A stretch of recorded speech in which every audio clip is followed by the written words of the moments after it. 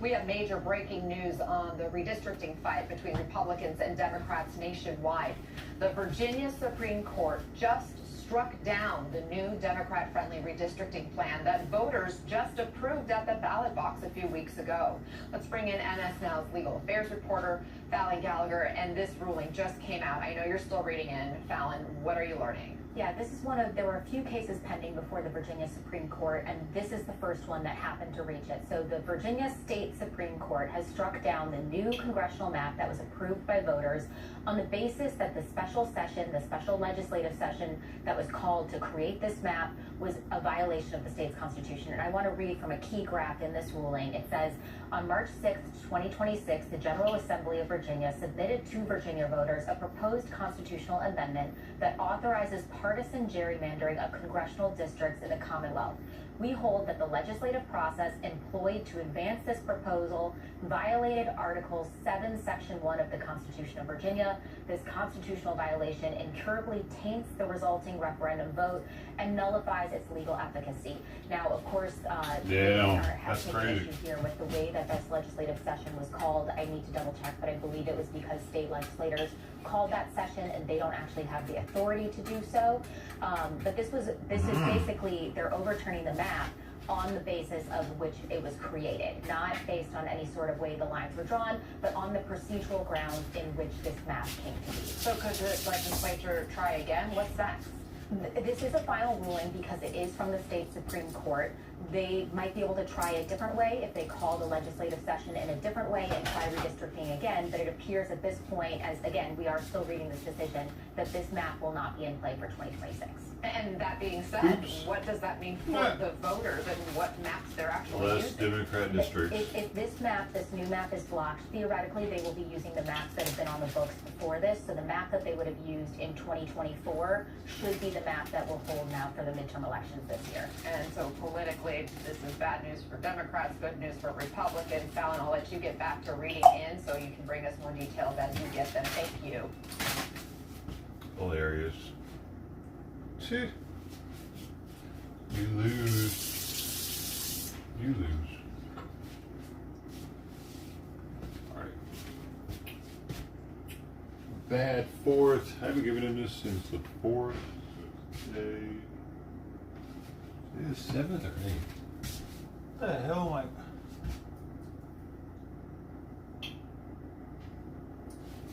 I? My damn watch says it's the 7th. I wonder if I put the right date.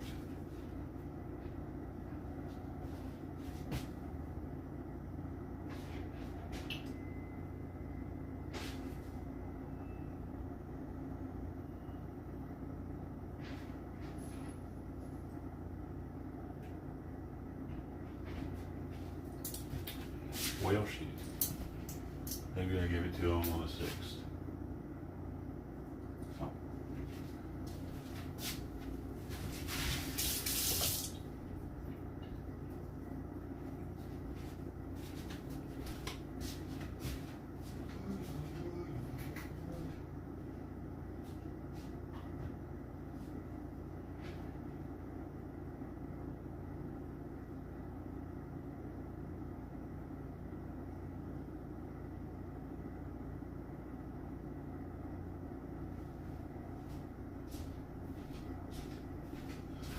Okay, step 1, clean ear.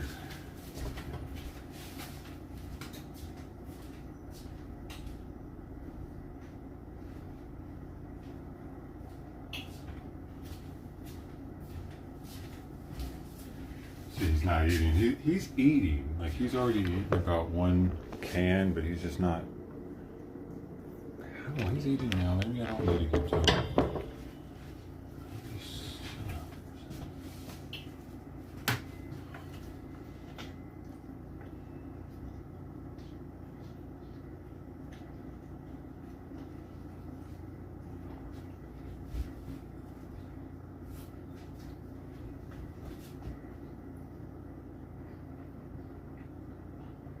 Good boy, Simon. Simon slept on his new bed all night last night. Let me go, Abby. You've never done that before. Ever. He's never used a bed that I got him the first night I got it. He likes it. I finally figured out what he likes. It took 16 years.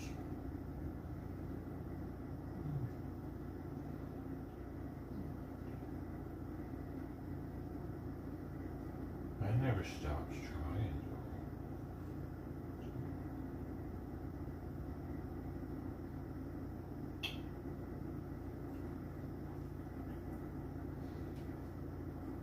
You have expensive taste, Simon. Actually, also, just so you know. I think that's the most expensive cat bed out of all of them. It's the softest, though. Oh, yeah. It's soft. Extra soft.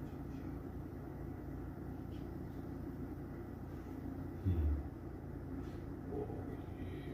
Get that shit roll, baby. With 2 motherfucking pebbles.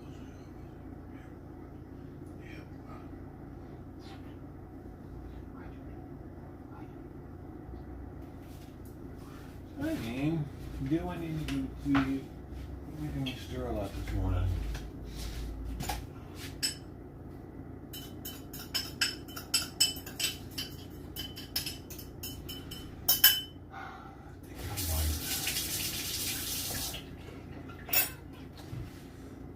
Because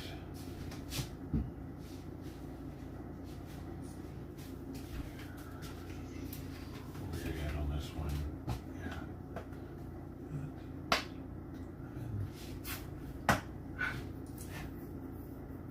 What happened? What happened? What are you doing? Okay, alright, let me get some these beer cans too. Get some room over here. I'm looking a little degenerate over here.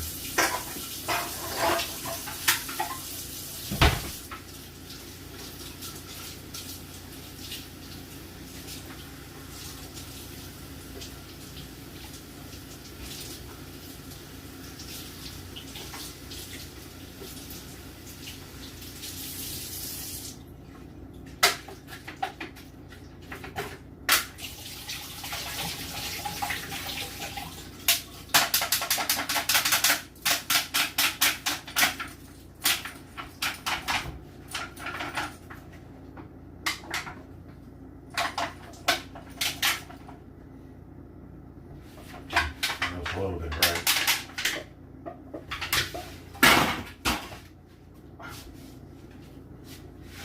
Somewhat.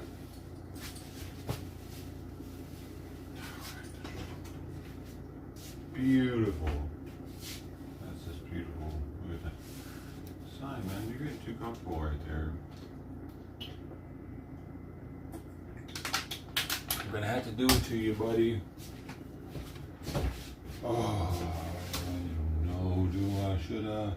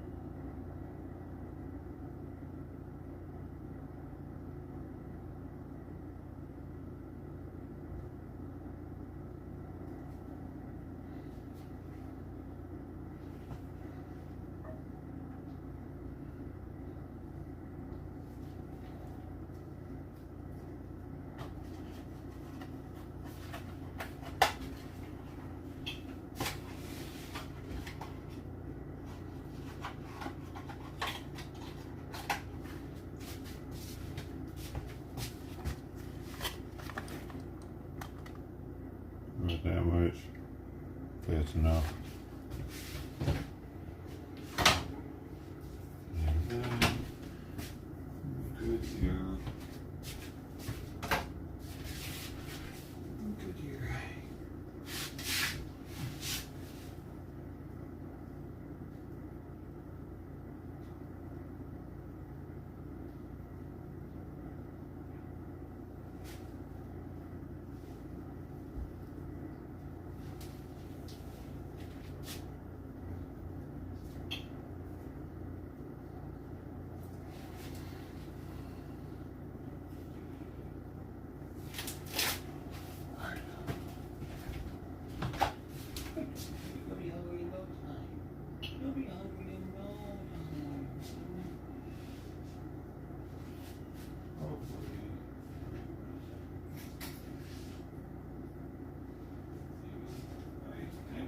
Probably 10, 30, that'd be sweet. I give him a little less than I gave him last time. Hopefully it's enough to. I don't like the whole experimenting thing of not like, I like a more regimented, like, this is the pill he definitely needs because the lab tests show that, and just give him that, he's good. This guessing game of, it's stressful, man, not knowing how much to actually give him. If I give him too much, he's going to be very vocal and seemingly agitated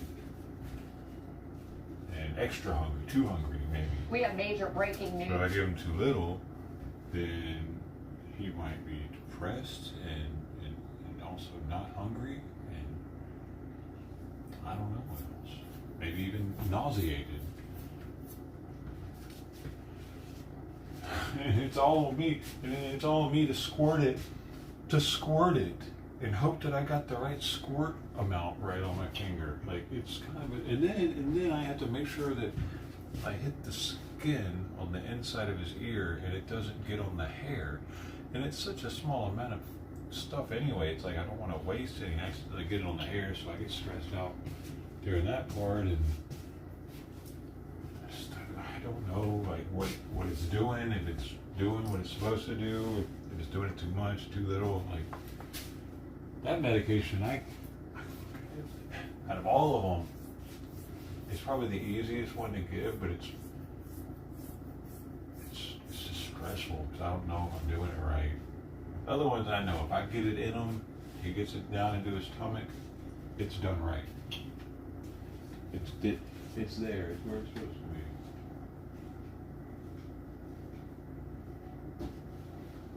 But I did have a problem last night. I did have a fucking problem, dude. When I gave him his heart meds at like 1 a.m. Fuck, dude. He started like, I thought he was choking on the water that I rinsed with. No, it was actually 1:40 a.m. It was late. I might have squirted. I don't know. I gotta squirt more gently. I think something because he started like acting like he was coughing water up out of his lungs or something. He gagged first, and then he started coughing. It freaked me out. Definitely makes it hard to go back to sleep. I feel like I almost drowned my cat trying to medicate him. Yeah, baby.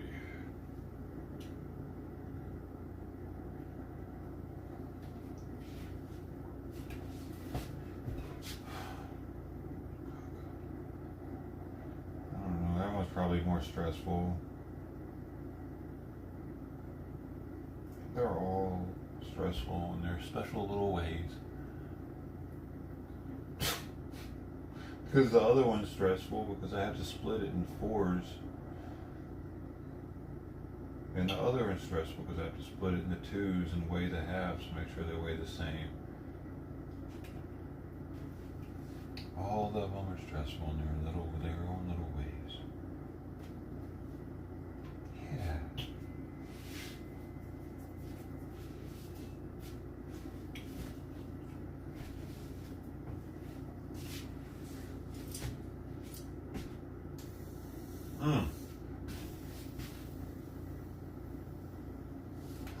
Check this shit out though. Did you see? Look at this. Hey, what's up, Luke? Just got back from Australia. Oh, I thought you already were home. I thought you said you were home. You were back in Australia. Whoa, welcome home. Those are all cat scratcher things. They were 50% off, man. For yesterday only. It was like 2 days only, but I caught it at the end. Look at this monster, dude. Dude, they're gonna love this thing.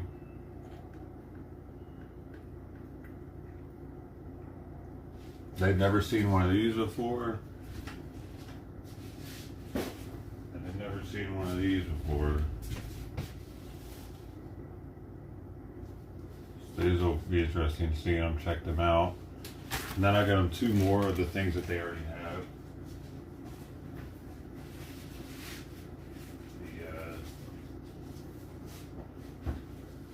I got them 2 more of the Tron looking things.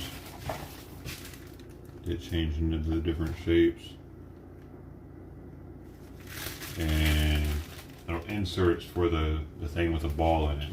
A new round insert for that thing. These cats are spoiled, man. Even the lady like at the pet store, like they can see how much money I've spent on cat stuff because I'm a VIP member, actually. And you have to spend like over a certain amount of money to get that status. And it shows it. Like whenever I give them my phone number, it brings it up. So they treat me really fucking nice up in the pet store, dude.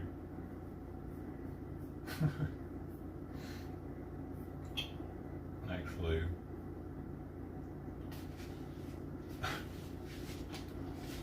I spend as much on these cats as somebody probably spends on a toddler.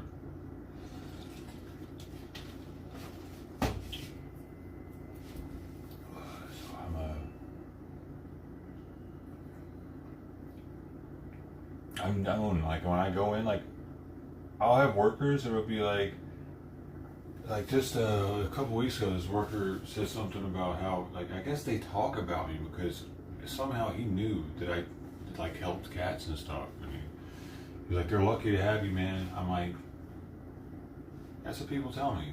I didn't know how he found out about it though. It kind of tripped me out. Somebody was talking. I'm probably one of the only ones in Long Beach that buys that litter from them too. Because I don't know. I need to not smell catsThis or cat litter, either one of them. And that's the best one I found.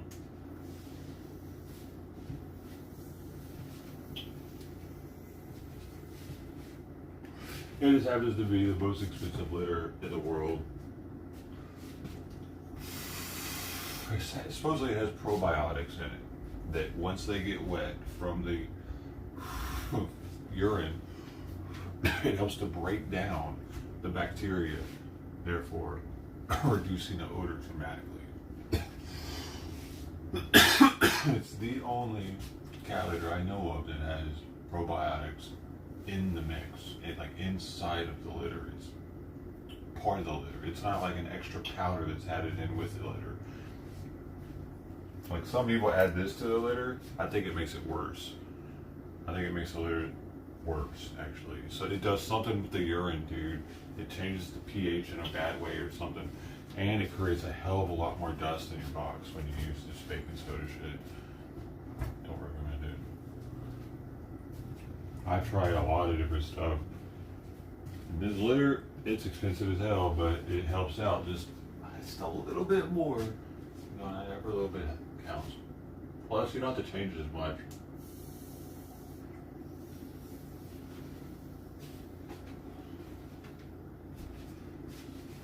I used to be a Dr. Elsie's user for years. Whoa. Actually, it was stanky.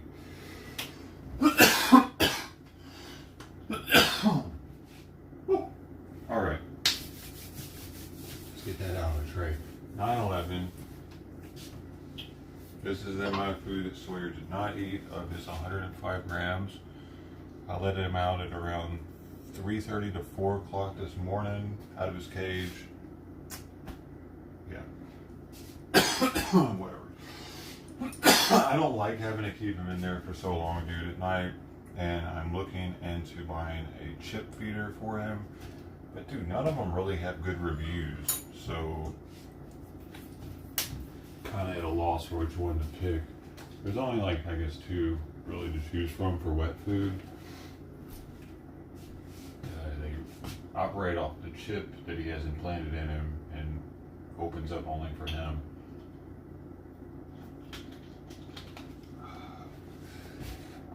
I could test it out during the day and make sure that Sweepy can't get inside of it.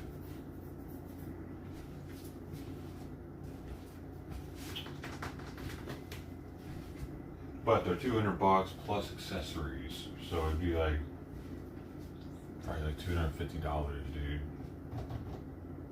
Kinda crazy, but I did just spend like $200 yesterday on cat shit. But that included 2 40-pound bags of litter, a case of cat food, plus some extras to try out different flavors to see if Sawyer likes them. All the cat stuff. It was actually over 200. All the cat scratching stuff. Oh, and some pill pockets. Some of these bad boys. I don't think Simon likes the salmon flavor though. He seems to be trying to spit that one out more. But it was like 200 and something, and I get back like 50 or 60 bucks of it.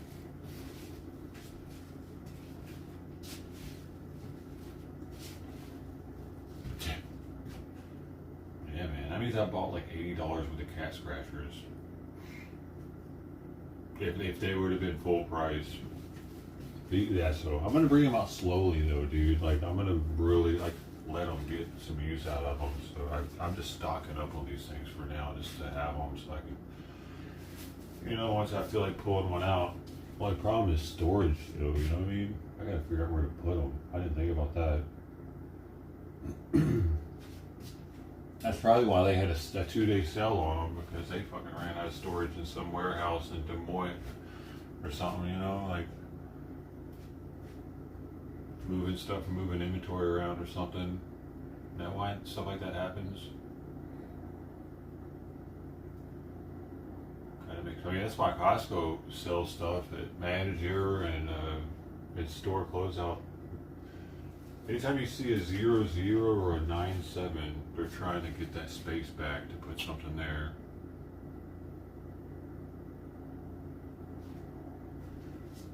Yup. Especially if you see a star on it too. The Death Star.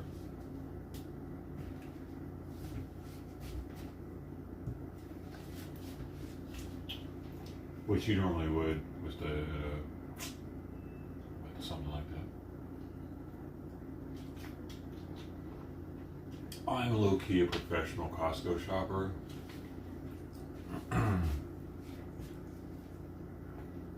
Dude, those people work there for so long, dude.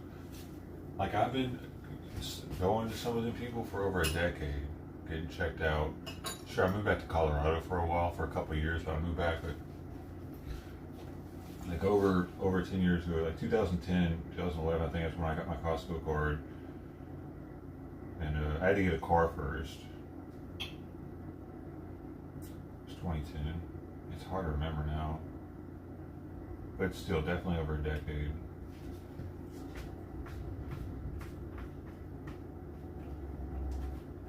That's interesting to me that somebody would want to be a cashier forever.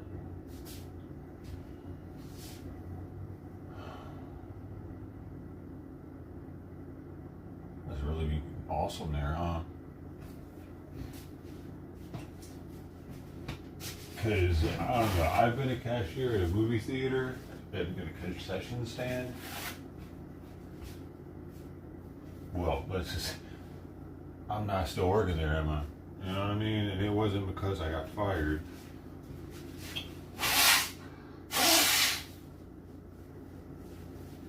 Number one, you have to work on holidays no matter what. You don't get overtime for working on holidays. The entertainment industry is expected to work on holidays. What kind of shit is that? What is that? Is that still a thing? Or did they change it? Because that was in the 90s. Let's see. Does the entertainment industry get time and a half on holidays?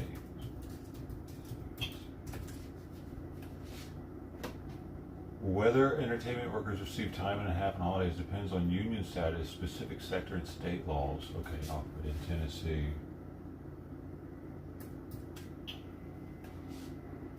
No, in Tennessee there is no state law requiring employers, including those in the entertainment industry, to pay time. Oh, no employer has to? But the other ones do, though.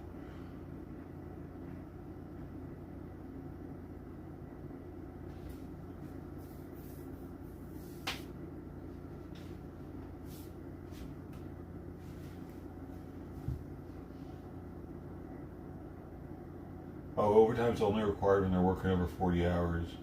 But a lot of jobs, you work on a holiday and they give you time and a half. I just remember them telling us we're not required to because you're in the entertainment industry. Maybe it's like no jobs, though, have to do it. I don't know. Are they just telling us that?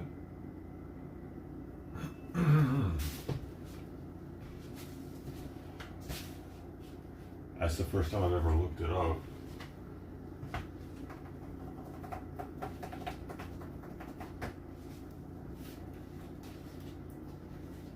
I remember at the time, like, other jobs, everybody else was getting time and a half, but they were working on those same days, though.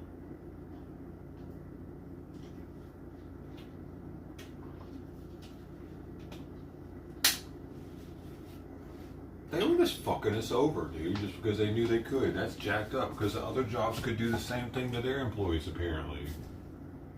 Wow. Wow, just take advantage of the high school kids, bro. Ain't that some shit? What are you trying to say on YouTube, man? Good morning. Say it with numbers and letters. You know what I mean? You type like your dead mouse.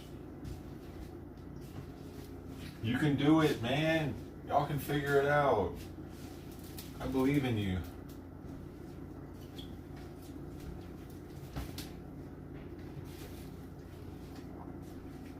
We can beat the system. Isn't that, I mean, that's kind of why that originated to begin with. You know what I mean? So people could use words that they're not allowed to, like, I mean, they'll make some name like a blank killer, you know, but it'll look like a derogatory term, but with numbers instead, and it'll get past the filter.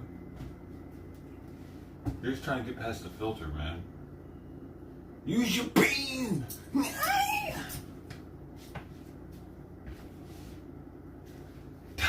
I thought you guys were smart, man. I thought I suckled you. I let you suckle from my titty. I thought I raised you right.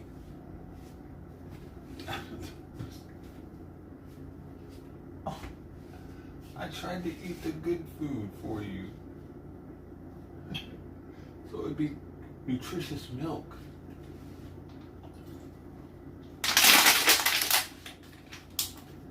I'm sorry. Oh my gosh, alright, it's almost time. It's almost go time. Yo, did you hear about Virginia got struck down in the redistricting? Virginia Supreme Court says, apparently they didn't do it procedurally correct. Correctly procedural? They fucked up. So they might be able to redo it like the correct way and it might still get passed, but not. for 2026. That's key. So Virginia is going to remain Republican strong. It's not going to all of a sudden switch to Democrat like everybody was thinking. It got struck down. For these elections coming up. Yeah. And the heat is on.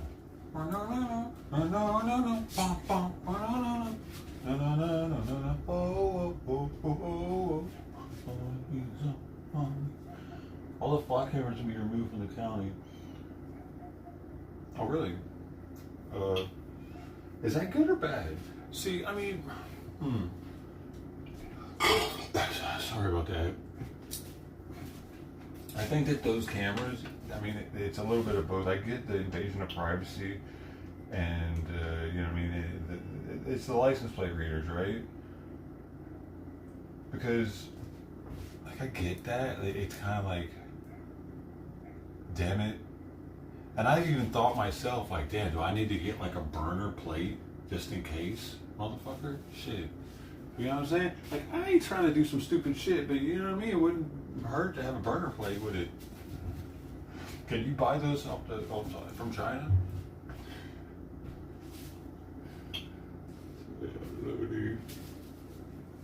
I ain't the only one thinking about that shit. Like, god dang, these license plate readers, though. What if I gotta go to Mexico for something?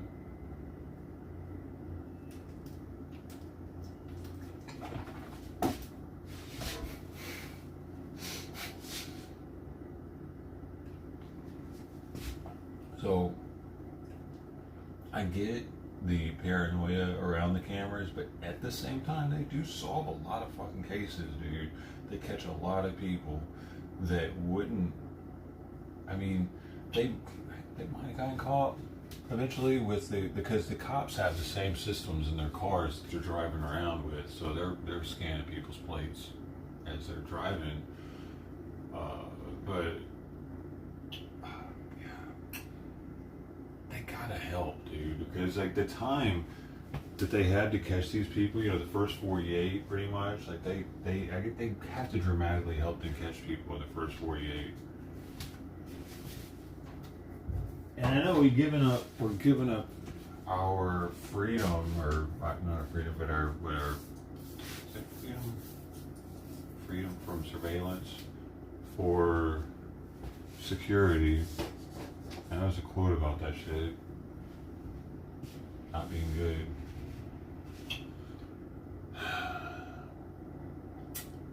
Yeah.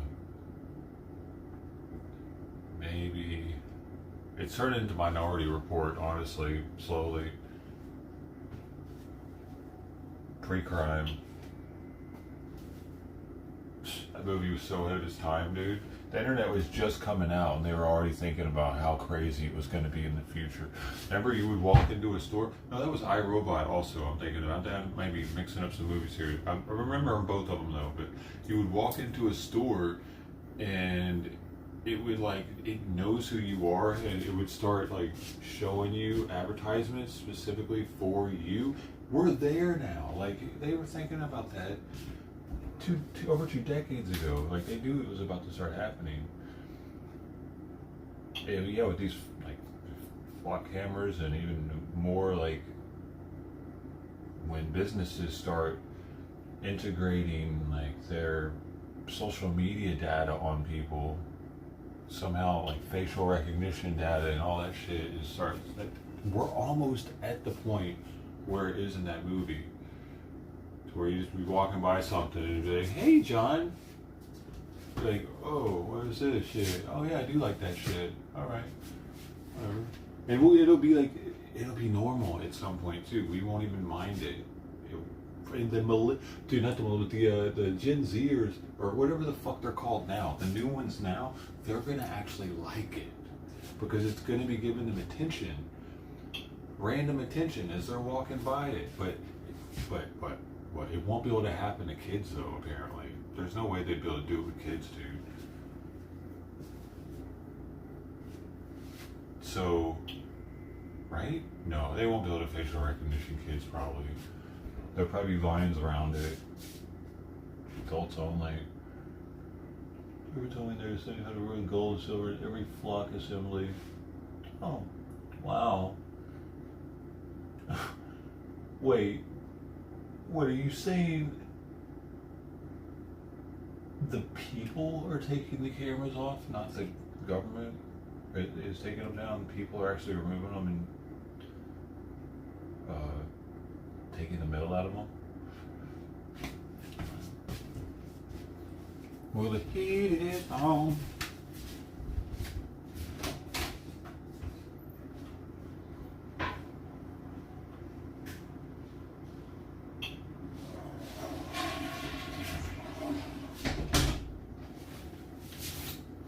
Alright, I gotta start doing some shit, dude.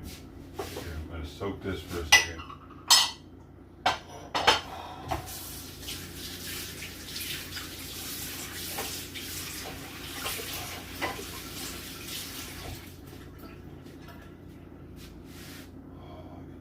Soon. He's still not eating, so it did mean he does need that stimulant today. So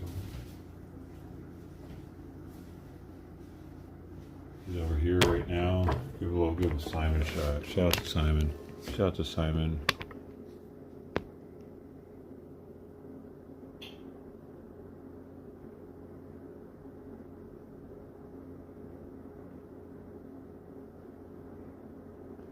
Biting his legs. I don't know if it's an arthritis thing or he just likes cleaning his legs or they itch. Maybe he's got a flea again.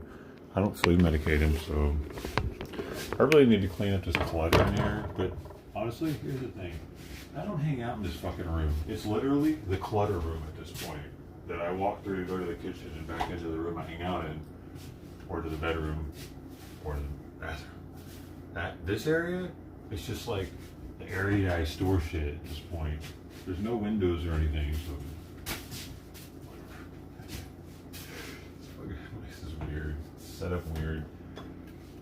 You repeal the contract. Yeah, okay, so the city's taking them out. Gotcha.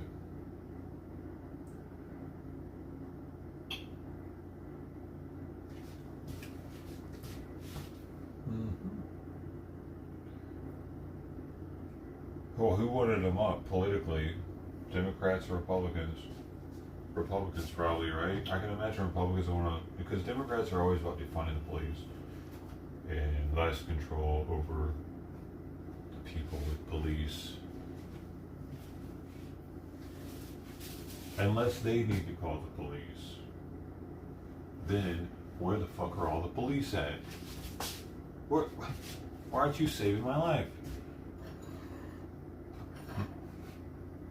The police here have definitely been defunded, dude. I haven't seen someone pulled over for a speeding ticket in probably 5 years, maybe longer.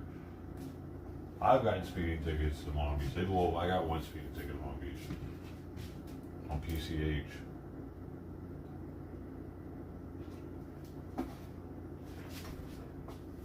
I just got in my car, dude. I can't remember if he gave me a warning or not.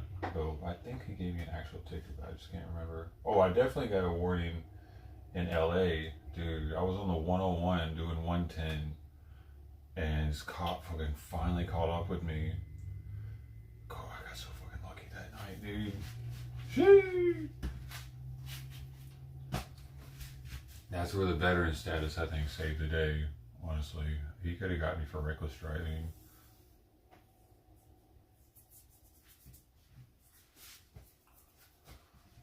Alright, let's clean these dishes.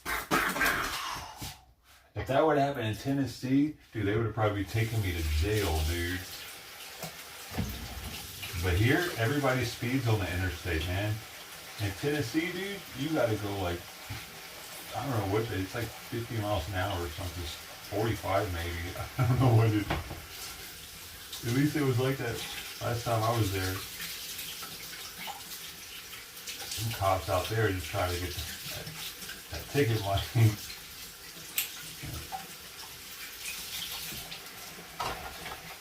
I gotta be real. I'm way more scared driving around Tennessee. I'm legit nervous, dude. Just thinking about driving around Tennessee with like a joint burning and a cop behind me. Oh hell no.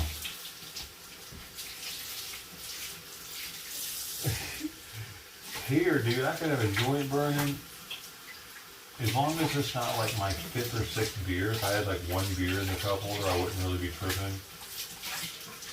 Well, like, cause I know I'm driving straight. I know my blinkers and everything are good. So like, I wouldn't be tripping. But there, I'd be tripping for sure. Cause motherfuckers would find something to pull me over for. They would just make some shit up. They'd say I crossed over the line or something. I touched it. I touched the line. They be pulling you over shit like that out there. Oh no, you touched the center line right there. You're not allowed to do that. You didn't turn your blinker on first.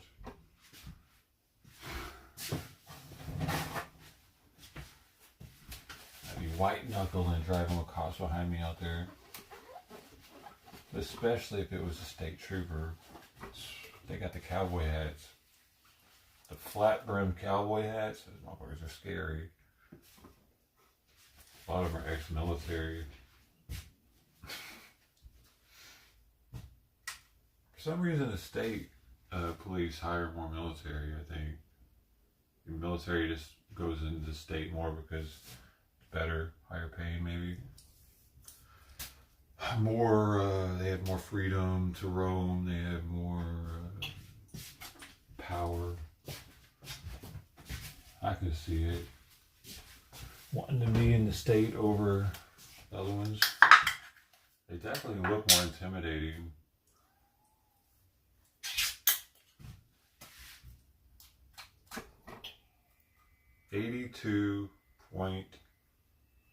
.3 84 is one can, huh? What are we gonna do here?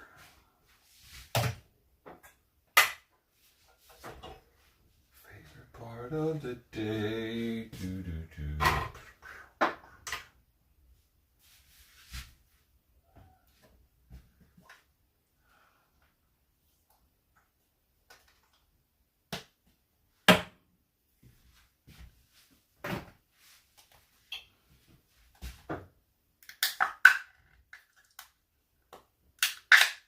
The police join the protesters? Or why? The police don't want the cameras?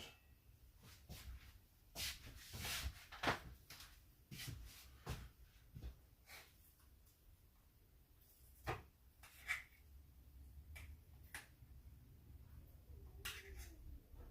should put him up, dude.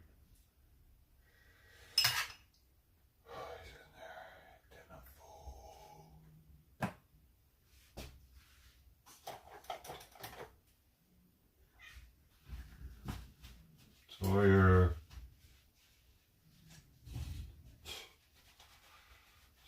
Cats are like kids that don't listen ever. Unless you're right there in front of them. Maybe a lot of kids are like that too. I don't know. Like if you're a mom screaming from the kitchen, they'll just keep doing. Probably. There are a lot of kids like that. They're like kids, man. Cats are like kids. Apparently, they never grow past a 5-year-old and like mental.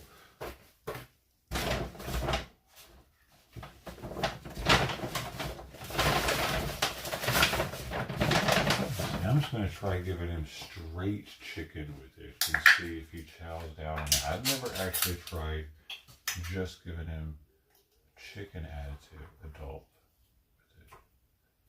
So, trying something new here again with Sawyer.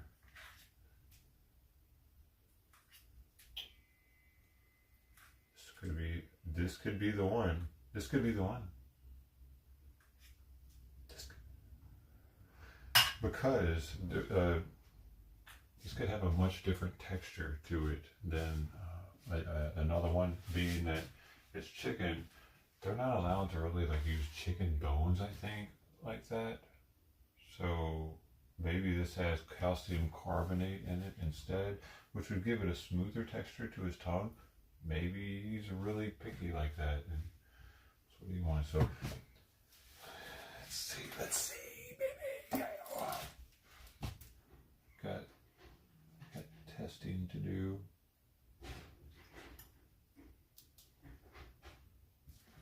Always give him 2 motherfucking waters, because he doesn't ever drink any. I can't even believe he's hydrated enough on a daily to just, and I wonder if I were to feed him dry food, if he would just all of a sudden start drinking water all the time. Because I don't think I've ever seen him. He just sticks his paw in it, licks his paw, and then walks away from it.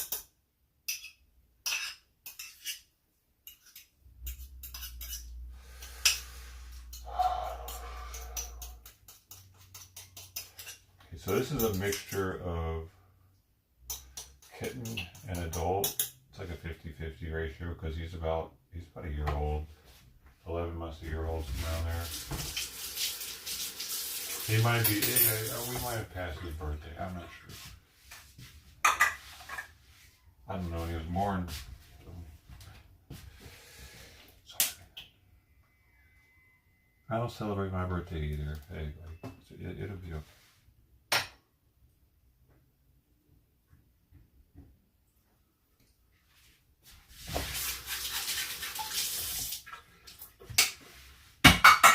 Oh, foul. That's going to cost him the season.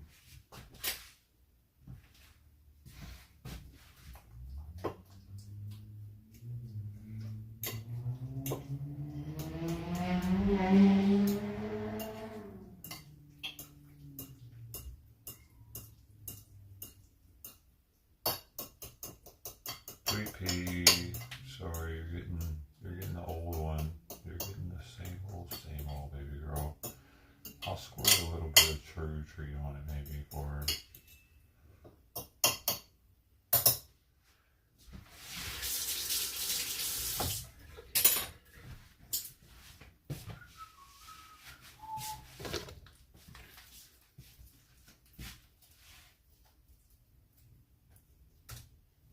Little chicken and cheese. Little chicken and cheese, baby. Give her a little. Oh, she's gonna love that. Hope it doesn't give her the runs.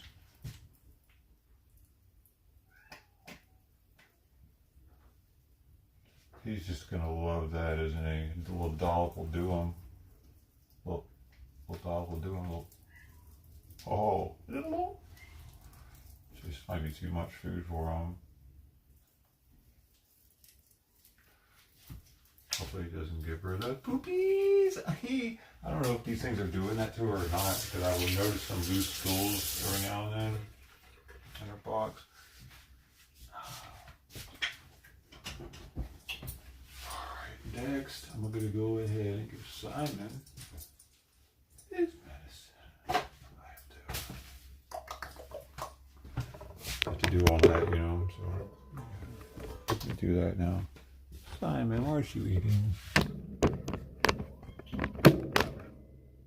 Sweetie.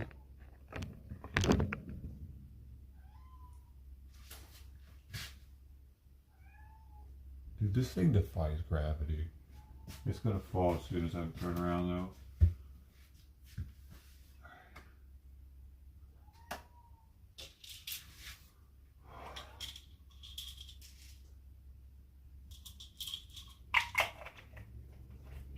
2.5 milligram methimazole, followed by 1.25. What's happening? We have a scale malfunction here.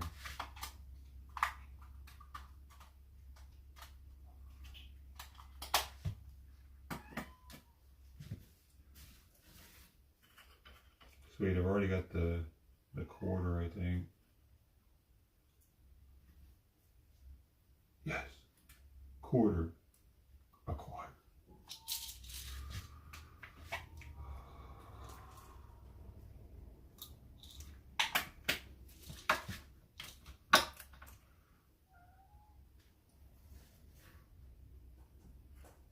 Sweet pea.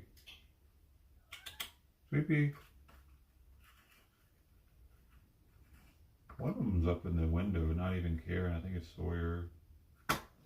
Could hear it. Someone's tail, I think, hitting the blinds.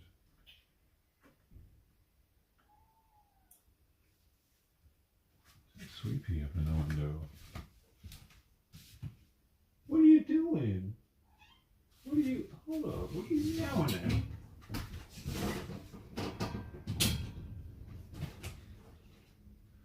What in the world are you yelling at out here?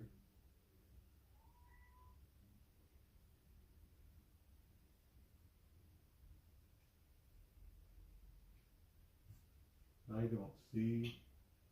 I don't even see another cat out here. What? Oh, where's Philo?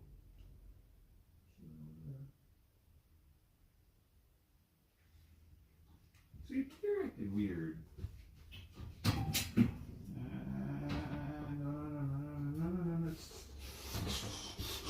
No. Get back. Okay. I can't touch her because I've been touching this medication. I need you to not touch her. Dude, why is it so light?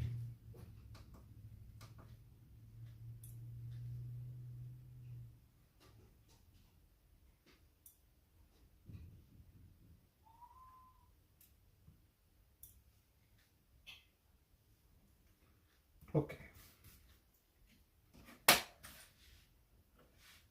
Oh, wait.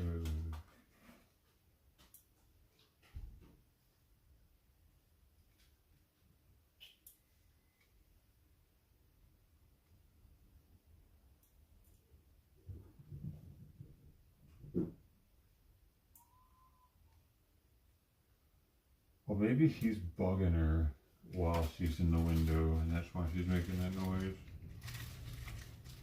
I thought she was like meowing at a squirrel or something, or maybe Shiloh. He must just be bugging her. You're bugging her. That's definitely what it is. He comes running to the door trying to look innocent.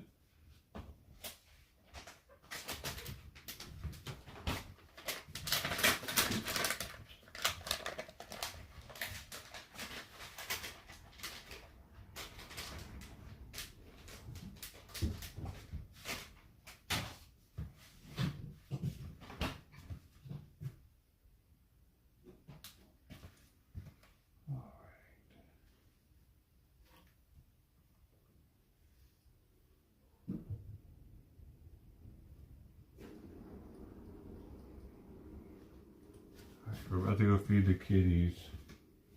Gotta get Simon to bed in our vest.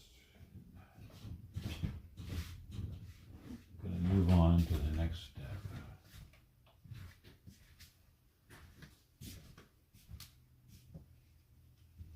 Are you gonna go over there, right? What you doing?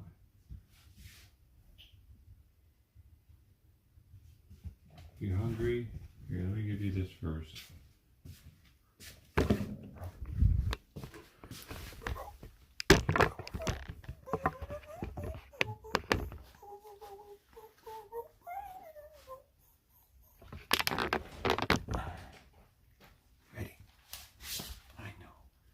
You're gonna really want to eat that when you're done eating this, because you don't like these salmon ones, do you?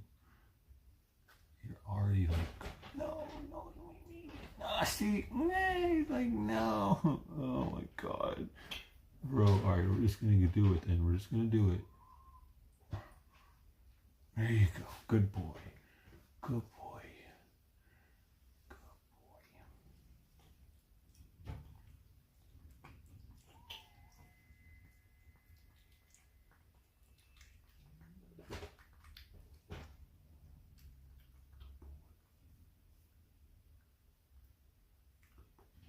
Very much, bro.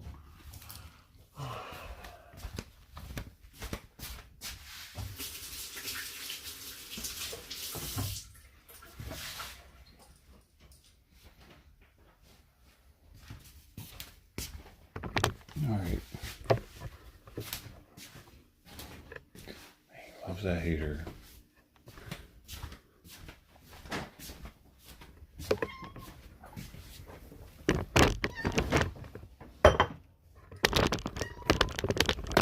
They smell the treat on there. They don't normally. You can definitely smell it already.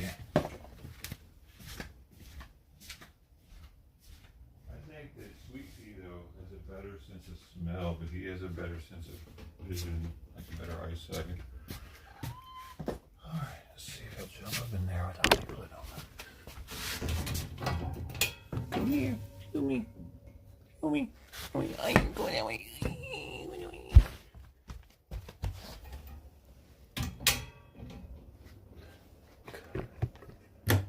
Oh, y'all broke it already. How did y'all do that? There. Come on, buddy. It's time to eat. Let's go. Come on, Tori. Good boy. Good boy. My hand is kind of wet. You probably don't want to touch it.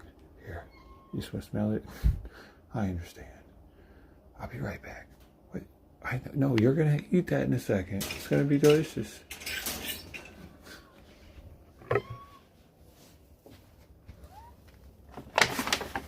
They love these bags, dude. They play with those bags more than the toys. Okay, let's just put this over here. How about that, huh, baby?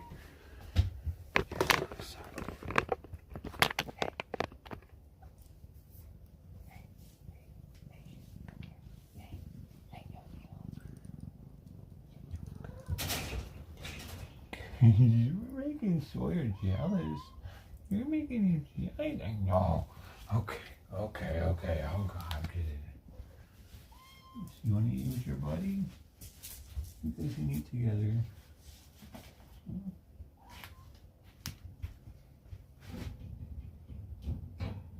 Sweet pea. Sweet pea. I gotta get your food. I gotta get it.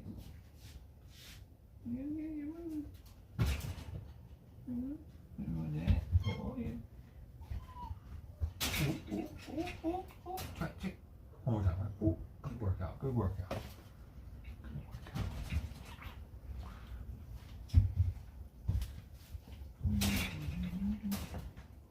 You're going straight in on that cherry, aren't you, girl? That's just gone already.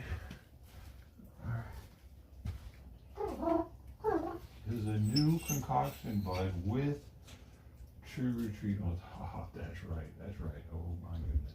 What are we even doing here?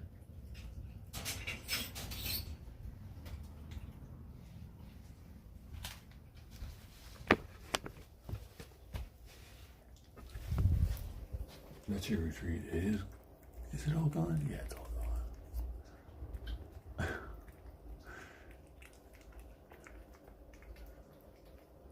Good boy.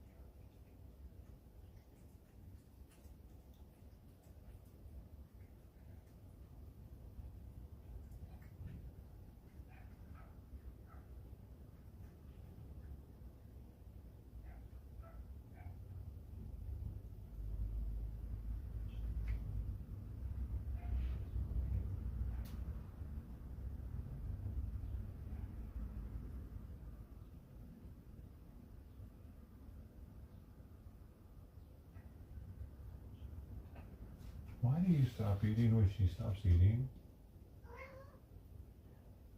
You definitely just did that.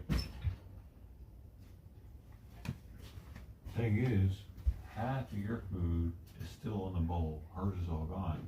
She ate 85 grams. You ate maybe 35 grams. That's the problem here we have here, Sawyer. Do you see the problem we have here, Sawyer? Sawyer, you're not listening to me. Damn it. Oh,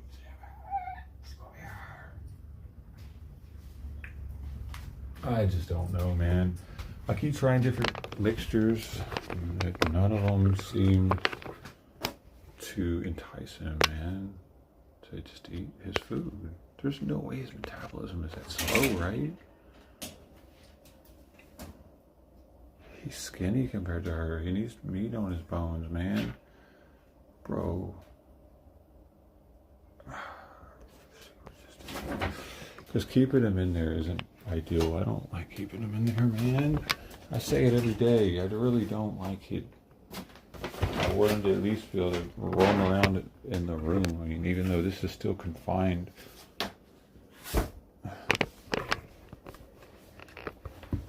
Poor guy. Poor freaking guy, man.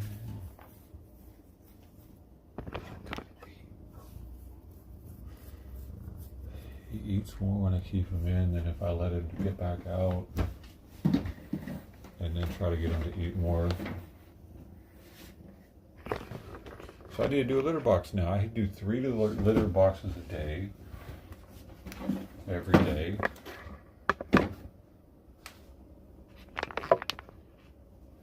And I still have probably 4 outdoor cats to feed.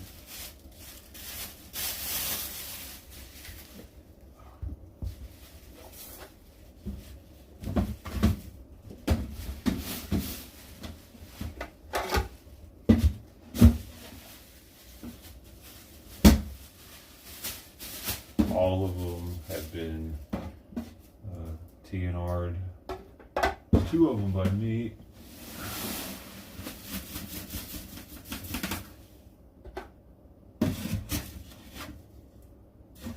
And the other one's by another white guy that comes through from Hollywood.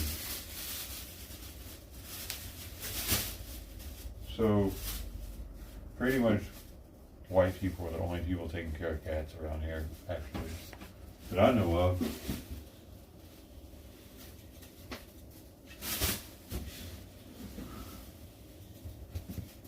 And I think I would know. Even the guy, I think the guy that took Precious for a little while, I don't know though. He might have been Latino. Hard to say with some people. But he didn't keep Precious, man. He ended up saying that he couldn't, for like he got sick or some shit, and he couldn't take care of the cats anymore or something. He gave them to somebody else.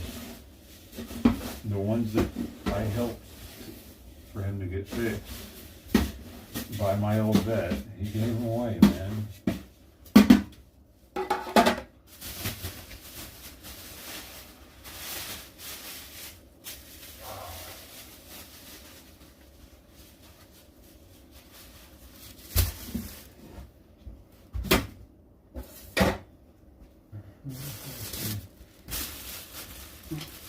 So I think it's safe to say that white people care about cats more in America than any other race.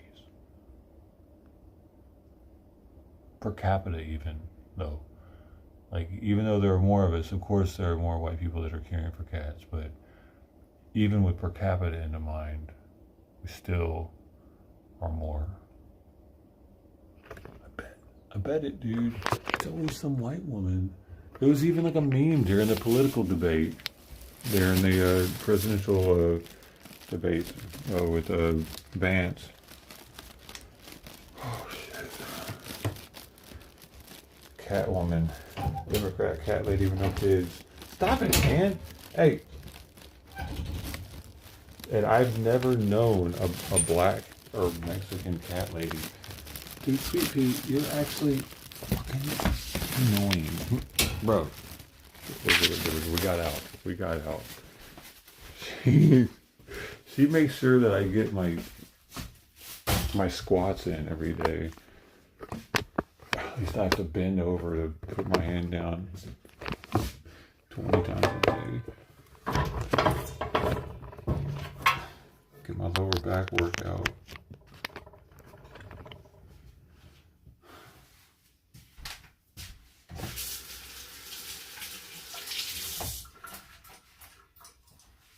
I miss the days when she would just go over to the other corner and chill out, be cool with it. Then she realized that she could get through and run down the hallway. There's no repercussions except for she gets to run down the hallway and I pet her a little bit and she gets to go back in. It's all for it now. It's amazing how fast she's able to bolt once she gets out too. The strength that her body, like I can't hold on to her. She's like remember those things? You're in elementary school. It was like a tube with a hole in the middle of it. They had like water inside of it, and they were hard to hold on to, and you looked like you were jerking off when you did this with it, but it felt cool in your hand. Remember those things? What were those? Why were those? Did people actually used to put their dicks in them? Like what's going on with that thing? Remember those? What were they even called? They were really popular for a year or two when I was a kid. Like everybody had them. Same with those slap bracelets. Those were huge for like a year. Everybody had slap bracelets.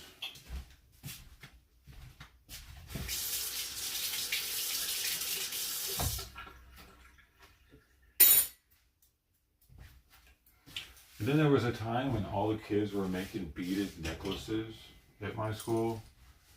Those little beads, not the big fat ones, not like the big fat ones that you see ravers use, like the smaller ones that you see in Native American jewelry. We were using those to make, like all the kids had them. We all had like fishing line with these little beads that we were making necklaces with. Was it like that at your school?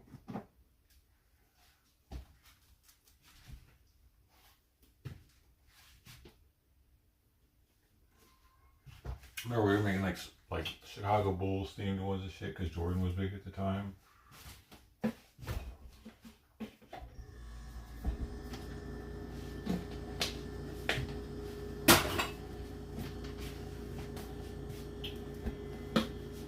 I started putting a lot of my bottles, not all of them, but some of them, in the trash can like this. So that the person that comes and steals my recycling has to fucking go and open all of them and get all the air out if he wants to save space in his bags. You know, because they're walking with all these things. When they're all full like that, they take up so much more space in the bag. And I rip open all the bags in my recycling bin and dump them all out so that they have to fish through it. You're supposed to do that anyway, though. Like it says it on the container to not put the recycling inside of bags. So I'm just doing the city ones also.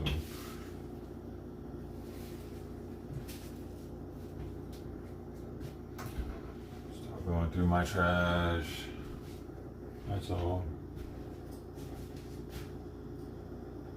So Simon's at the front door, just staring at it. I didn't see a cat out there, but Shiloh was out on the grass in front of the sidewalk. Well, she was on the front porch earlier. I haven't looked to see who's outside yet. Dude, yesterday I looked and the gray kitten was out, and then when I went to feed, she was gone. Luckily, I already gave her a flea med, or that would have sucked, because she did not show up on the day she was due for it. She showed up 2 days early, and I was like, I'm just going to go ahead and give it to her today. And it worked out because I haven't seen her show up for food since.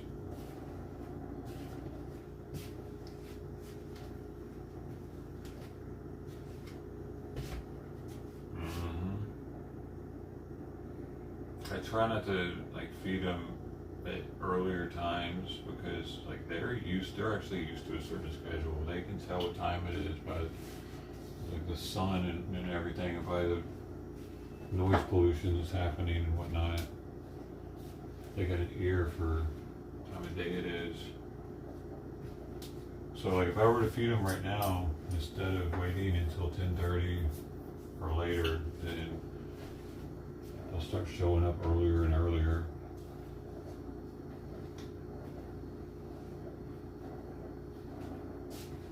Happens every time. Oh, Fluffy's probably out here right now. Oh, yeah, Fluffy's out here. She stays out of the backyard sometimes for a while. Kind of curious. I can peep out there though.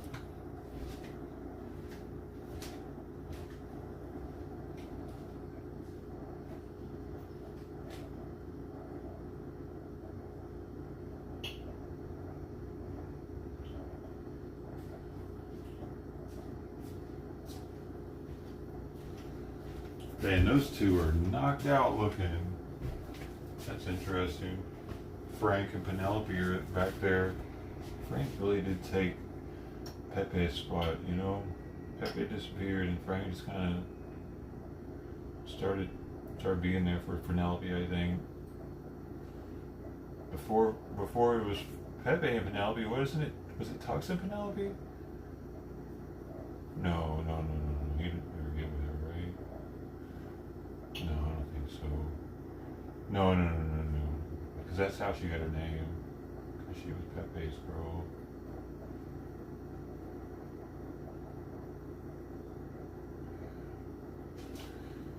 So they're back there sleeping. Both of them look like I woke them up just now. I got cats sleeping in my yard every day. I don't know, man. I'm about to move out eventually, and like I feel bad, but I'm gonna have to change up their routine. It's kind of sad.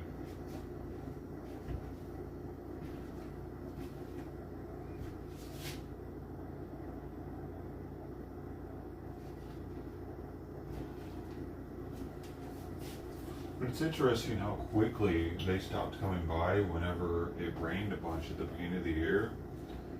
And I got sick and I was unable to feed them. Like I had to go down the alley and show Frank that I was still alive for him to start coming back again. I found him. Well, he found me kinda. I was calling, and as I was walking back, I looked back and he was following me all of a sudden. Ever since then, he started coming back again.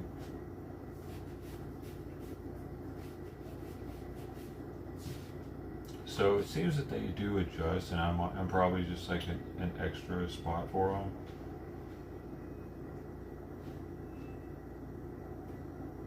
It's okay.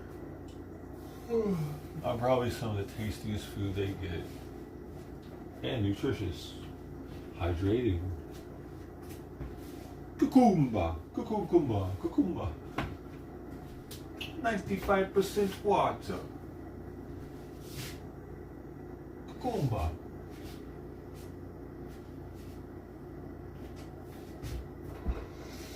What's going on today, Ted? See about this hantavirus. Think it's the next COVID? Things are happening rapidly with it.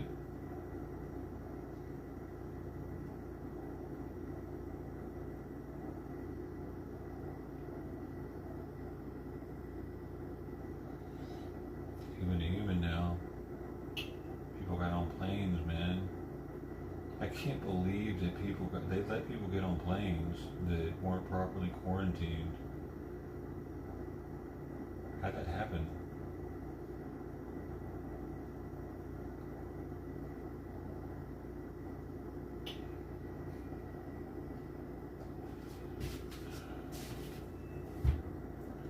Like today we might find out some crazy shit about the virus. New cases in this country and this country. They also flew on these connecting flights. I don't know what the incubation period is for it though, for it to start transmitting. Incubation period for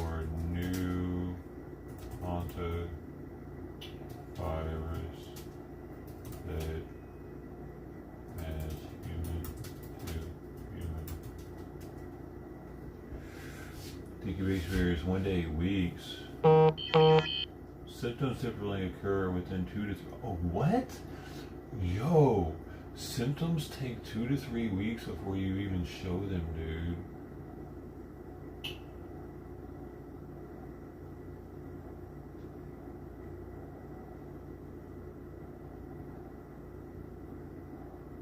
One to 8 weeks.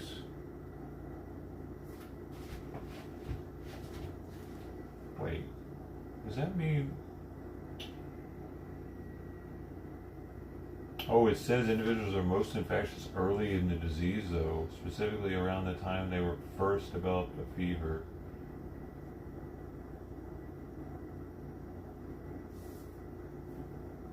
Okay, how soon?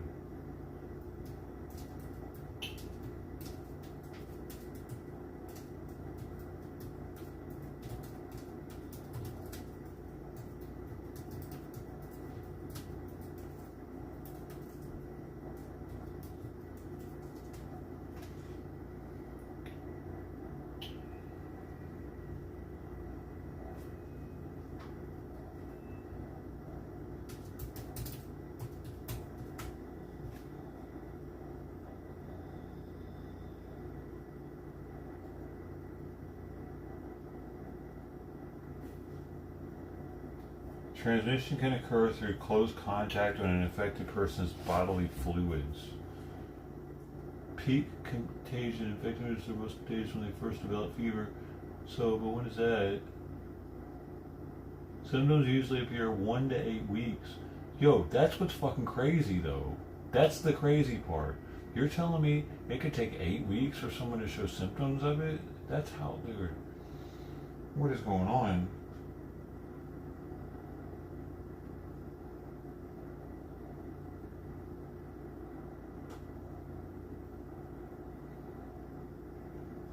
So within the next 2 months, shit could start getting crazy with this virus. Apparently, we're not out of the hot water.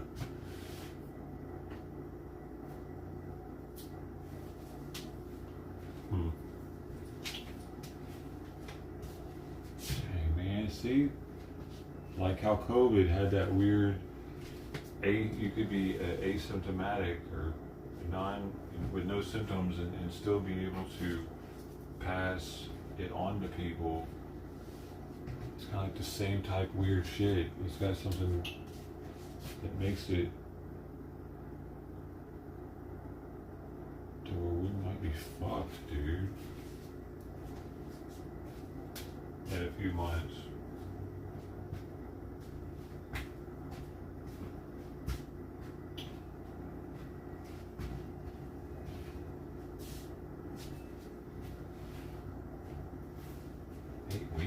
Man, why aren't they talking about that?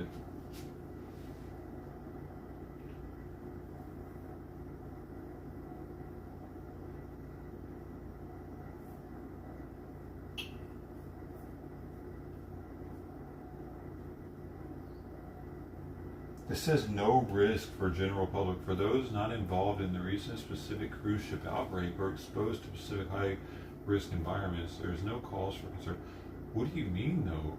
These people got on airplanes and were possibly symptomatic.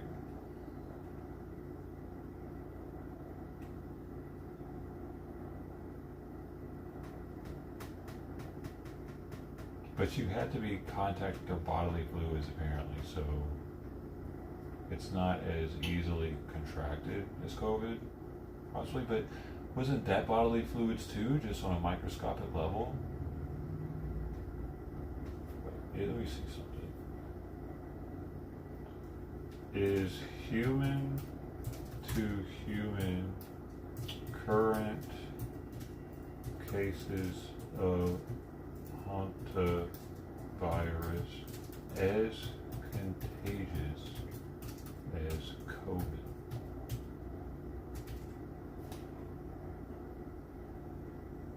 Why didn't it give me the AI response on it, dude? It did not give me it. The AI is not willing to. Hold up, I'm going to ask my own AI. since Google's being a bitch.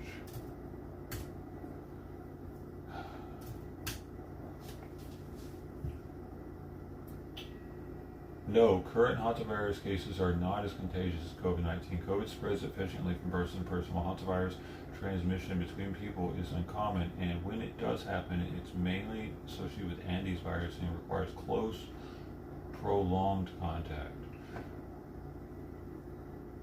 Given the spread has been documented only for Andes virus in the Americas and it remains uncommon, when it occurs, it is typically linked to household members, intimate partners, and caregivers with close and sustained contact.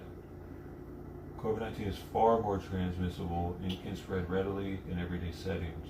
Hantavirus does not spread easily between individuals and is not known for the kind of rapid, broad transmission that made COVID pandemic level contagious. Public health experts say the current risk of COVID-like global spread from hantavirus remains low. Did they say that about COVID in the beginning, though?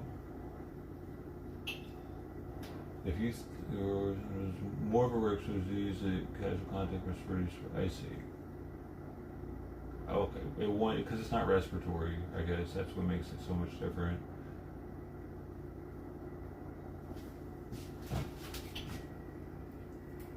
Did they downplay COVID's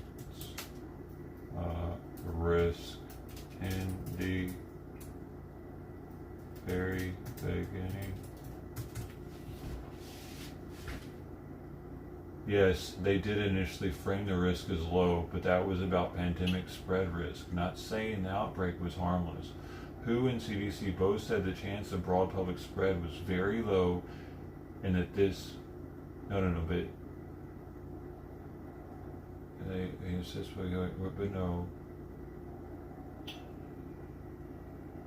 Oh, but no, and doesn't understand.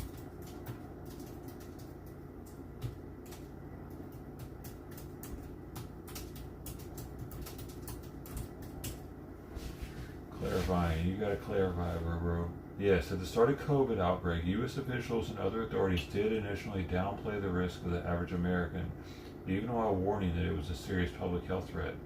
In late January 2020, HHS said most Americans were not at risk, and later described earlier official messages minimizing the danger. CDC and other officials initially told the public the threat was low or not immediate for most public.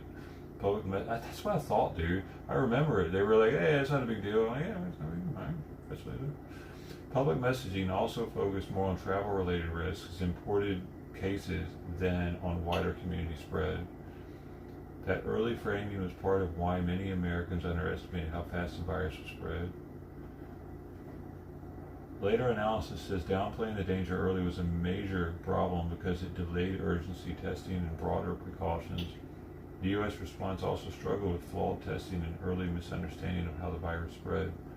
So compared with COVID, the current hantavirus situation is different. Officials are saying the pandemic risk is low because hantavirus does not spread nearly as easily person to person.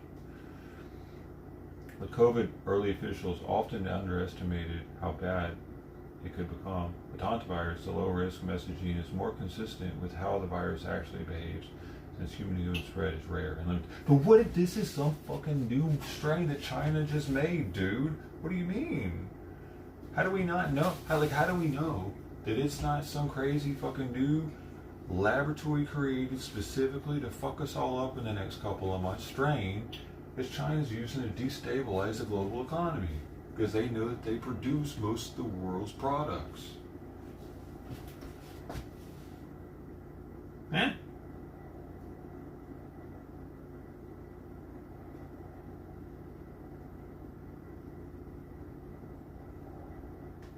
Forget about it.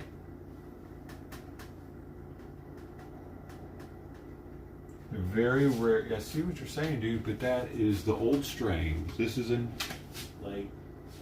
Maybe this is a new, brand new, human-created, perfected strain that's about to slap us the fuck in the face Because we don't know how it works. We think we know how it works. Scientists are like, oh, it's the fucking Andes. Oh, we've seen this shit before. Yeah, we're good. But no, they're missing something possibly. It's got this small little difference that they maybe haven't checked for, haven't seen yet. Maybe they haven't had time to see it. I don't know, dude. Science isn't perfect.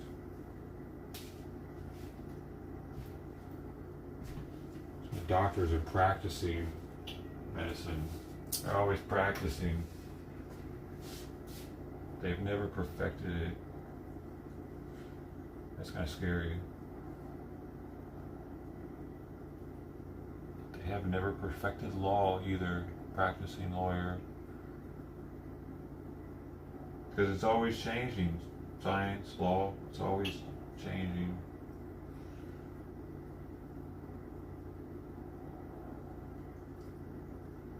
I guess.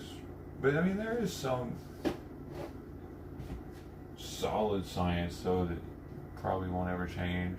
Like Newton's laws, a lot of math theory.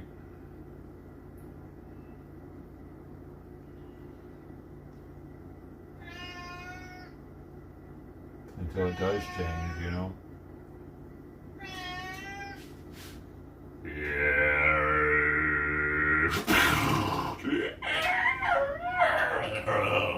You know what I'm saying? Precisely like that.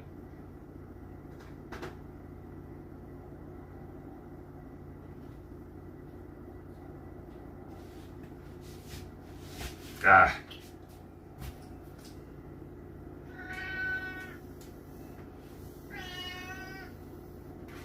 I don't know why you're not eating, buddy. You're just be out of it.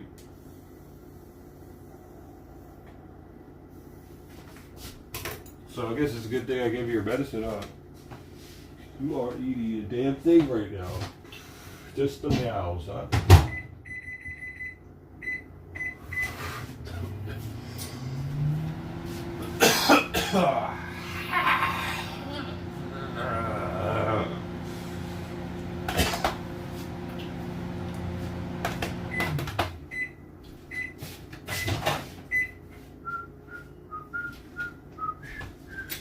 Yo, I'm trying to get on some of that arc raiders, you know what I'm saying? Because I am a professional arc raider.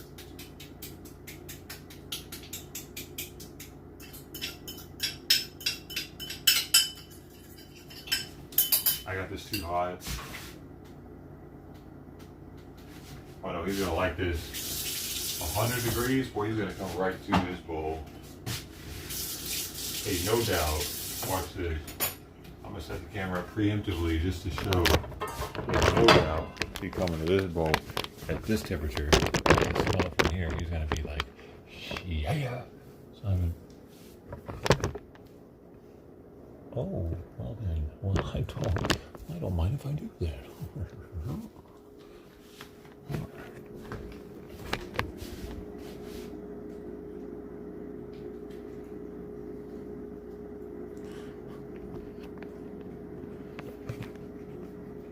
The ice is too hot.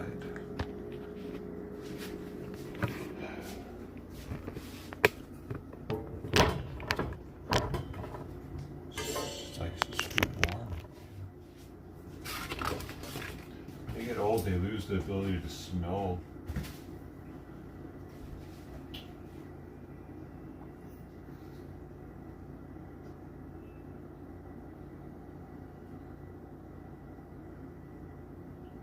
Good boy.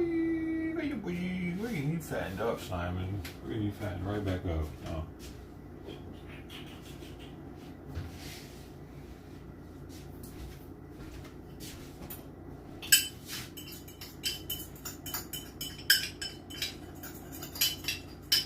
It has been a challenge. There are many times where I felt like giving up. We go to the pet store and pick up some different foods. See if you try them. See if you do. I don't know. I probably went through at least 50 different canned wet foods, trying different ones.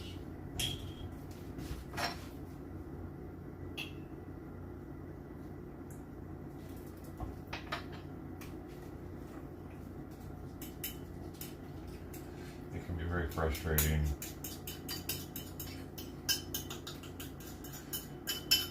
I think this appetite stimulant helps the most though, but it helps to find the food that he would eat without the appetite stimulant, because then with the appetite stimulant, he's all for it.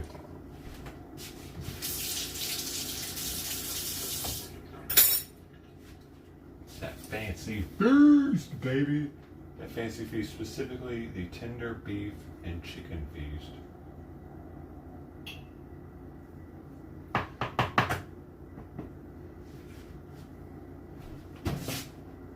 And for years, he was allergic to chicken to the point where it'd make him throw up seconds after taking a couple bites. And somehow, magically, he got over his chicken allergy, whatever that was. Kind of crazy. And I gotta be real, dude. When he couldn't eat chicken, and then when he couldn't eat turkey, that was starting to make him throw up. That limited, because he doesn't like fish. He doesn't like fish also. Yo, that was something. Going through that was really something, dude. So once he started eating chicken, that was like, thank you from the cat gods or whatever, dude, for that, because I was going out of my mind trying to find food for him to eat that didn't have chicken or fish or turkey in it. Had to be lamb or rabbit, some kind of venison, had to be a novel protein, and then I had to, dude. Wow.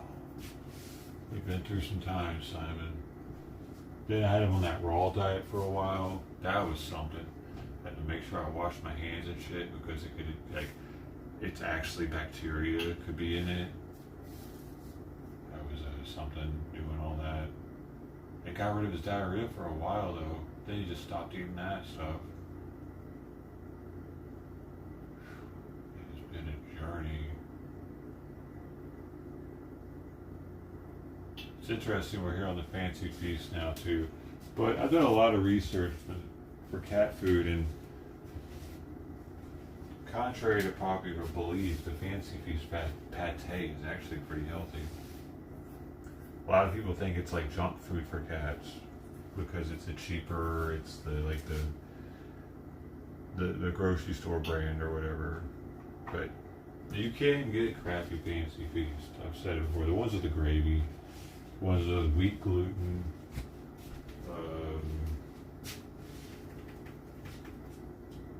It's like cats don't eat that type of shit. This main ingredients: chicken broth, meat byproducts, liver, fish, artificial and natural flavor, tricalcium phosphate, coir gum. That's it. It's got minerals, it's got vitamins, and that's it. That's actually pretty clean. Besides the artificial flavors and natural and artificial flavors, besides that, it's pretty freaking clean. And a lot of our foods have the same natural, even healthy, a lot of healthy foods supposed to have natural and artificial flavors in them here in America. So if you want a cheap, healthy cat food, Fancy Feast pate, it is a Reddit cat mother approved.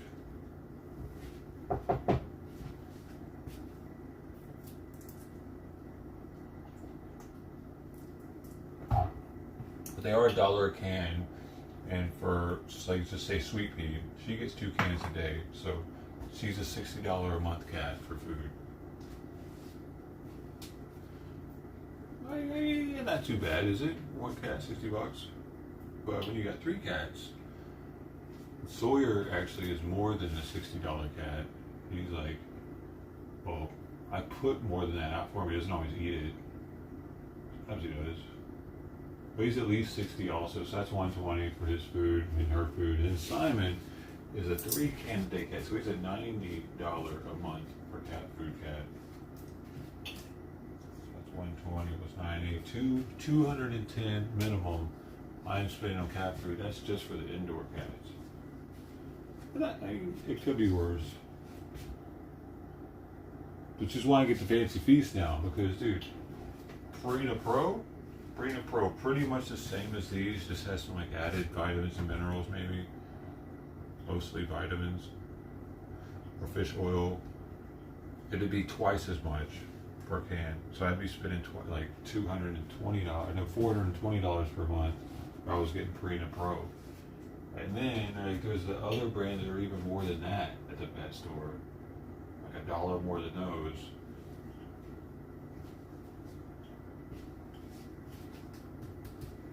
So 210 is not that bad actually. It's the litter that really gets me though.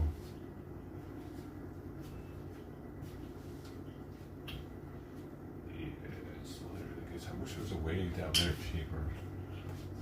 Somehow, I'd buy that shit in extreme bulk if I could and just have it piled up in the backyard. I don't know, you might not be able to. You might have holes in the bags, little pinpricks in the bags.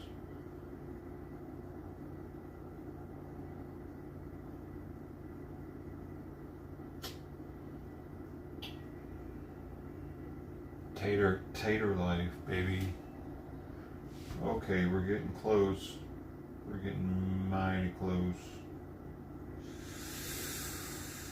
The final countdown. Ba-dum, boom. Ba-dum, boom, boom. Ba-dum, boom, boom, boom. Ba-dum, boom, boom, boom, boom. Ba-dum, boom, ba-dum, boom, boom, boom, boom, boom, boom. Ba-dum, ba-dum, boom.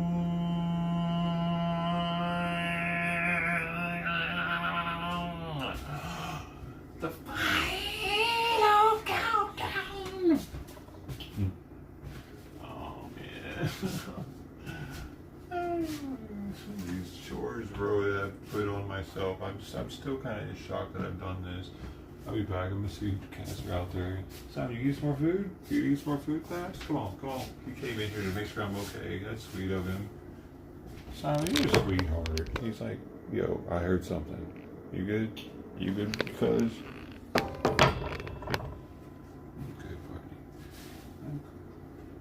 You came all the way from your back door staring, just come check on me. That's really sweet.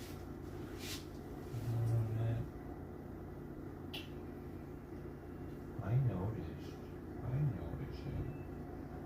What's so sweet, Lord? Or are you just curious? You didn't. I see him do that with them though. Like one of them will mostly Sweet Pea will be the one. And he'll go in there and check things out. Sometimes I'll let him go in there and be the sheriff. New sheriff in town. And he will, dude. He'll bite Sawyer and pull his hair out every now and then.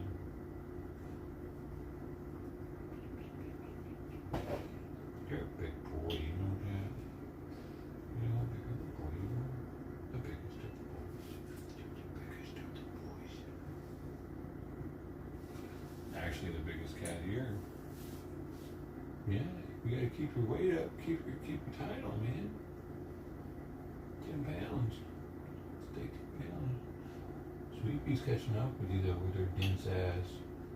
Sweet Pea's thick. She's stout, as they would call them. It's all muscle. She's like a lioness. Goes out and does the hunting.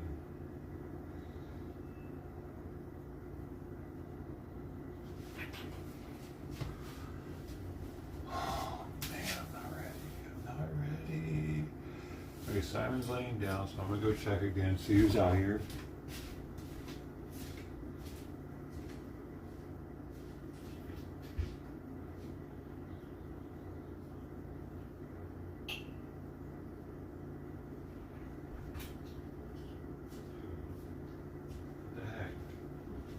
Second day in a row that Fluffy isn't coming. Oh, she's okay. So we got Penelope and Frank still back there, looking like they're half asleep. That's the orange cat in the tabby. For those that have seen the outdoor cats. Let's see, this is keep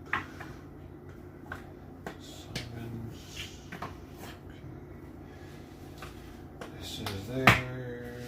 And wait, this is Simon's food from yesterday. And this is food that didn't have. Kitten food. Hey-oh. Extra vitamins.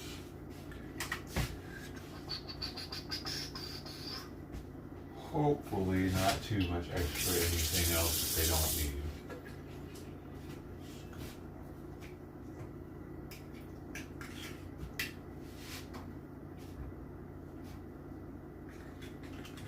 Stand up. Stand up. Oh, back. So I'll just go ahead and use chicken, maybe. No. Let me see something first. I'm gonna have to open another one anyway, so I might as well not get too much of a new one.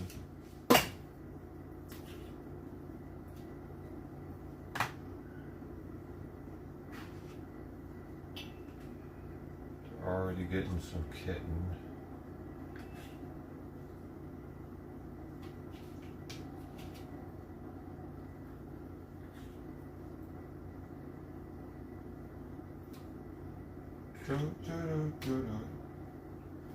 What a 9. All right. Yesterday's food.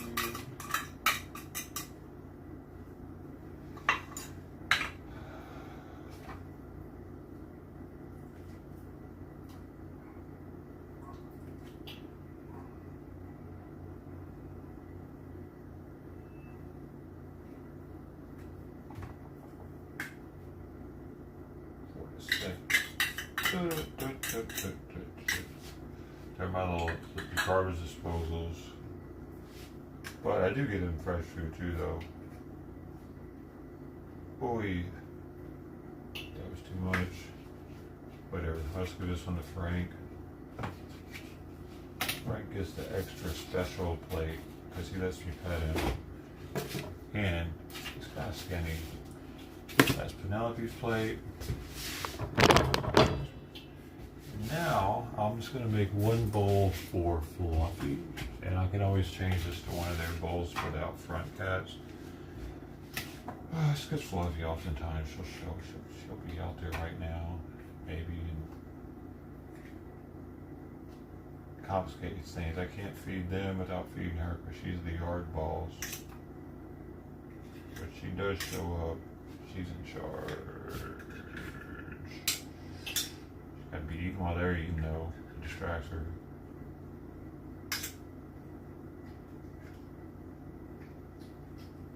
I think she might have found another spot since I only give her like 30 something grams. I got her on a diet.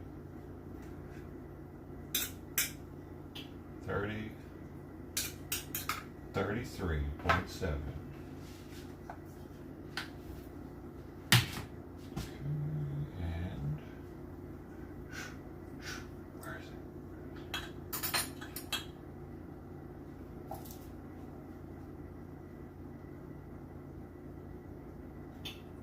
I'm going to just eat a little bit more.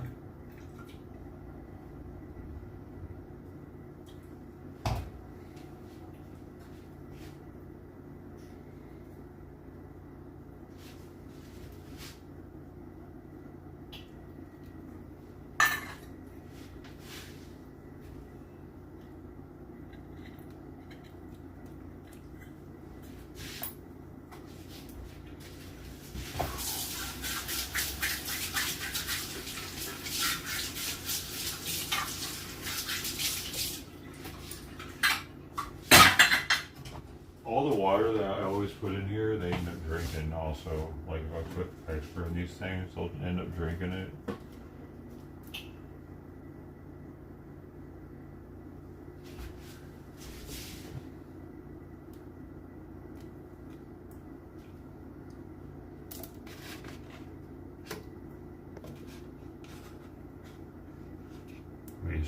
Every little bit helps. Make him feel a little better. A couple more. That probably doesn't do anything. My little couple licks of water, but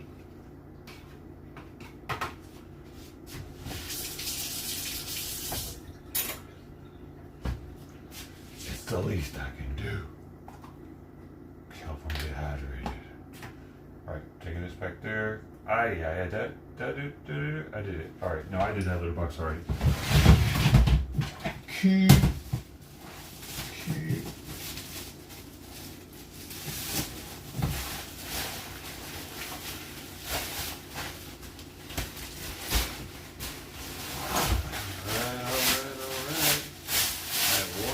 Box to do and 2 more cats to feed out front after whoever's in the backyard.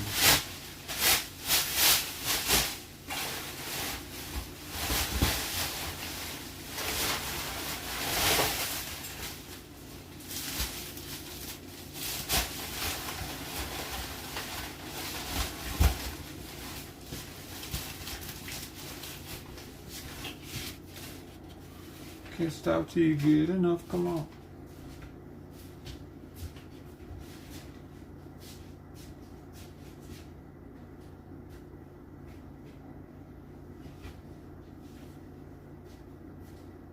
Where's it? Don't stop. Don't stop or can't stop. Won't stop.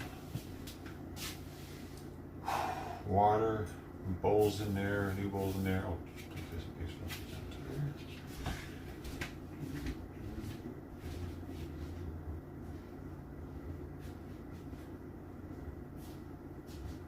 Okay, and now we gotta put Simon up.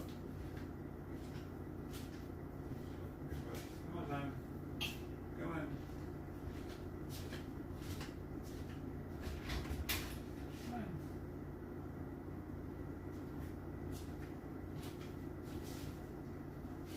I'll put his food bowl in there if he'll actually eat from it while he's in there. I'm gonna test it.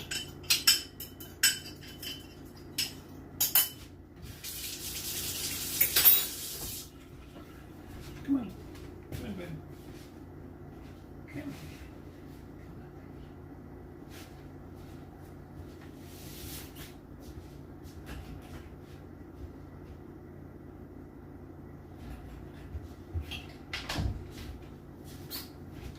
It's the first time I've tried that, so that'd be cool if he eats from it. What's in there? He needs to eat some more. He's got 20 more minutes. So actually, it's got longer than that. Kitties! Oh, Sweet Pea's the only one that can come to the gate. He's probably not going to. Let's see what kitties are in the back real fast since I got Simon locked up.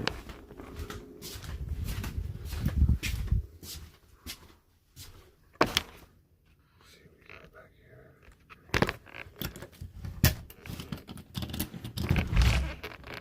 Penelope. Oh, see, there's Stretchy. Oi. You pretty. Oh, mosquito. Sorry. Mosquito's a mosquito, guys.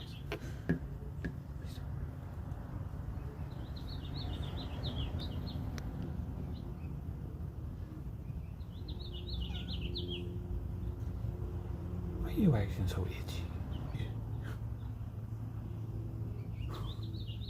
Man, she's came a long way. She didn't used to do that so comfortably around me. Okay, guys, I'll be back. See how crazy she gets? She's just like Sweet Pea in that regard. They look the same, they act the same. I swear they're sisters. Sweet Pea, where are you? What are you doing in there? Hey, what are you doing? What are you doing, Sweetie? What are you doing? No.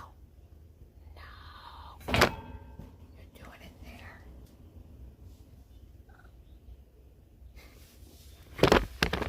Alright, maybe she'll come visit the camera.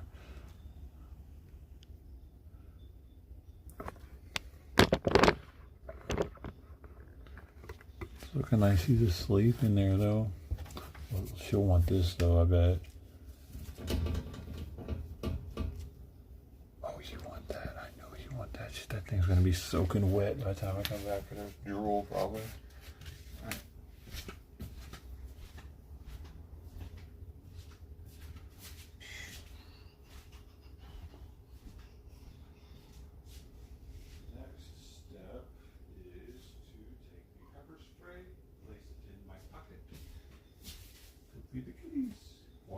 trees and check for dog shit around the perimeter.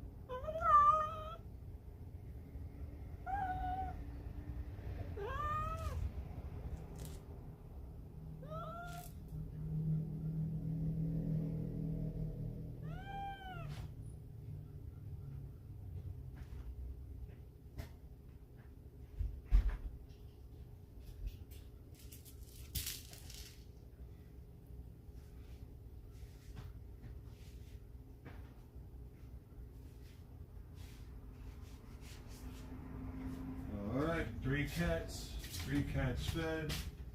1 cat to go. I don't think Friday is coming this morning.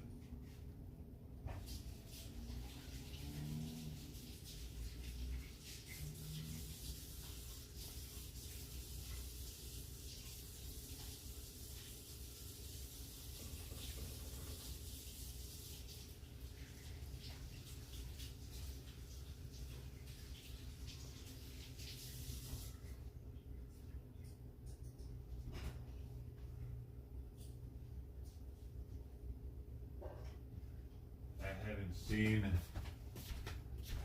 Trident all morning. Hey, you. Come over. Oh, what do we have here? Phone's overheating again. Not really sure what that's all about. Usually he only says that when it's charging.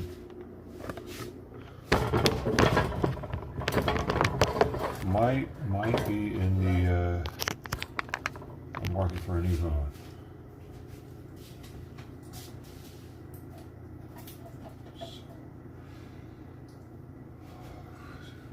One more cat. My pet is Shiloh. She's being very affectionate, dude.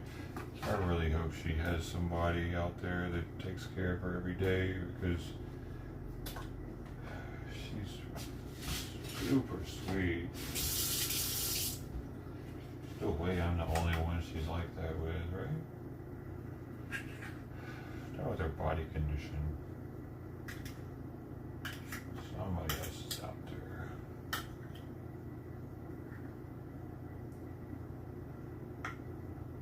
Probably shouldn't grab that.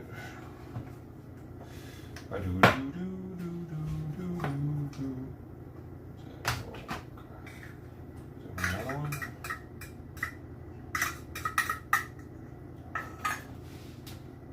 I'll just give her some of the chicken one. She's got a mixture.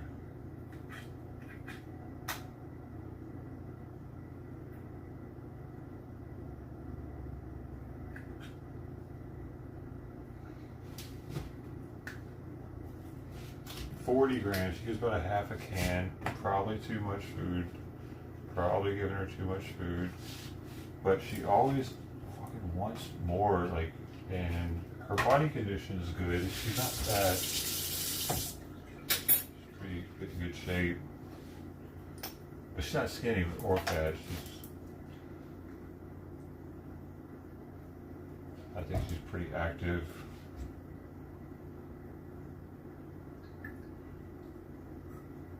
I'm just gonna put extra water in because see if she'll drink it.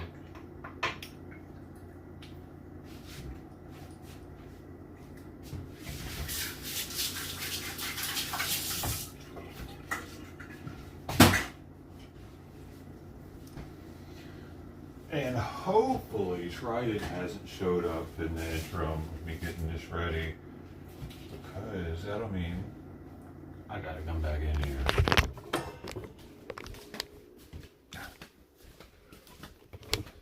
Pee-pee.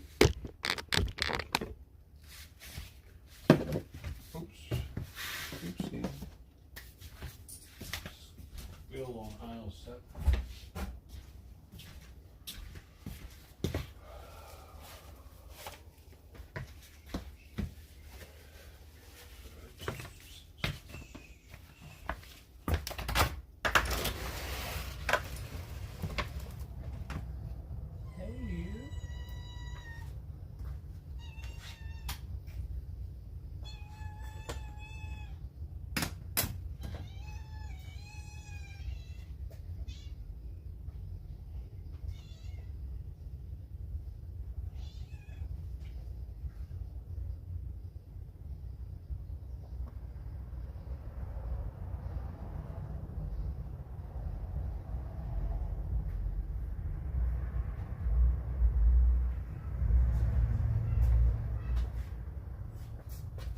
No sign of Trident. Oh, she's alright. She was here all day yesterday and the day before.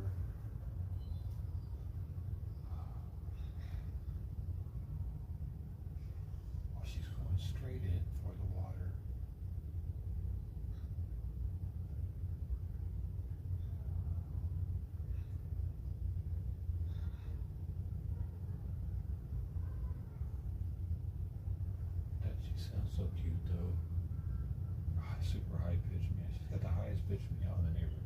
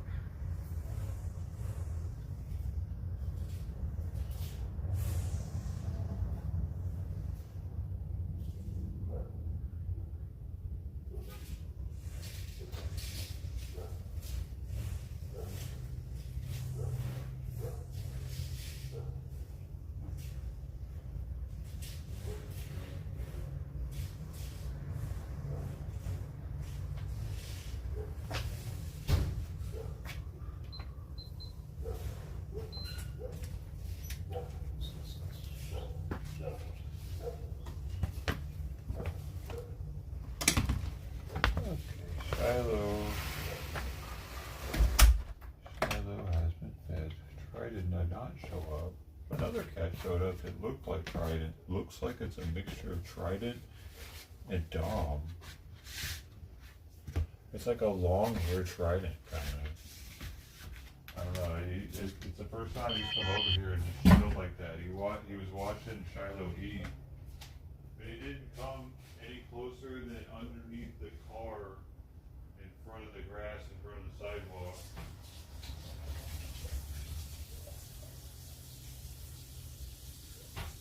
So he stayed his distance.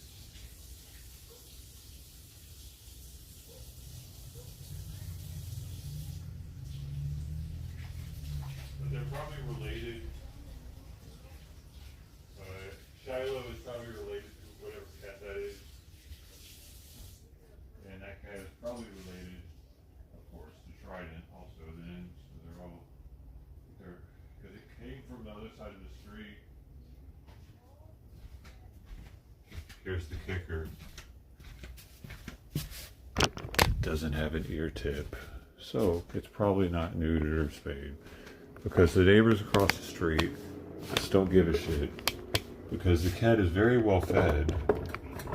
That's the problem. If it's very well fed, it should have an ear tip.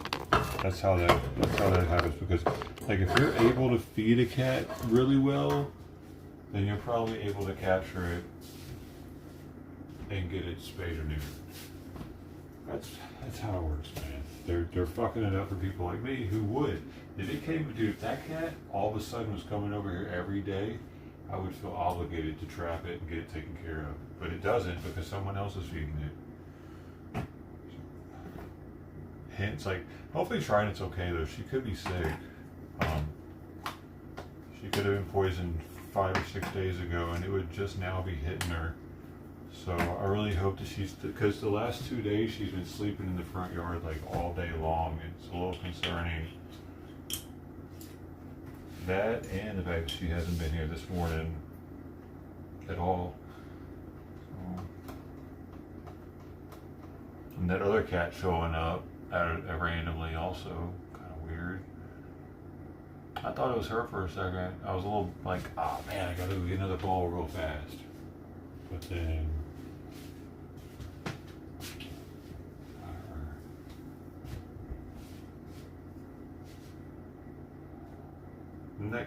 dude, apparently rodicides take like 6 days to work in cats. So someone can poison your cat, and you won't know for 6 days. So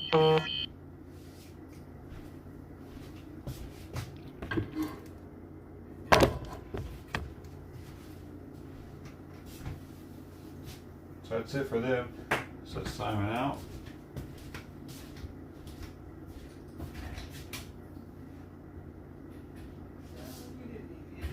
Food. Oh, well, that didn't work. I put the food in there with him. He didn't even have a lick. 0 licks for the little pop. Oh, but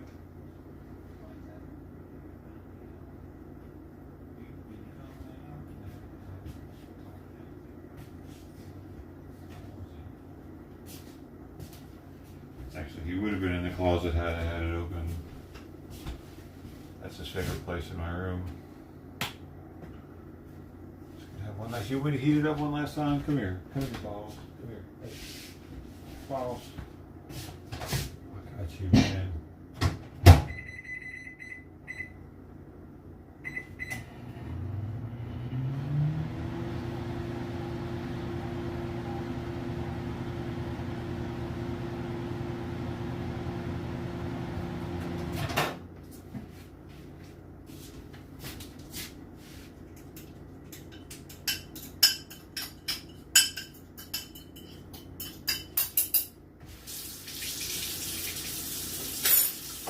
Last couple of bites in here.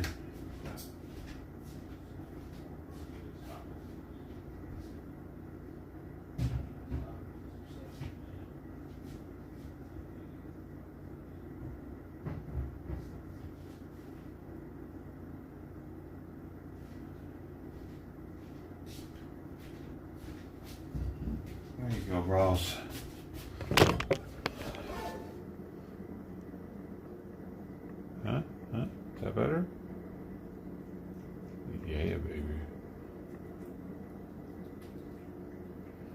how he likes it. That's how he likes it.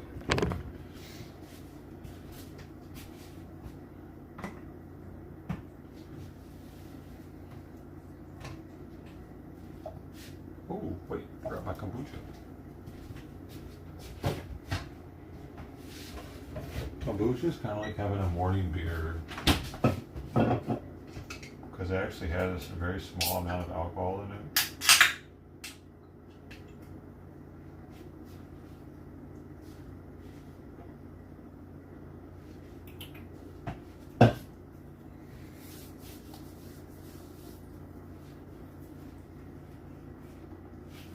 The booch, baby. So I still gotta let Sawyer out of his cage. We need to go see how much he has eaten. It's the next cat responsibility after stirring Simon's food one last time because he still has about 7 more minutes to eat. I try to pick it up by 11:15 now.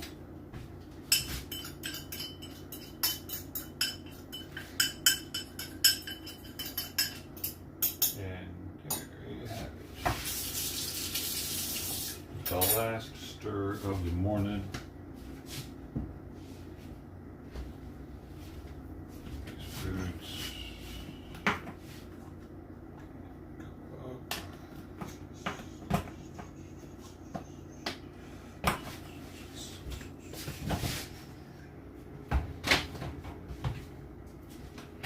Set there to put the remainder of his breakfast in when I'm putting it up.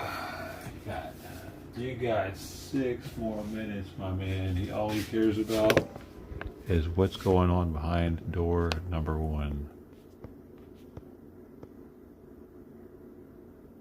Have to put all kinds of stuff in front of it so he stops sniffing the cracks.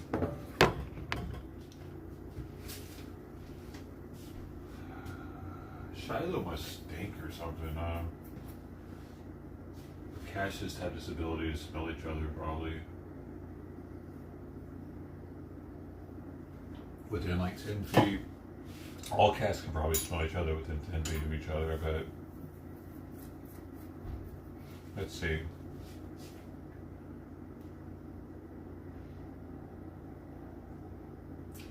Can all domestic cats smell each other if they are within 10 feet?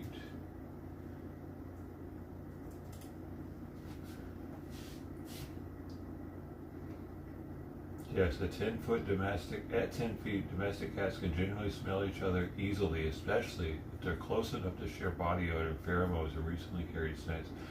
Highly sensitive sense of smell used heavily and identify other cats. 10 feet is well within the range where scent can be detected.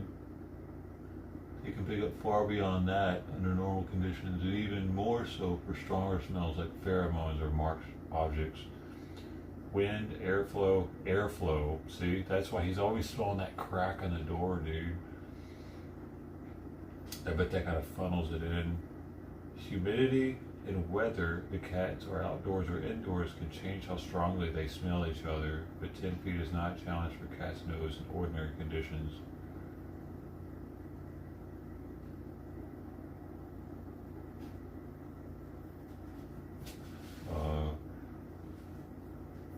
Are outdoor fixed cats still stronger smelling than indoor fixed? I mean, this is common sense to me that they are, but I'm just verifying. Yeah, usually yes, but not always. Outdoor fixed cats often smell stronger because they're more likely to pick up outdoor odors, dirt, pollen, parasites, and other parasites. Yo, they can smell parasites on each other and other environmental smells. What? They can smell fleas on each other? I'm looking that up next. While indoor fixed cats tend to stay more neutral overall, Outdoor cats are exposed to more scents in general, and those odors can cling to their fur after roaming, hunting, or contact with soil and vegetation. They're also more likely to encounter things that create stronger body or coat odor, like parasites or contamination from the environment.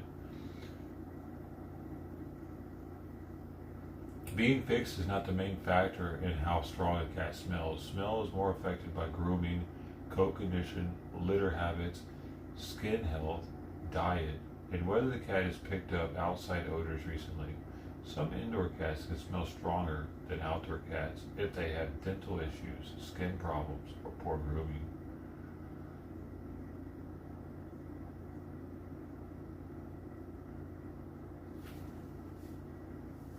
Okay, so they can, how much further can a outdoor cat normally be smelled than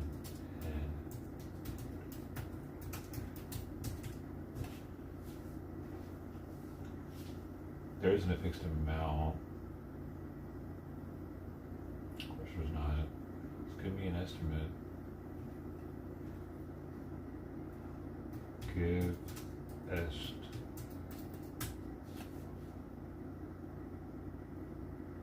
Here's my estimate. No consistent size difference. No consistent size differences. Difference. Wait. No. I asked for scent range detection. It must have thought I asked for something else.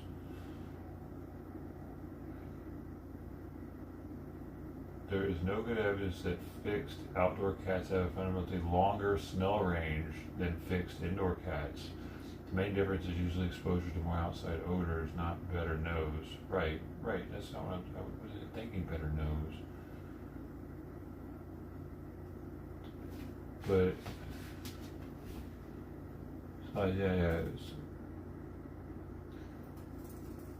If the outdoor cat smells stronger, how much further can another cat smell them than they would an indoor cat with the same health but not same environmental sense? Is this so hard to understand? A fair estimate is that the outdoor cat's stronger environmental scent might let another cat detect them a little farther away, but usually not by a huge amount. They may be tens of a percent, not miles. In practical terms, if an indoor cat is detectable at 10 feet in a given situation, the outdoor cat might be noticed at something like 12 to 15 feet under similar conditions. But that is only a rough guess because there is no direct study giving a precise number. That's all I asked for. So 1.2 to 1.5 times further in the same conditions, the outdoor cat would be picked up. But the conditions are different though, because Simon's smelling from the outside, and there's probably more of a draft coming in than going out. So it might actually be extra concentrated for him than it is for them smelling him.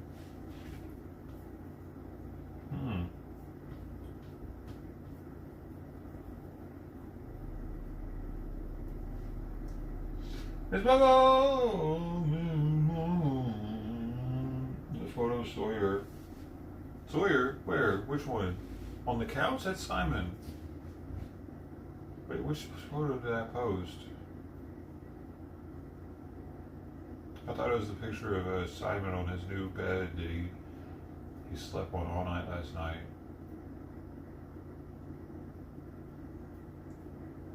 Is that not my son?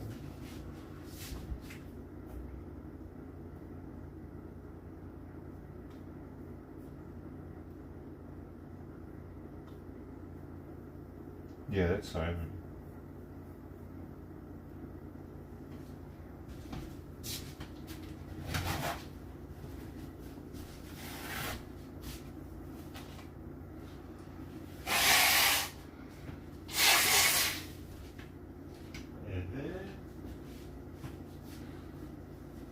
He had to pick it up.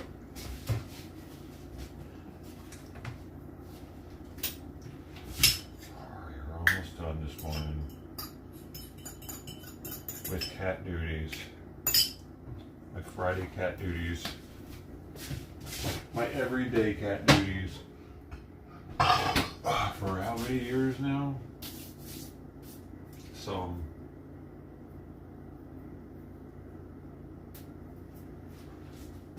well, I mean, we had added on to the responsibilities over the years. But at the same time, we subtracted because y'all remember, what was it, a year and a half, 2 years ago? Oh, soap. I was feeding these outdoor cats all day long, dude, until the sun went down. I had the camera set up over here, and anytime an outdoor cat would come to the water bowl or just sit there and look like they were hungry, I would go out there with a bowl. I was legit a cat slave for the outdoor cats in the alley, which is how I made a name for myself to all these cats, and they all come to me the way they do now. And I was able to like get them down to more regimented times. It didn't start like that. I was the hometown buffet, actually. Because it originally started because I wanted to see who lived underneath the house, what was really going on.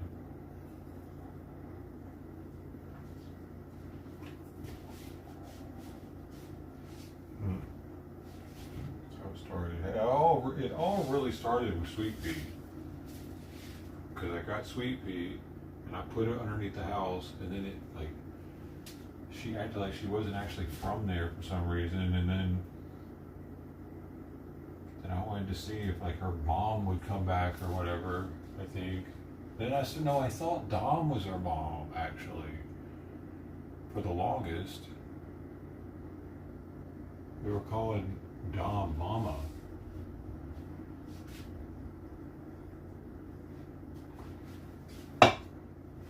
And then I started getting rid of all that food that Simon wouldn't eat by feeding it to them. I had hundreds of dollars worth of food that he wouldn't eat. And then when I ran out of that, I just started feeding them every day. I do wonder how the ones that disappeared are doing. So many of them have disappeared. Tux, Dom, Pepe, Freckles. Dom, Pepe, and Freckles. Is that it? Well, they all happen very fast though. And two of them I just got neutered. And the other two were two of the most friendly cats to ever come through.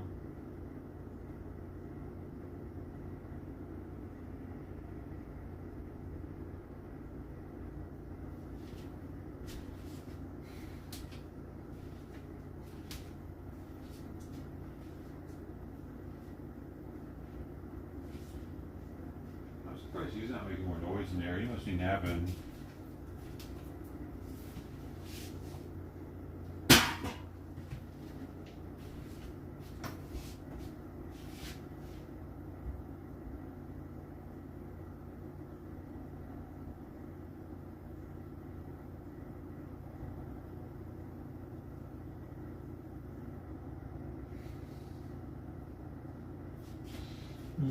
This might have been too friendly.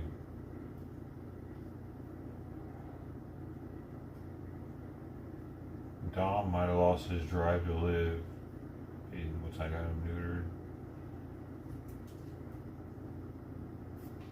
Wonder. I don't think I've ever asked the bot that.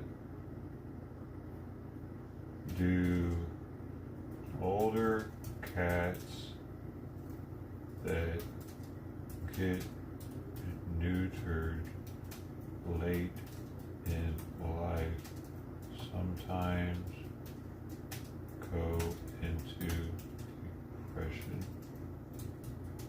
or depressed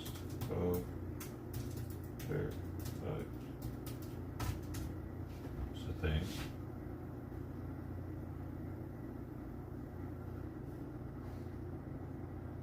Usually, no. Why does it say usually?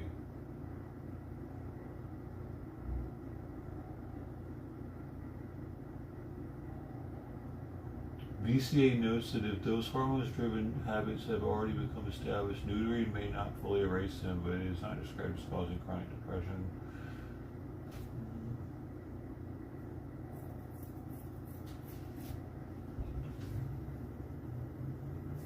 It's not a common thing.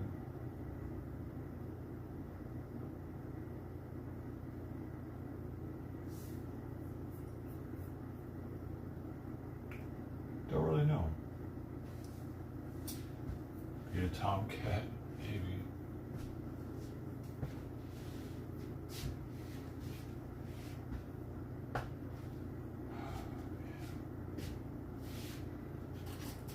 Damn it. I didn't have to get him neutered either, you know? He wasn't even coming by that much.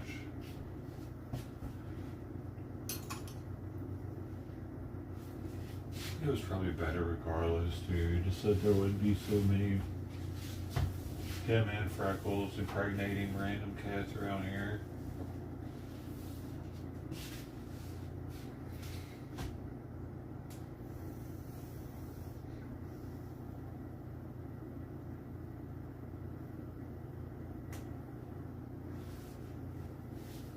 Pepe, dude, I don't think Tux ever got neutered though.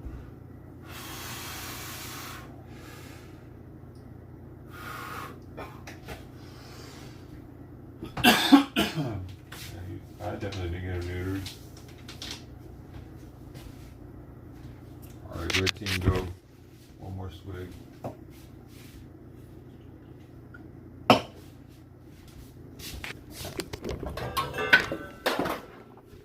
Where'd Simon go?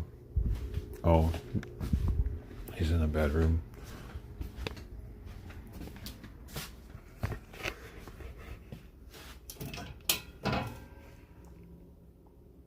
You want to run? You want to run with the bulls?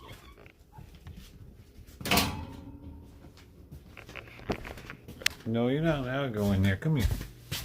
Come here. No, come here. No, come here. I'm gonna get you. I'm gonna get you. I'm gonna get you. I'm gonna get you. Go. You gotta run. You gotta run. You gotta keep running. You gotta sniff it. I'm just trying to get her to stretch her legs a little bit. Come here. All right. Hey, sweet baby.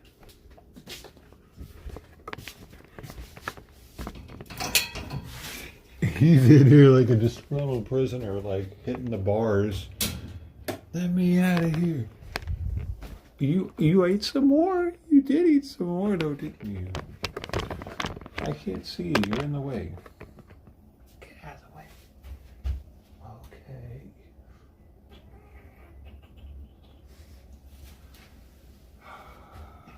You're just gonna run on out of here, aren't you? There's a mosquito bit me on the finger. That's for sure. You're not even gonna wait for me to get the bowl, are you? See? Why are you pushing past me? What are you doing? Sawyer? Dude, I got it. He doesn't even. He's like,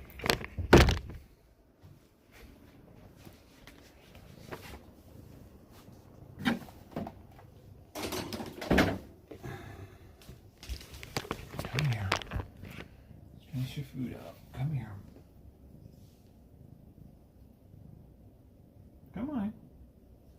Sweet pea, get the fuck back. Come here, Sawyer. Come here. Dude, no. Stop. Bro, fucking no. You're an idiot. Give me that. What are you doing, man? You have food. Why are you licking an empty bowl? Come here. Come here. Come here. Come here. Come here. Come here. Sawyer. Come here. Hey.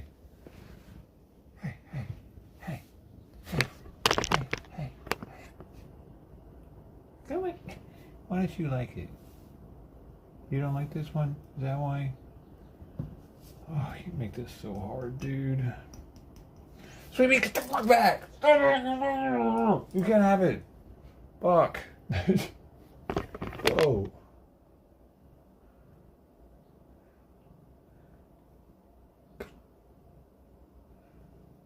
Why do you eat less than your sister, dude?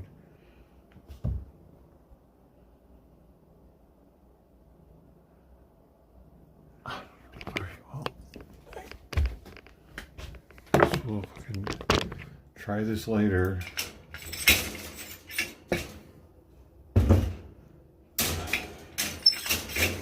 You're a fucking pain in the ass, dude. Actually.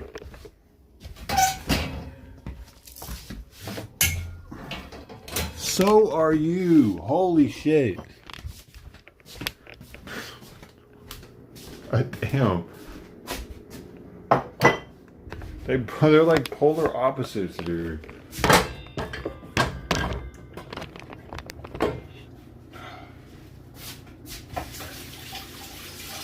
It isn't Miss Simon.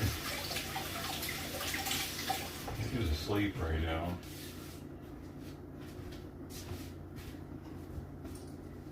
Why can't y'all be more like Simon? I can't believe I'm saying that.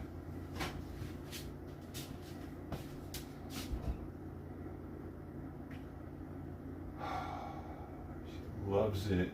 What does she love? Exactly.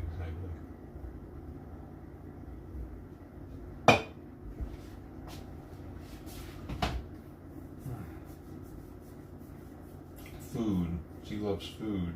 Yes.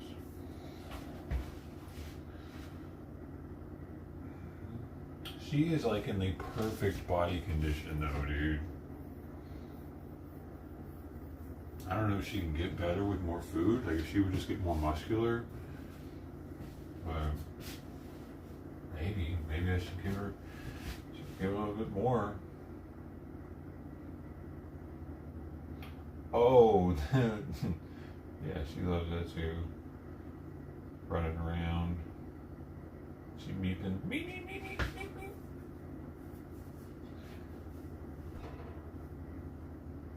Should I let her run the bulls again? Shall I both run? The thing is, though, she gets really used to it. Because she wants to run the bulls all the time. Sleepy! See who wants to run the bulls?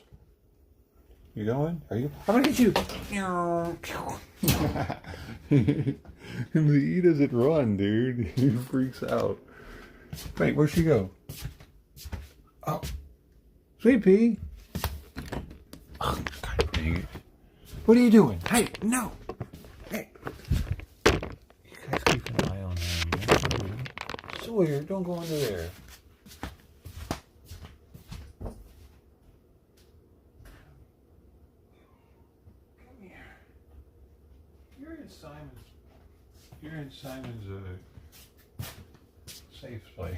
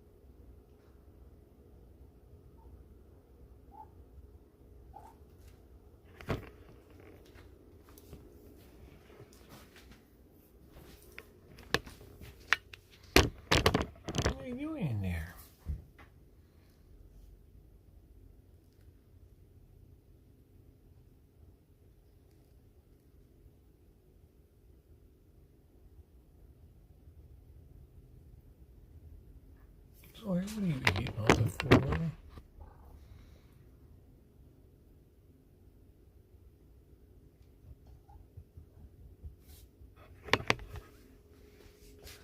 You gotta go back in. No, you gotta go back in. Sweet Pea. No. Oh, God. Sweet Pea. Sweet Pea. Come here.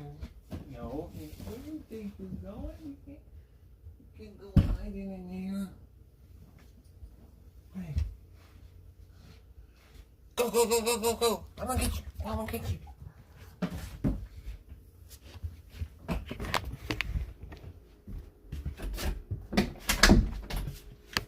What do you think, Simon? Do you like it?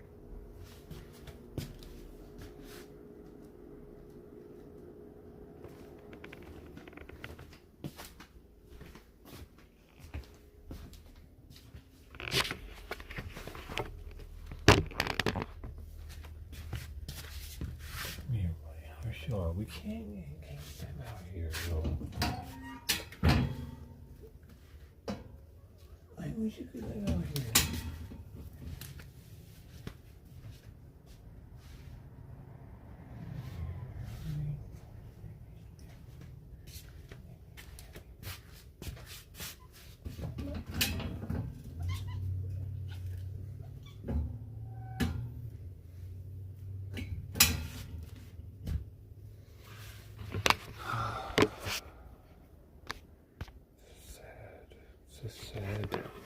It's a sad thing, it is. We'll see if they can handle not being like overly obsessed with coming out here with just that little bit of time. I know for sure if I let them out here for a long period of time, that they'll be extremely obsessed with staying out here,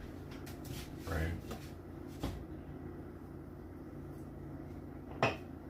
Maybe I'll give them like little pieces.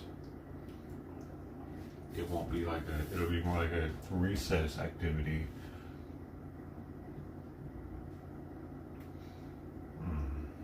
I don't know what the hell I'm doing.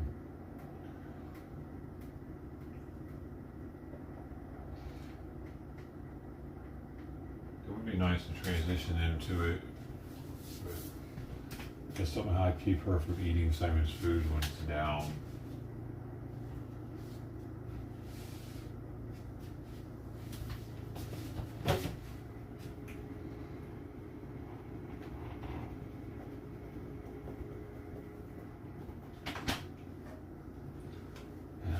Some spaghetti stuff.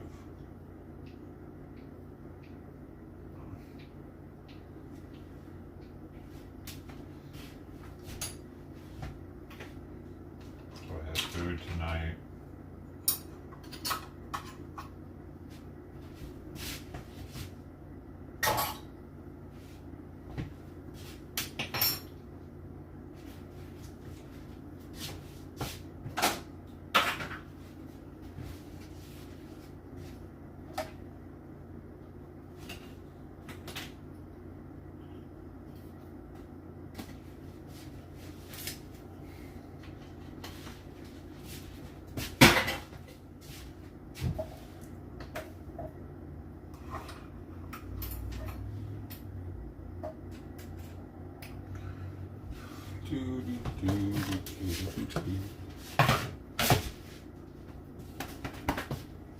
First, I got a chocolate and onion. Yay.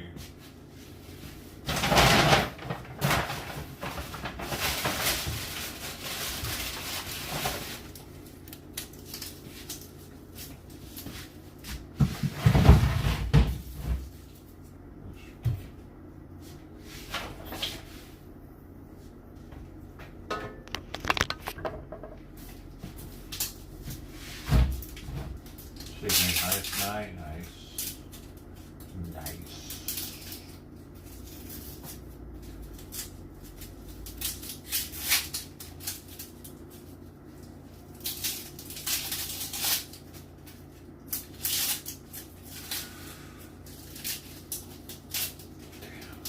Thick. It's that thickness.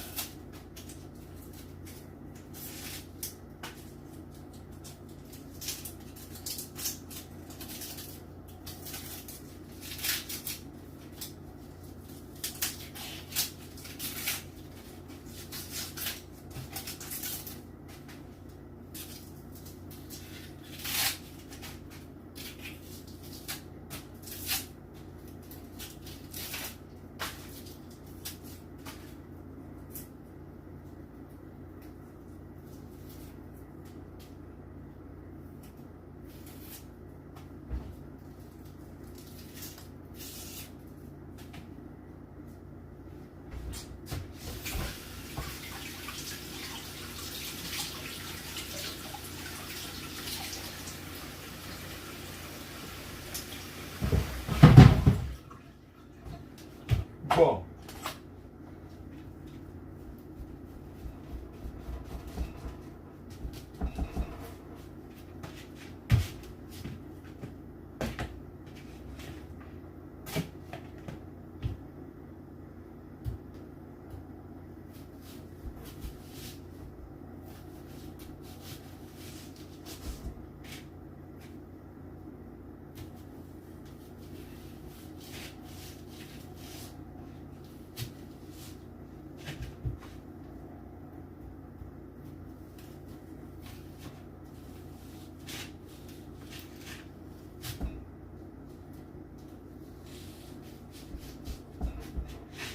Dooby-doo. Ah.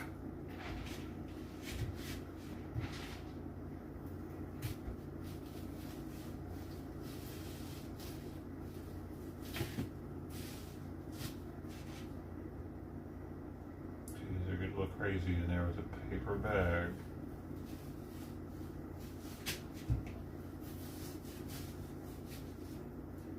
Okay. And now we chop it this way.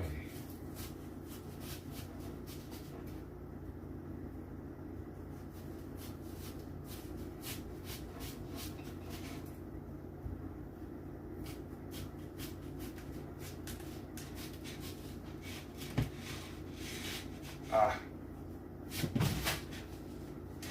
The hell did I just throw away? Oh, I want that.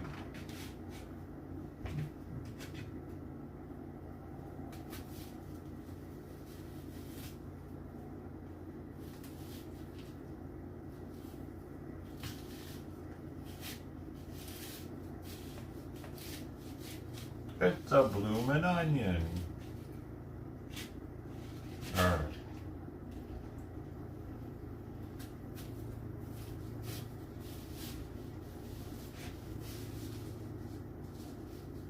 And then we get the dicing, baby.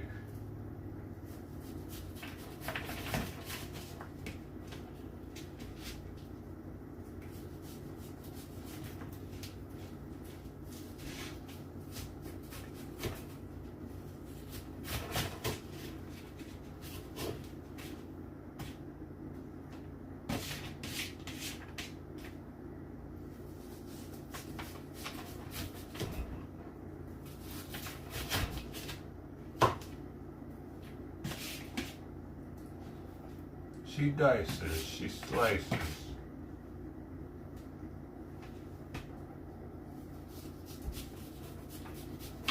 I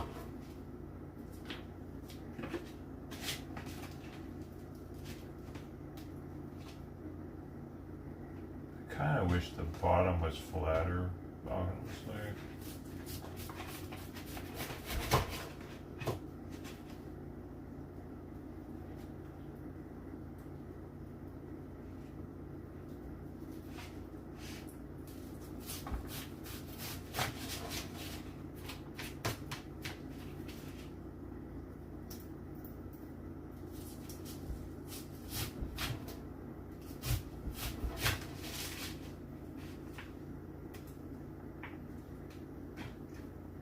Hoo-wee, that's some onions right there, boy.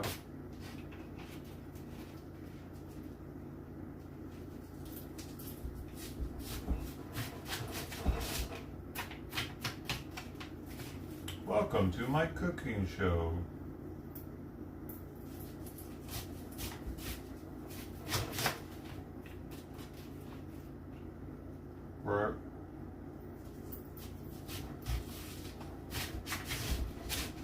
Where I almost cut my finger off. Right.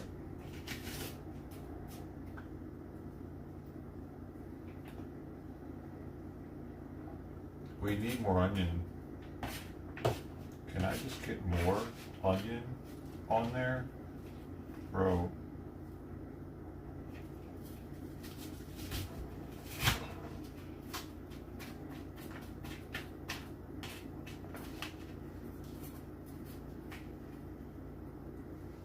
Fuck, it's slimy back here. Some like it slimy.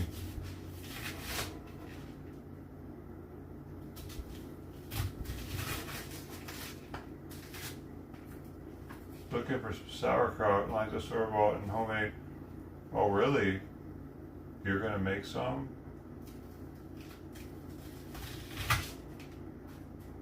Wow.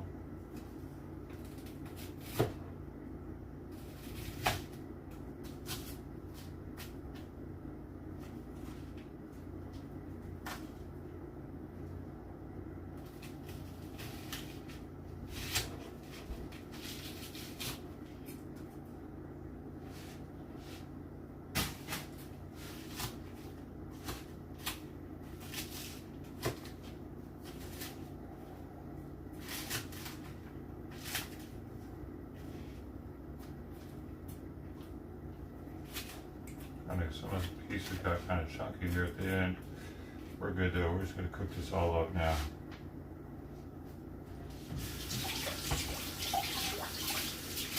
Boy, oh boy, it's going to be smelling like onions in a second. Ooh-wee, ooh-wee, ooh-wee, ooh. Cat here. Out of the pan, maybe.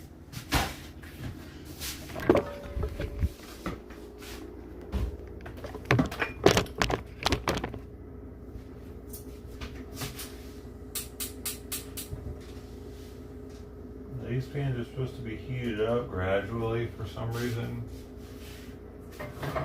And oil added later, and you can't use spray oil. It's a fancy pan, bro.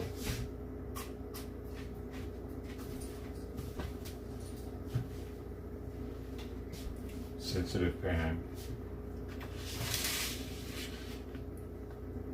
Doesn't that look delicious? Never made fermentation food. Oh yeah, go for it. As long as you follow the instructions, you should be good.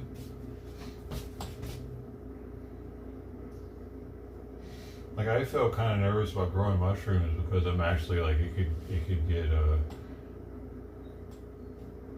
infected. I don't know if that's the right word, but it could get overwhelmed by a different type of fungus like mold or something. I could have been growing that instead. You don't really know until it starts popping up pins.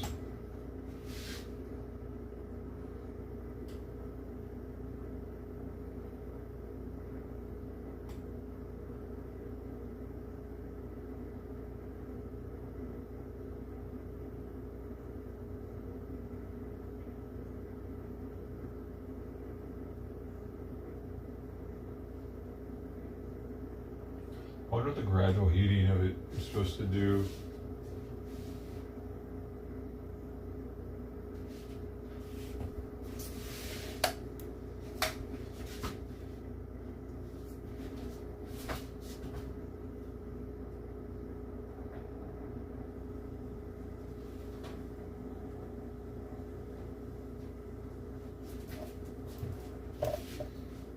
Got this olive oil, boy. We got California extra virgin, Sacramento Valley, fall 2023 harvest, cold extracted, maximum acidity 0.3%. Forget about it. Look, it's cloudy. A little cloudy. It's hard to tell that it's cloudy, but that's not a bad thing.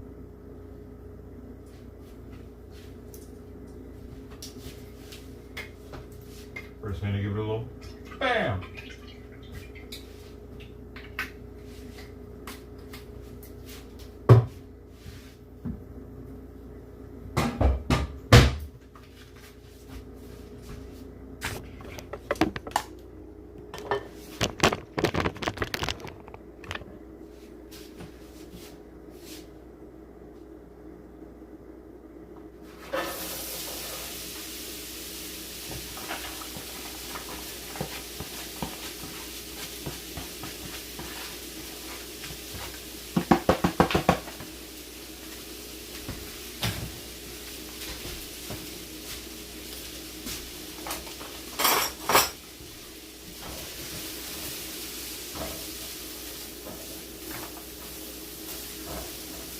Yo, we had some escapees.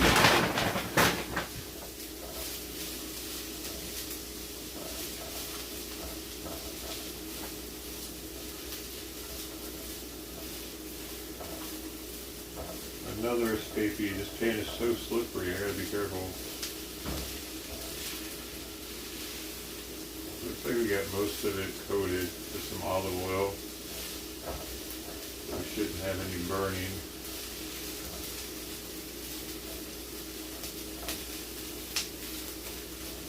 Get the big chunks kind of separated.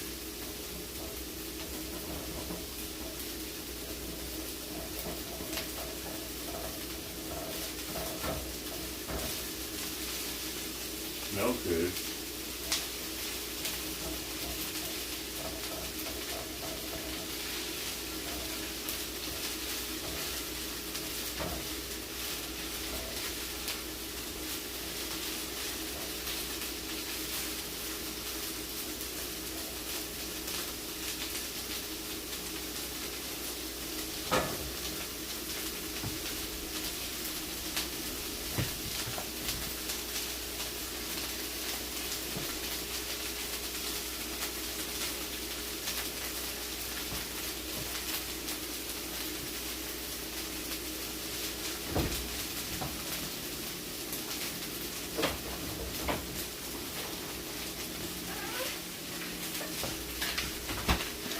Beef, baby. That's what we're working with.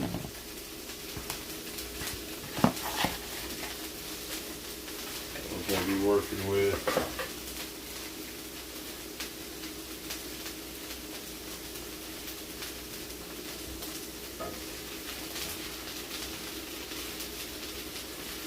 Try to get a little translucent. So when I add the meat in, just adds a little more flavor to the meat, I think. Because the sauce itself, I don't think it has any onions in it. This, what's this shit called? Rose. Let's see.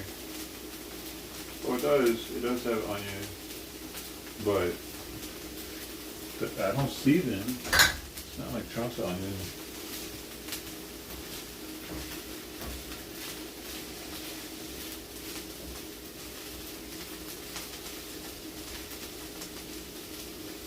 I think they're sweet, tearless onions, so their flavor profile is pretty mild. And when you cook them, they get even milder.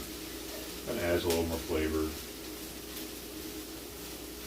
If this were a purple onion or something, like this might be too much.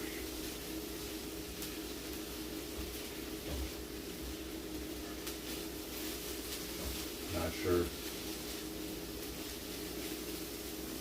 I think this isn't even burning my eyes.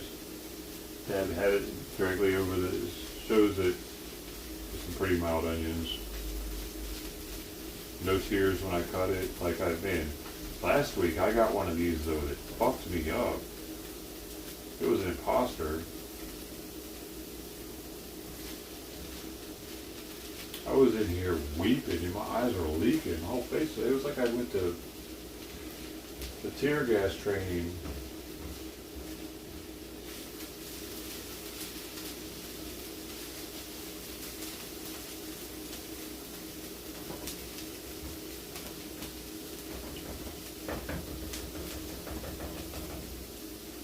We had an imposter.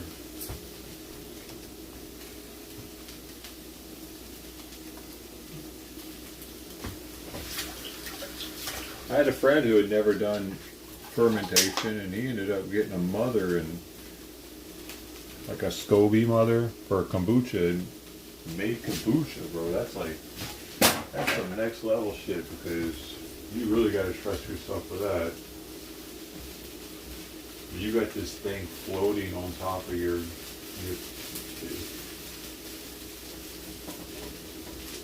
slimy thing.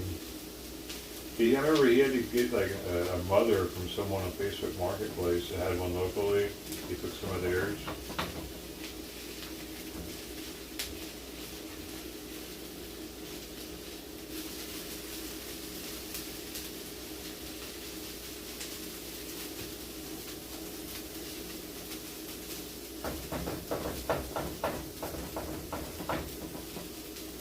About ready here, because it's going to continue to cook with the meat.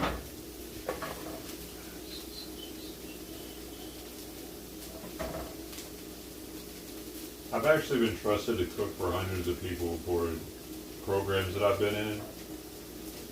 As a kid and as an adult. Like as a teenager. And I'm not just talking about the Boy Scouts, which was one of them. Other, even more regimented programs. Especially as an adult.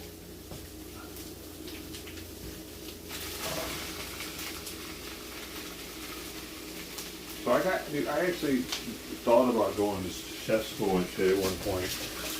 I do have some cooking experience. For a fucking deadbeat looking dude that takes care of cats all day. I'm not no Chef Boyardee or anything, but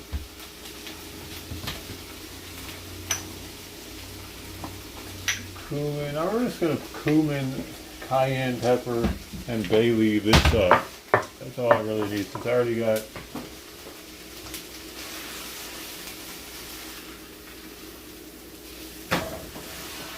Oh, I want to get that meat directly onto the skillet. I've got this side with some onions on it. Start doing a little something with that flavor, baby. Yeah.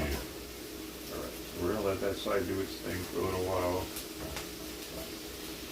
These onions around that meat. Oh yeah. Around that meat. Wow. Something up. Some more tallow in here. I'm just trying to get a little brown on the bottom before. Forget about it. Forget about it. Before you can walk around, do a little dance, take a little dabski.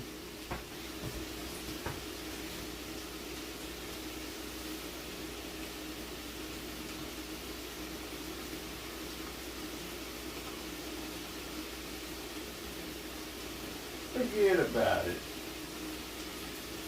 Oh, you gotta bless it.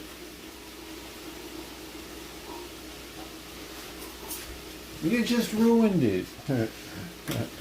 Oh. Oh shit.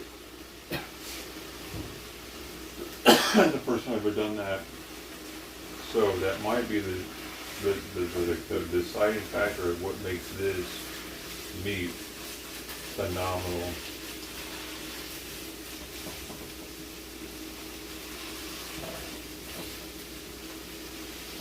Breaking up some chunks because I can. Primarily because I need to get some of these spices on there. So I need some surface area. So get some surface area going here. Pushing the onions up into the meat, just becoming one with the meat. Before you know it, this is just going to be a homogeneous onion. Look, you see it? Oh, we didn't get enough brown on that. It needs to be on longer. Keep that side on longer. Helps bring out the flavor of the meat when it's able to brown to a certain color. It's harder for it to do it when it's agitated too much. So let's, while we got it here, these onions just turning into something. You know, onions, you can let them cook forever, pretty much, and they're always edible. They'll turn brown, they'll turn into a caramelized onion goop, which is highly prized by onion aficionados or connoisseurs. So, like, it doesn't matter if there's like, you're just sitting here cooking with the meat like this. They're forever good. It'll just add flavor to the sauce. I mean, some people do that. Like, they'll cook down onions when they have a bunch of them and turn them into this shit. I forget what it's called. It's like an onion jelly. And they'll use that in their dishes to add flavor, onion flavor. It takes hours to make it. And you end up with like a cup of goop from like eight whole onions.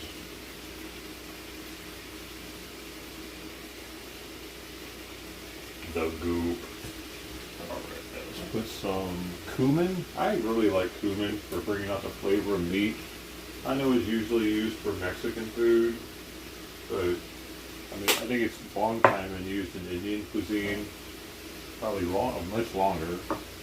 The bay leaves in there to kind of give it that Mediterranean flavor.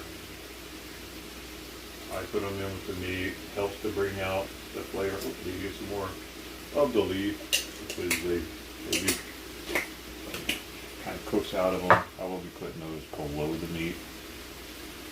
And then we got the cayenne pepper. It's making it a little kickier.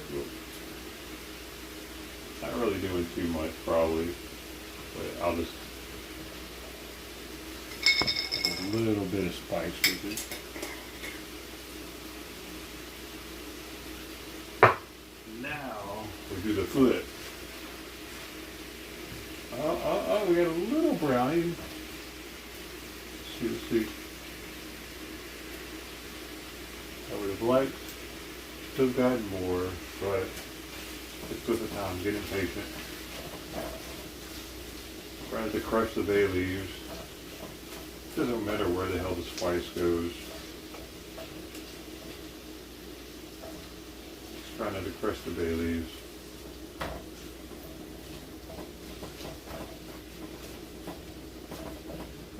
Now, to cover the bay leaves, you gotta get on the bottom, get closer to the pan, because it's not gonna burn the leaf.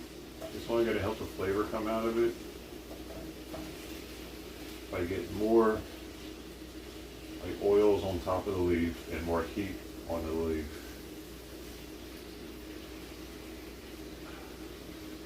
Oh, I'm breaking it up a little bit, so I might be eating some bay leaf with this one. It's okay, it's edible.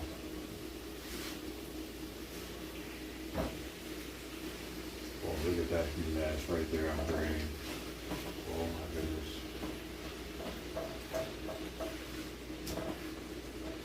I could have had the heat a little bit higher. This is only the second time I've used this pan. I'm getting used to it. But you're supposed to use a lower heat than you're used to, from what everyone's saying, to protect the pan. It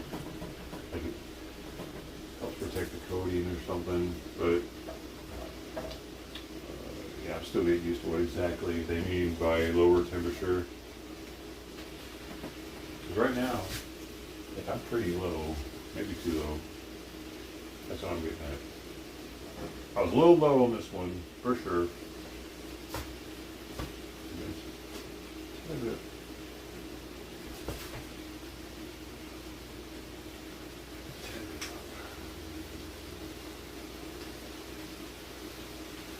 Maybe a little more cumin. While it's wet, baby. Y'all do the cumin? Do you like cumin? Oh, and let's get some pepper in there. A little pepper. Little.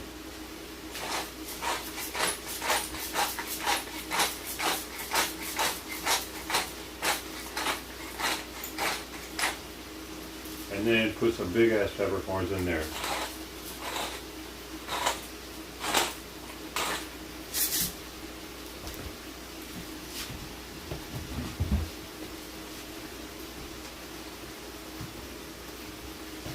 Oh wow, that made my nose run.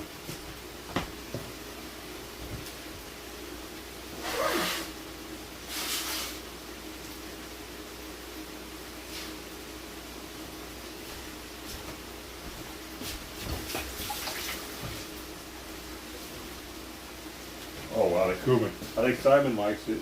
Simon approves.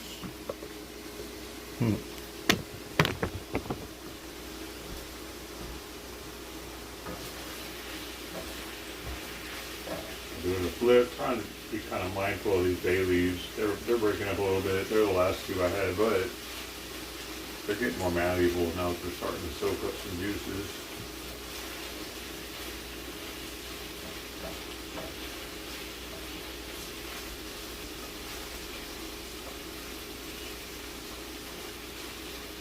Oh, I can smell them. I can definitely, I mean, the cumin is the most prominent thing I can smell right now, but I'm starting to smell the bay leaves cutting through with kind of a menthol, kind of like, it's like a minty menthol kind of thing going on.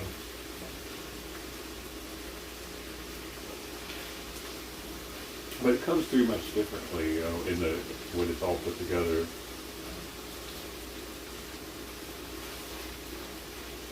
It doesn't taste like you're eating menthol meat. But the aroma from bay leaves can be overpowering while cooking. Even though the flavor itself is pretty faint.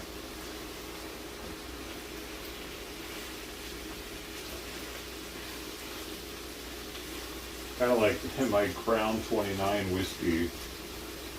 The nose on it strong, the palate weak, the finish weak, the texture weak, the viscosity on it. It smells good. But it's not such a bad thing with spices. Sometimes that's what you want, right? I mean, very rarely do you want that in whiskey. I guess maybe you're looking for something more approachable. Because I mean, you don't normally want to start somebody off with a Ardbeg Ubiquil tire fire, as I like to call it. Maybe with a Glenlivet 12 or something if you're starting with a Scotch. Much less punch.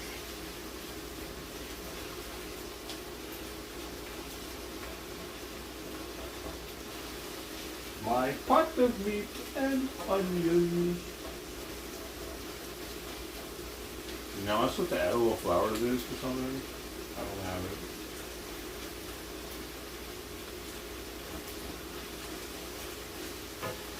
I know people that will save all this grease and that's part of the food, but I'm not sure that's a good idea.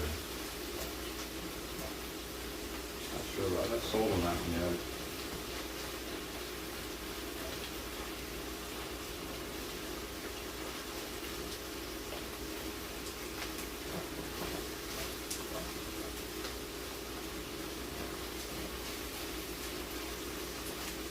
It's almost done.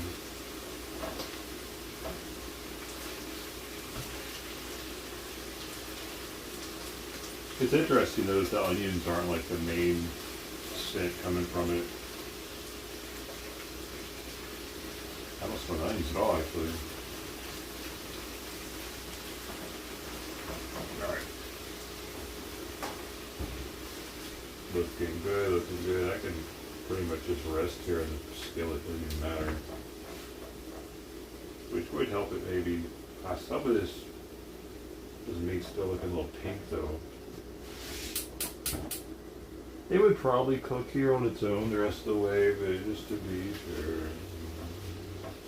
I don't want any pink meat. I like having it a little chunky though like this. There's some people I know that'll grind it up until it's like a powder meat.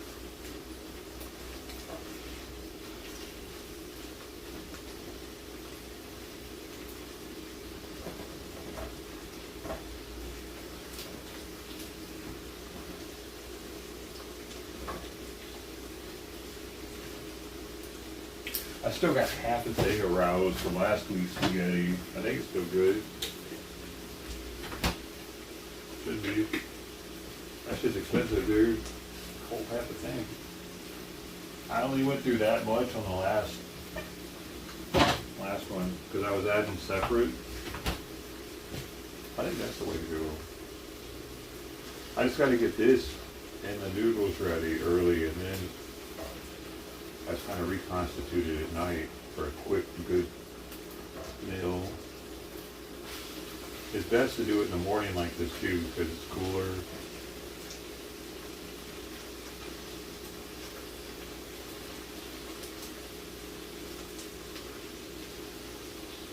Alright, pretty good now. So next up are the noodles.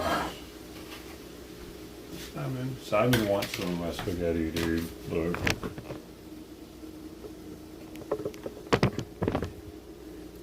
I also need to add a little salt to this. I already know, there's no doubt.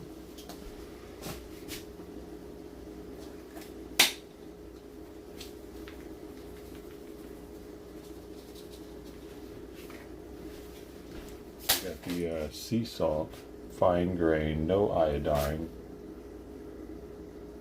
comes from, where does it come from? Australia. It's sold as a product of Australia. Packed in the USA. Hey, shout out to Lou. Thanks for solid.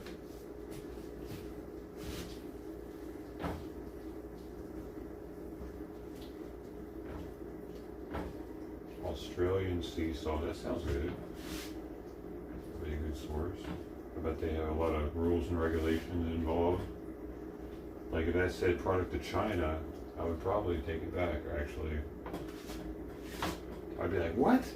I've been fucking eating Chinese salt all this time? Oh my god, they're crystals, man. It could be anything. What am I eating?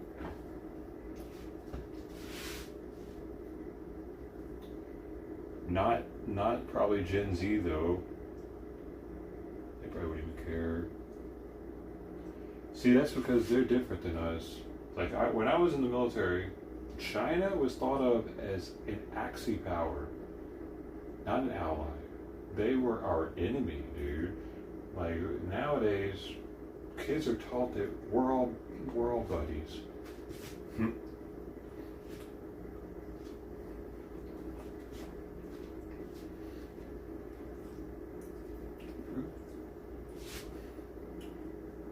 Try another piece.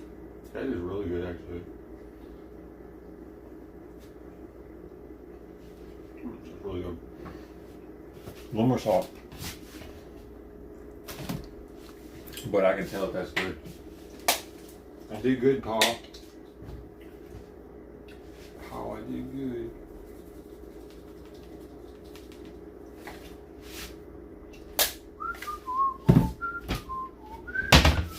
It even has a little bit of that cayenne. It's just barely there, though. But just at the tail end, I can kind of taste it. See, you see the difference between how the bay leaf looks now. It's waterlogged. It's like, it's darker in some places and almost transparent, translucent now. So you know it works. You're getting something out of that leaf. Because it's not what it looked like when I put it in there.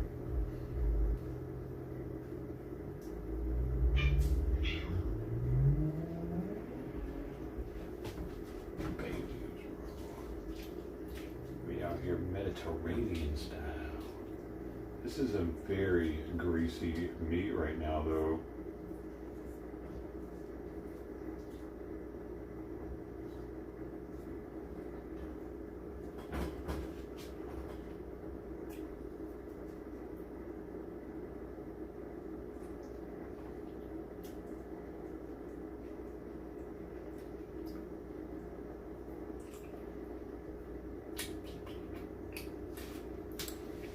The best way to figure out what the hell a bay leaf tastes like, suck on one.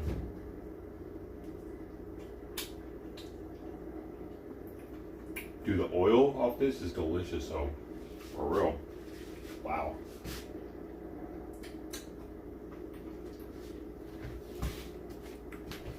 Like this, the oil in the pan. I should just drink it. Man. Maybe I should just throw that in the sauce.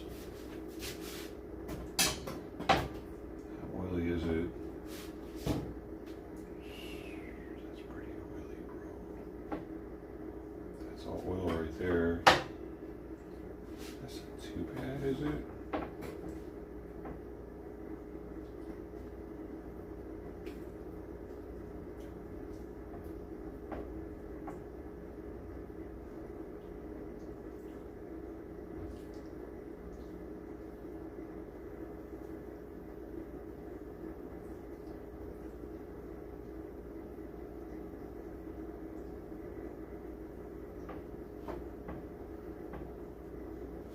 I mean, that's not really too bad for a whole pot.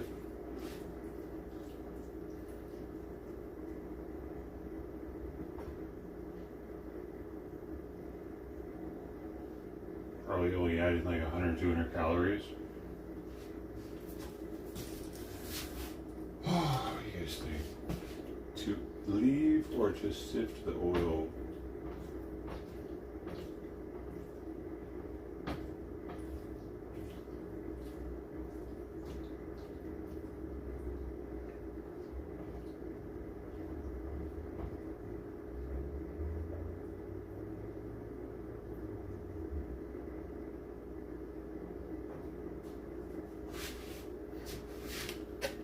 Or just play with it.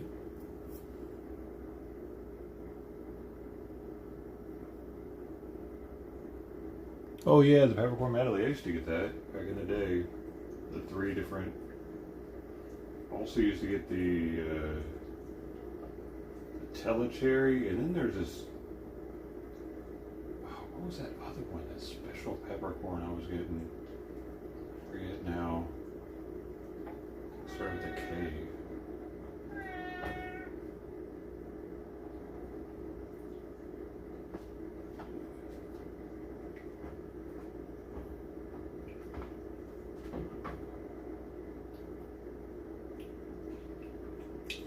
Yeah, I can take that out.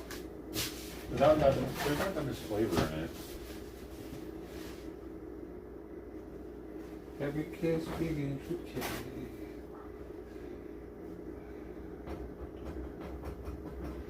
We just gotta sock it up with some paper towels, you know what I mean? It'll be alright.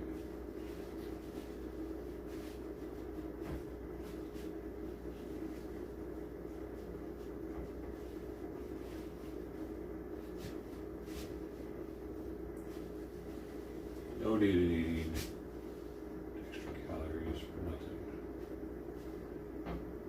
This isn't the Great Depression. Alright, now we got some more semi-clean meat, delicious meat. I need to put it in a container.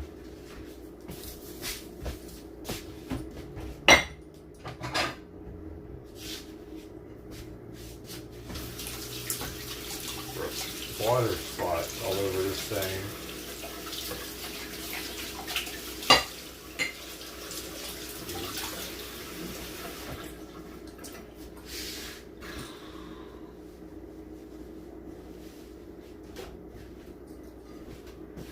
Sweet. Now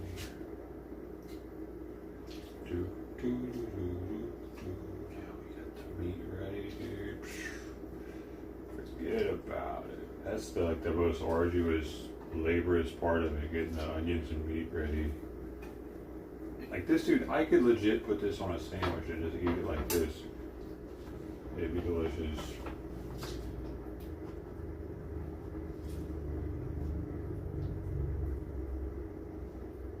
Just eat this straight out of a bowl. I could survive off this. I'm a survivor.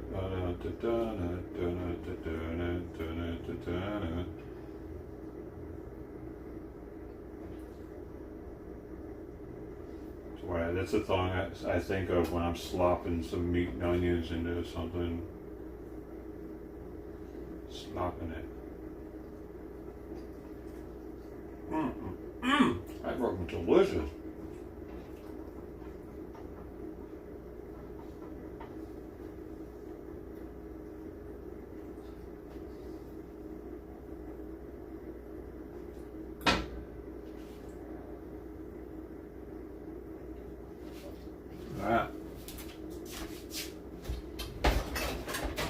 Meat is secured. Meat, you know what that's worth, man? Like in some countries, what that would be worth right there. They eat street meat in some places, you know what I mean? This right here, ground beef, bro, with the onions.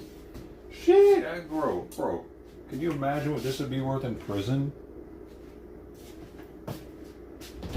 They can't get raw ground beef. Well, I mean, maybe they can from the kitchen if they know somebody. But they gotta know somebody for that shit. Ain't just everybody getting some ground beef, for sure.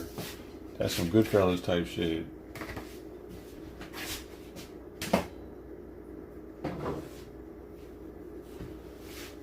I'm supposed to let this thing cool down a little bit, or it messes the coating up. I don't know what the heck they mean by a little bit, though. Is it cooled down now? I know. Let's get these onions. Don't waste time whatnot, huh? Let's get these bad boys. That's a niblet of some oily onions. It's delicious. Let's get all of that, because this pan is super slippery. It's not easy. It's hard to get. It's super easy. All right, let's get it. All right, there's my at my oily. Look at that. Ooh! There we go. Oh, don't drop in it. Come on now.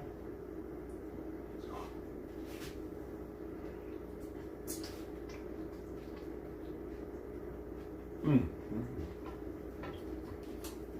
Breakfast.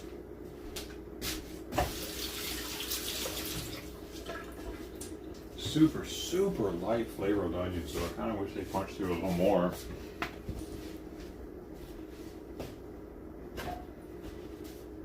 So I think this is good to wash, because I can touch it.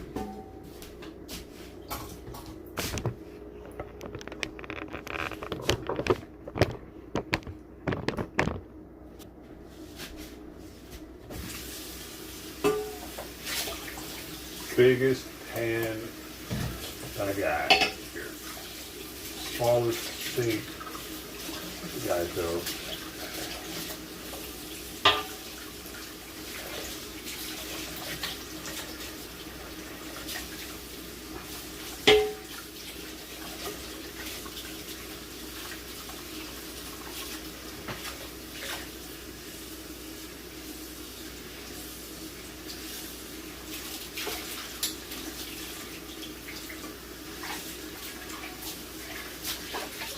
Because it said not only does it say not to clean it too soon, but it also says not to leave shit in it too long. This pan's sensitive as fuck, bro. It's got rules. If you want to be in a relationship with this pan, you better be prepared to do what it says. Otherwise, it will not continue to look like this, apparently. I like the way it looks. It's pretty nice looking. And I got it for like 22 bucks. Yeah, good deal on the green pan at Costco that was on sale.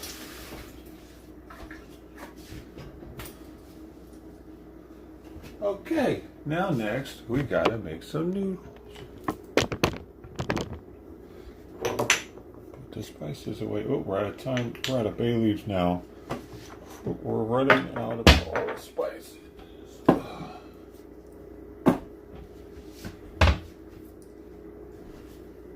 What the hell is on you?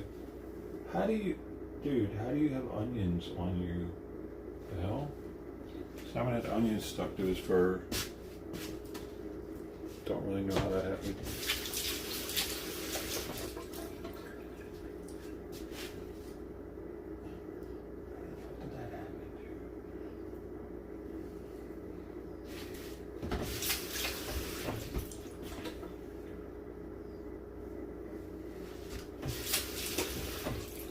Did you eat something on the floor, buddy?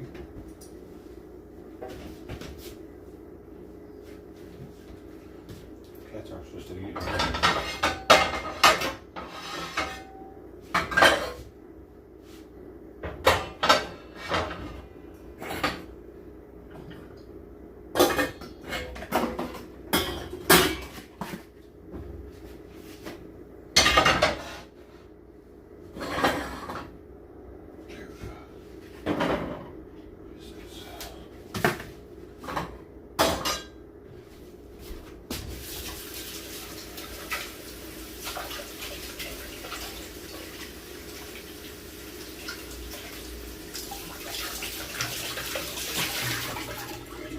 This is all in preparation for tonight and playing some arcaders.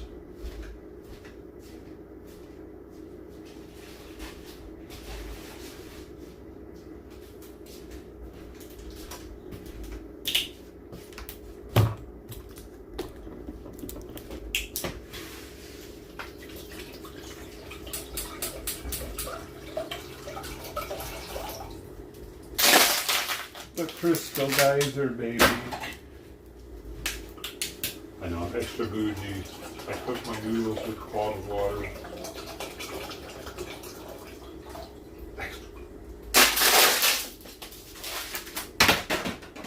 That's because the noodles will absorb all this other bullshit that's in the water.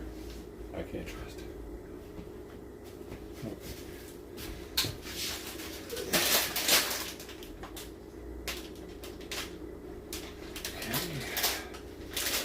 last time when I did just one noodle bag, it wasn't enough, but when I did two, it was definitely too many. I'm just gonna cook one bag for now, and if I run out, I can always just put it on top of bread.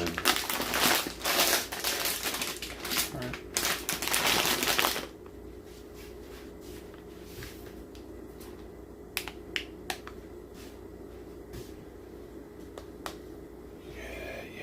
I've stopped salting my water, dude, because I found that I try not to put too much if I do put any. Actually, I'll put a little bit. But, like, I used to put a lot, and then I was making my noodles way too salty.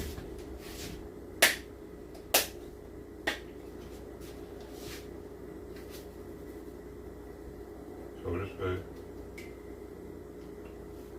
Not that much. Good to do is a little bit of flavor. Bring it out.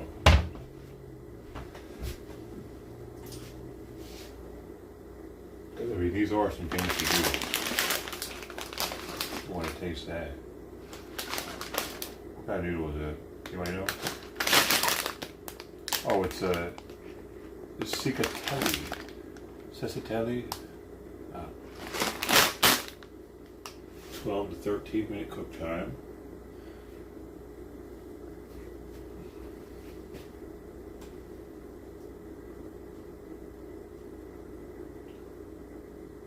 Like this would take, I was going to do this last night while I was streaming. I was thinking about, like, but it's like, dude, once I get on the game, I definitely don't, especially if I've already started drinking, I don't feel like coming in here and stopping everything and coming in here and cooking for an hour or however long this is taking.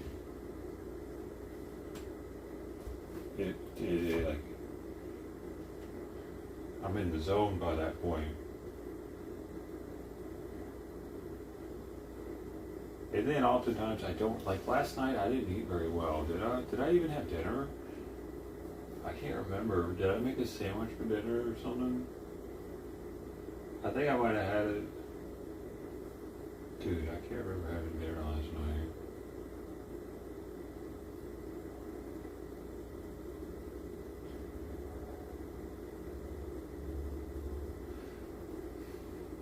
I might have only had chips. So this is to help to stop that from happening. Doing a little pre-planning here. I mean, I'm fine. Like, it's not like I got a hangover or something from not eating enough because I was drinking beer, and I'm pretty good at not going crazy.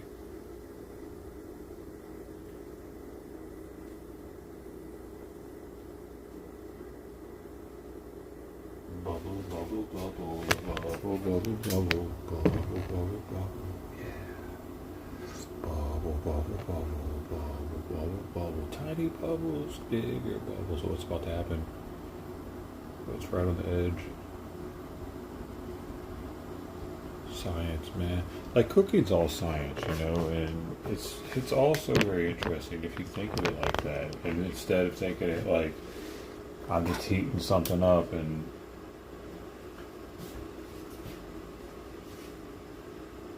like there's so much science involved with cooking. It's all science.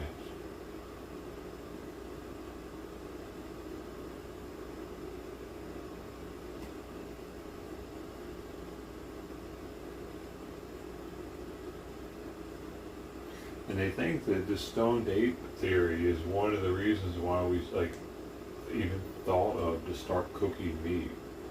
So possibly like it was us using mushrooms, right? Because that's when like either we were, I don't know, dude. We weren't supposed to eat the meat. Remember, supposedly the Bible talk about Adam and Eve. We were supposed to eat the animals, right?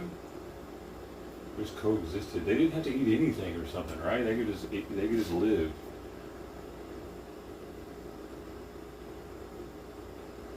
But when we started eating meat, humanity's brains grew dramatically. Cooked meat in particular, cooked meat. Because cooked meat the body can absorb it at a much more rapid rate if we're taking advantage of the proteins and whatever. Once humans started cooking meat, our brain sizes changed over time, over, thousands, millions, I don't know how many years, but that's the word, dude.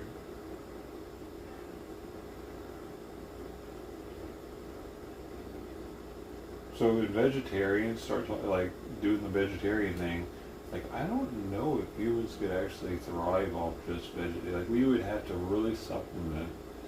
They have to supplement a lot, dude, to be vegetarians to that degree. And if you don't supplement, then you're going to be deficient.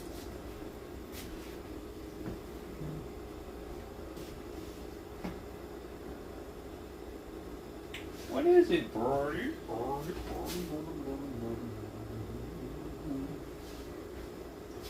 There are certain things, as long as they're eating the right stuff, I guess, but are vegetarians really all, you think they're all, I can't imagine they're all eating the right stuff to make sure they get all the, it's so hard.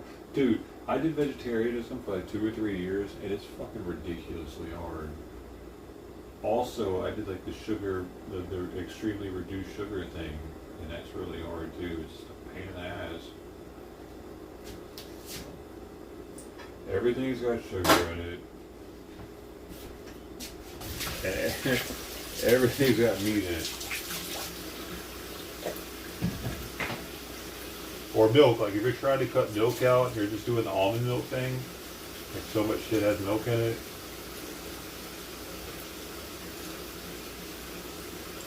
Because I stopped doing meat and milk because I felt bad for the animal cruelty that was going on in the industry. Actually, I had a girlfriend that was vegetarian, so that helped too. But it was more that video that convinced me.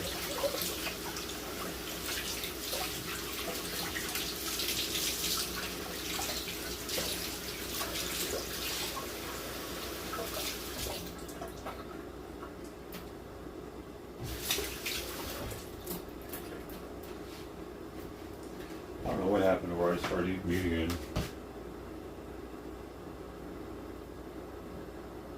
I never completely stopped.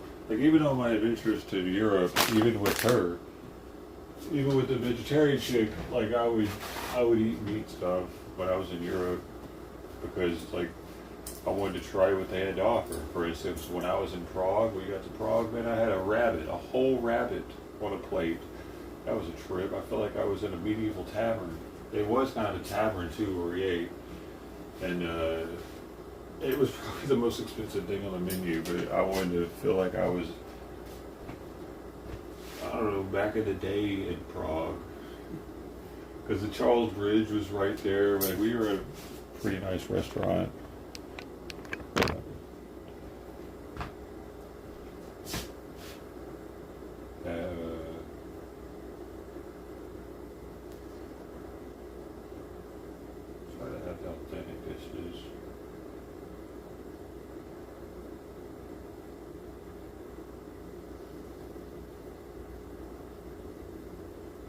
That was I'll always remember having that whole rabbit there. I'm glad I did it, even though it was marginally more expensive as the next thing down, you know what I mean? I just remember it was the most priciest thing on the menu. But I'll always remember my rabbit. I'll never forget you, buddy.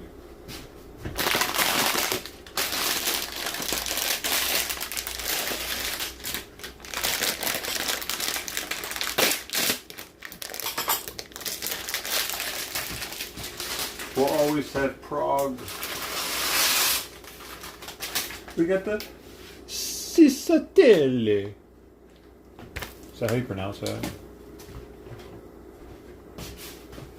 They look like, I don't know what they look like. It's a weird pasta though.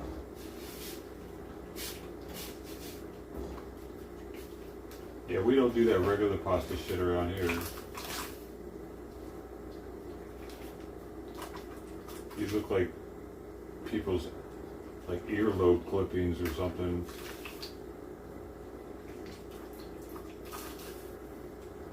This is my pot of clipped earlobes. I got these off the black market. Oh, that cannot go to waste right there. Oh, you're hot. Hey, y'all, already. Goodness, get back in there.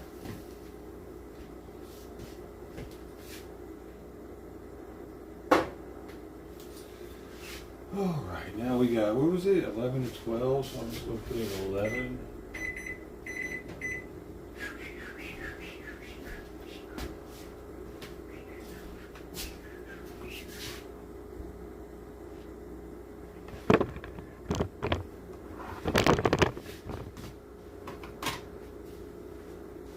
The white pasta, oh really? The yellow's enriched? I didn't know that. See, I got, this is the packet I got. Yeah, none of them are enriched though. I've looked, because here's how you do not get enriched pasta. If you didn't know, all American pasta is enriched with vitamins by law. You have to get pasta that originates from another country if you don't want it to be enriched. So it's like this one, it'll say the ingredients are durum wheat. No, it's wheat. That's it. The next one, wheat. Well, but no, this has actually 2% or less organic red chili powder or spinach powder. But if you look at an American pasta, see, this still has kind of a yellow tint to it. See these? They're still kind of yellow for the white one, and also kind of these are kind of yellow too. But this is a different type of pasta. Somehow it's like whiter. I don't know why it's like whiter and not as transparent, because they pretty much all have the same ingredients.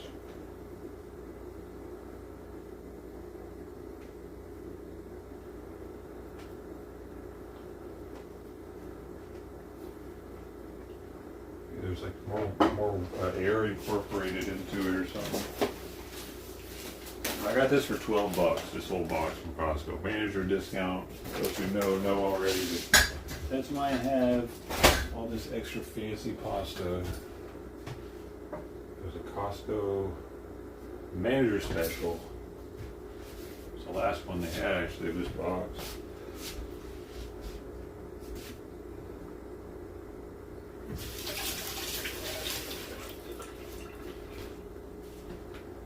Hey.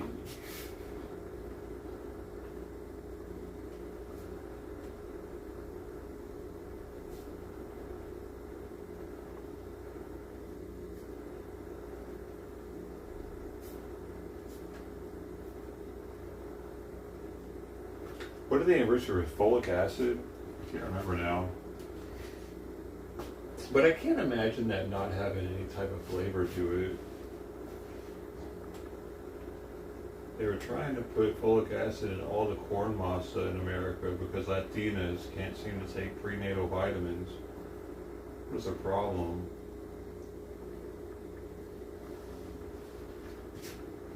Well, they gotta make all of us eat that shit? They can't just take their vitamins?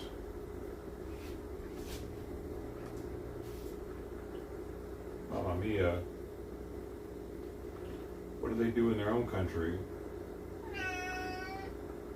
Accept a bunch of deficiencies?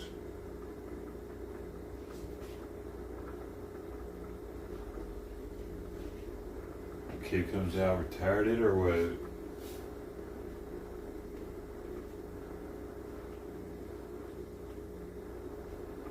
Thanks for being here with me, y'all, even though this is extremely boring for anybody that would be here.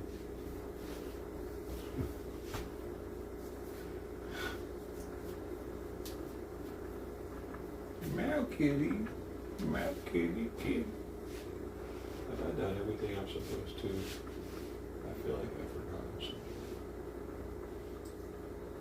Got it. Okay, we have about 35 minutes till Simon's medication.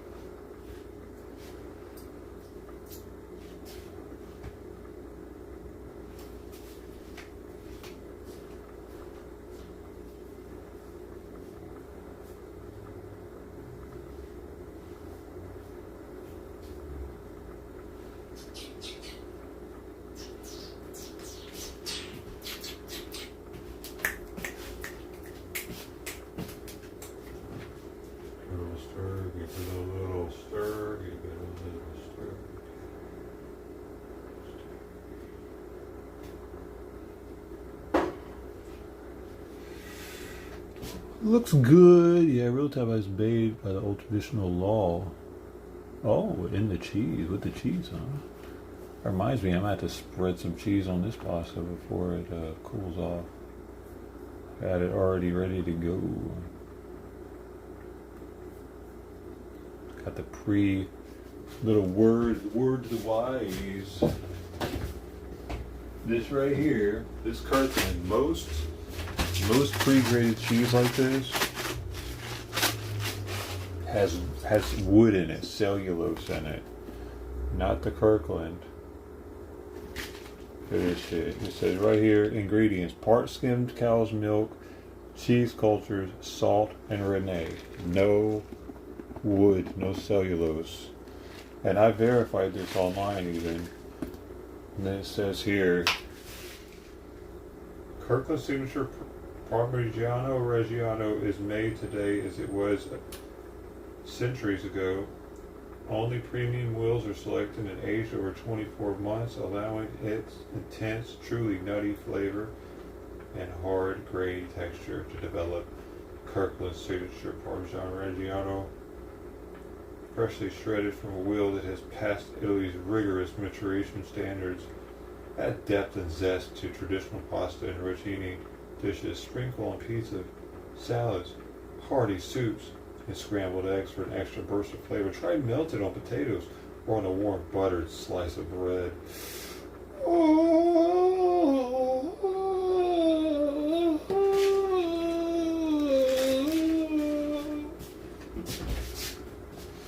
Doesn't that sound delicious? I've already went through half the container in like 3 weeks. Sometimes I just come here and eat a handful of it. I have a problem. I need to go to Cheese Eaters Anonymous. I just don't know if I'm ready to admit that I have a problem. Pro-Palestinian protest against Texas Hillel's Israel Block Party event in Austin. Well, that sounds like a real party.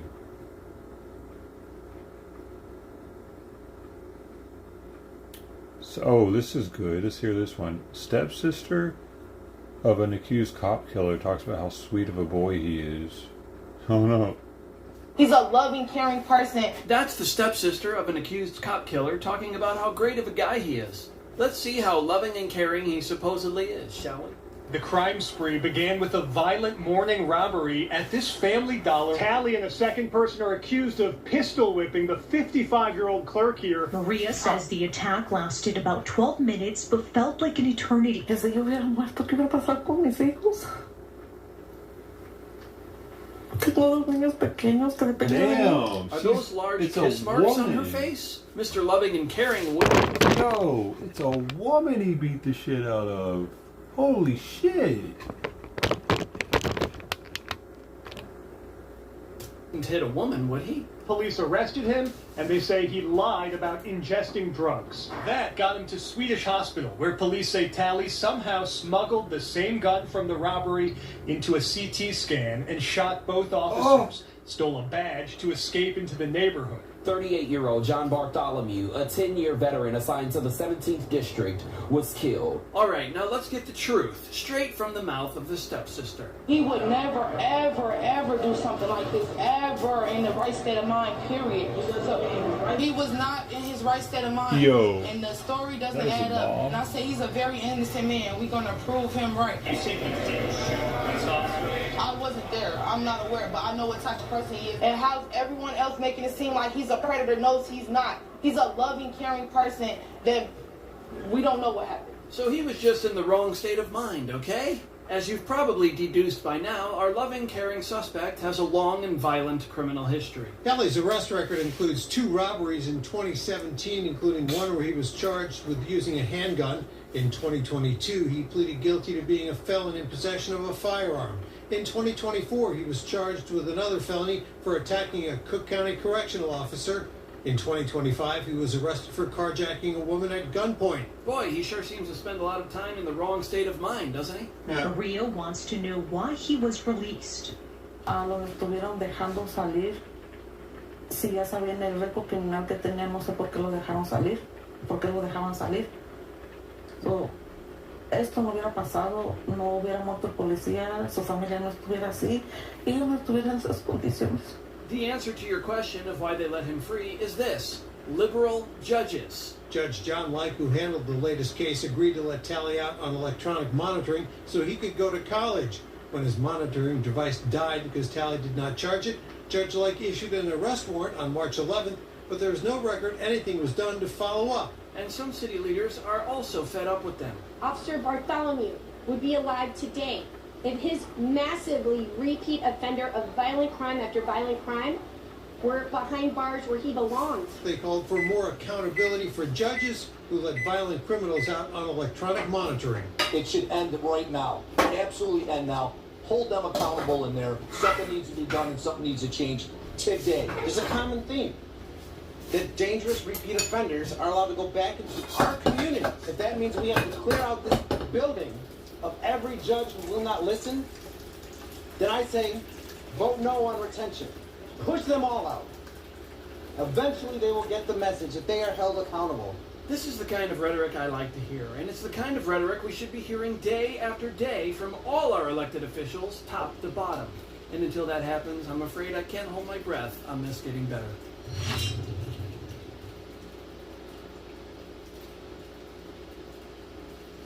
The problem is most people don't even know, dude. They're in their own thing. They're doing their own life. Like, they don't even know what... They're not voting on a fucking judge. They're not even voting.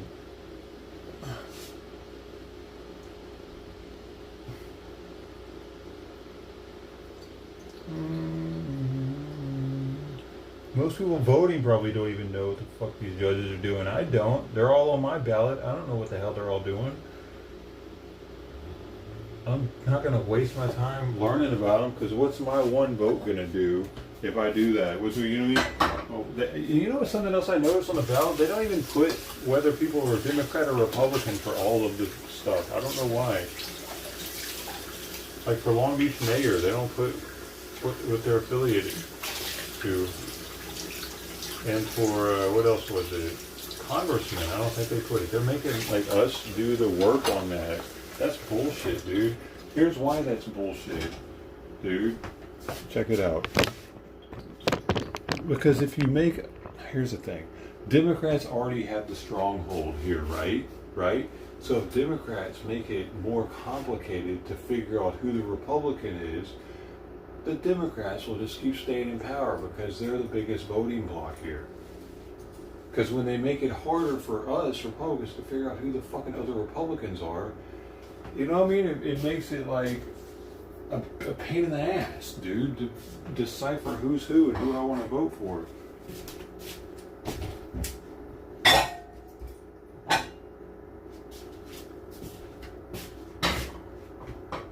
Will this work?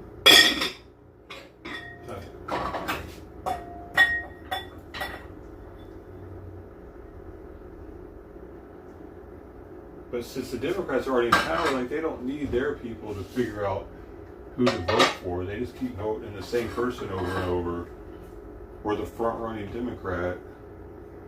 I don't know who the front-running Republican is here because I don't know. They don't campaign as well. Something. What's the deal with that?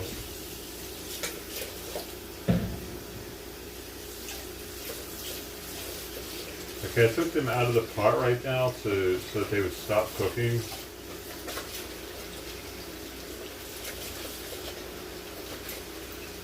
I don't want Chef Boyardee noodles, Campbell soup noodles.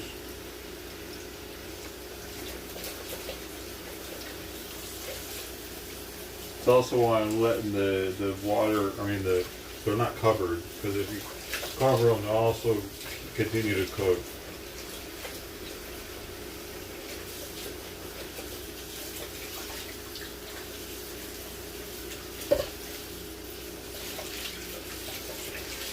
They get soggy noodles. Yeah, baby.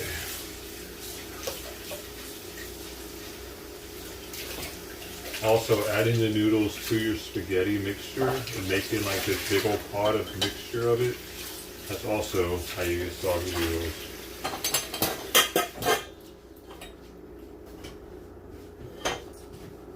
Soggy noodles, baby. Some people like them, I guess. Okay, let's put a little of this on here. I'll put a little of this on here so they don't stick together.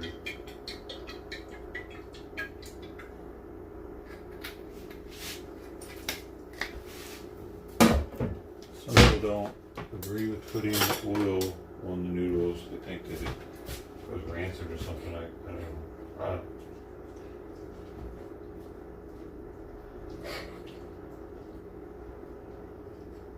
Kind of get it to drizzle down in there. I should have done this in the pot probably real fast, but also I like to get the noodles away from the heat as soon as possible when they're like at an ideal texture.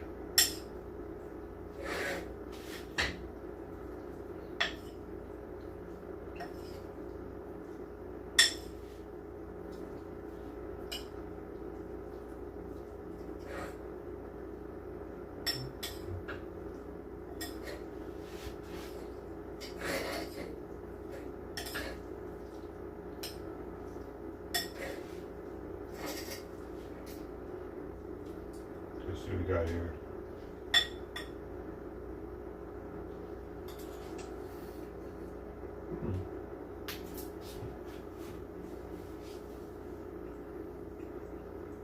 Good. Not sticking to my teeth. Nice chew. Very unique flavor.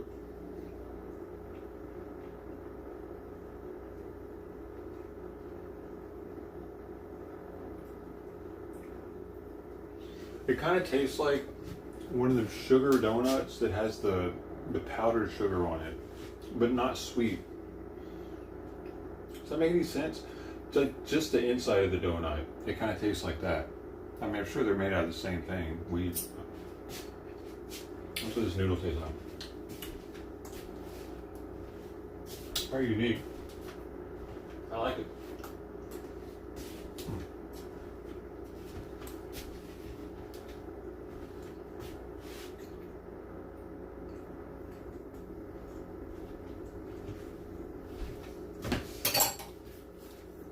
An unsweetened powdered donut. That's what it tastes like.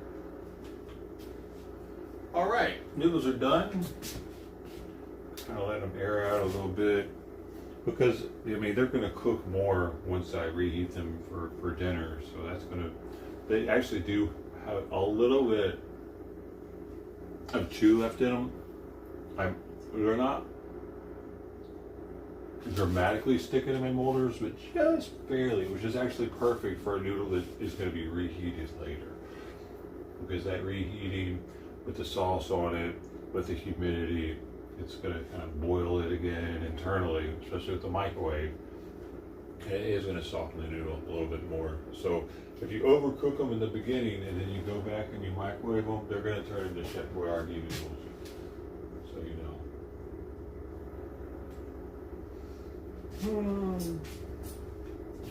I mean, unless you microwave them separately without any sauce, maybe not. I don't know. I don't ever do that though. What's the point in that? That would just take longer to eat. I want to just put it in there, let's go.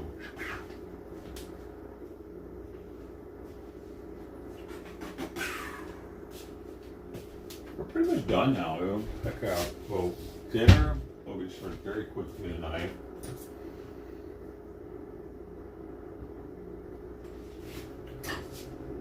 Got a whole bowl of noodles, bro. That's awesome. I could eat off this all day long. I bet there are families with this food, the meat, and the sauce, and the cheese, and the bread. That would be like a whole week's worth of food for them in some places in the world. Maybe. for one person.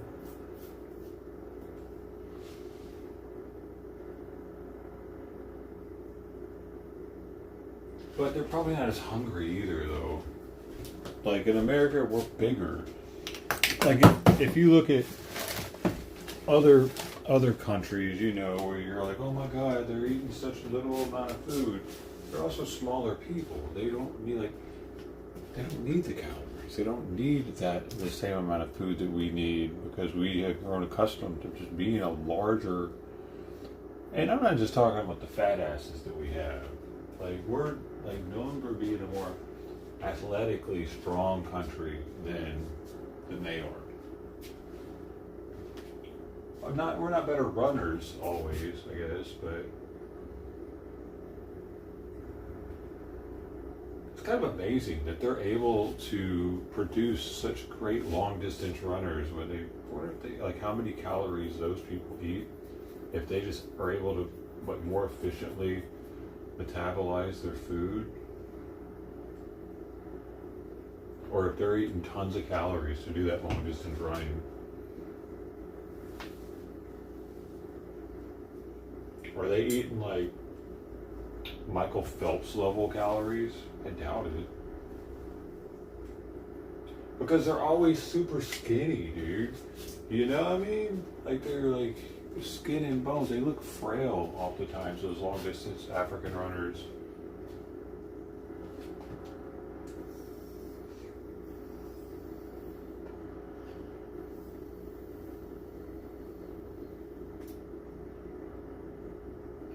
I'm so proud of the American Wood, the LA Marathon this last year. America. We finally won our own marathon. Heck yeah. But he just barely overtook that African dude. Like by what, a second?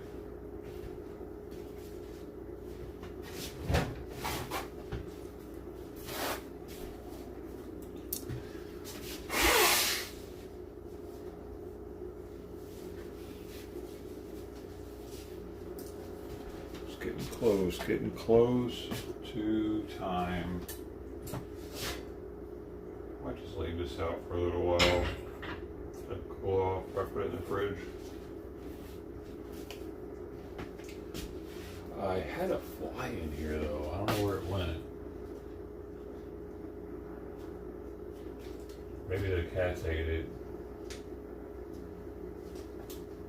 Shoot, they must have, because I don't hear it.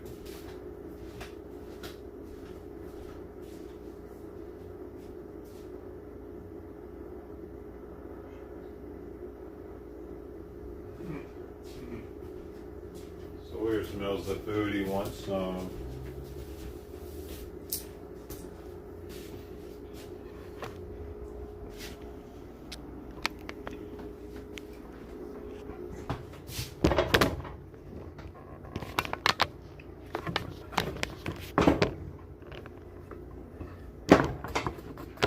Heck yeah, we did something productive.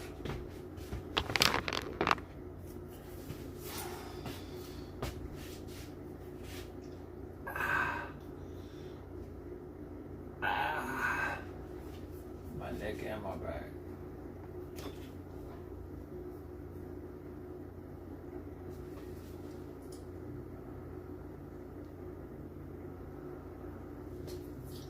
Weird. Jet Li's arrival to LAX, there was chaos because fans mobbed him. Why?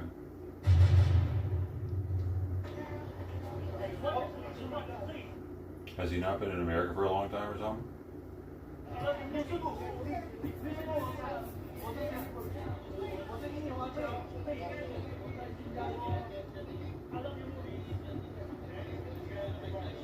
How did they know? You know, like, how did they know that he was going to be showing up?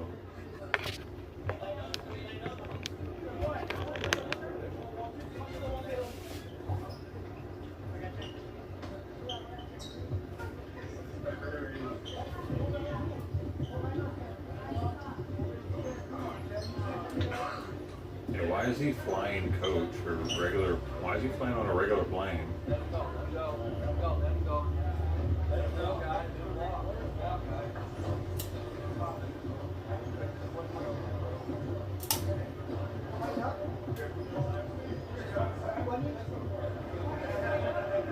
You ever shocked how big of a star you became in America, man? From your whole journey?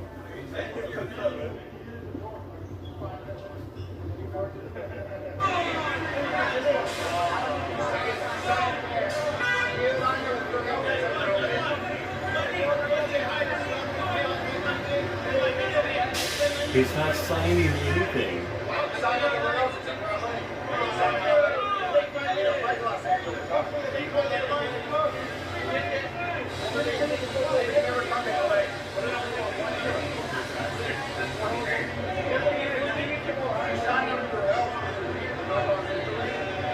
I know. Hey, he don't want to sign. Hey, but we still love you, Jay. We still love you. Sign up and sign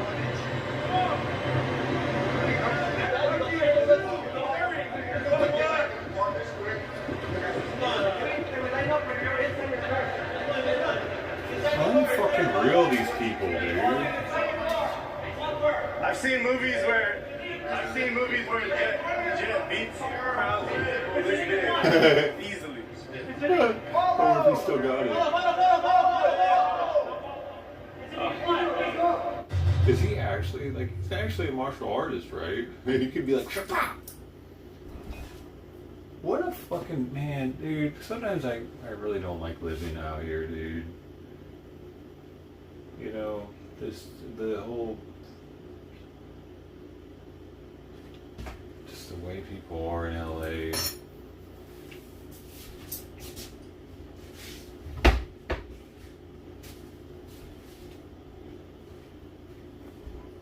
Like, the dude had stopped. There's the fly right there. I'm glad I didn't leave. Here, let me get this thing. Oh, that didn't work.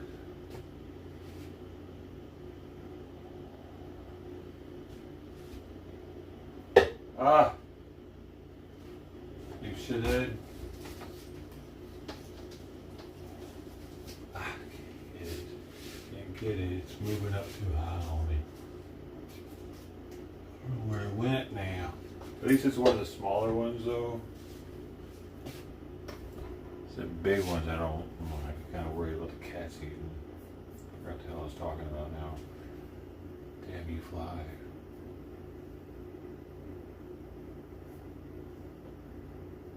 But he had already stopped, and like, so it was pretty apparent that he wasn't trying to sign anything at all. And y'all all still really gonna keep following him like that because, like, I guess they figure, well, the other guys following him too. TMZ's still following him.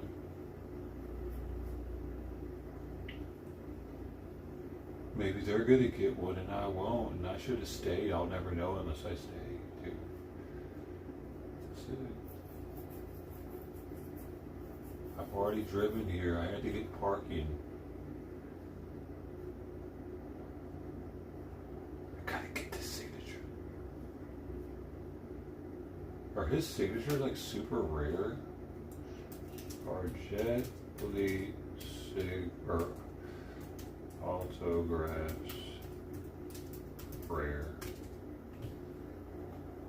Yes, authentic Jet Li autographs are considered rare, particularly on high-quality items, as he does not sign frequently in public. Authentic, certified signatures, often signed in Chinese characters vertically, are highly valued, with genuine pieces frequently appearing on eBay and via reputable dealers like Autographia, priced between $295 and over $2,000. It's not even that much, dude, to be bugging somebody like that, is it? I get it, it's $2,000, but that's like best case scenario $2,000. And maybe they're thinking, oh, I'll wait till he dies or some shit. I guess. They're probably like thinking about the long game. Or they're just truly a fan and they just want to put it up on their wall and never sell it, which is the least likely thing of it.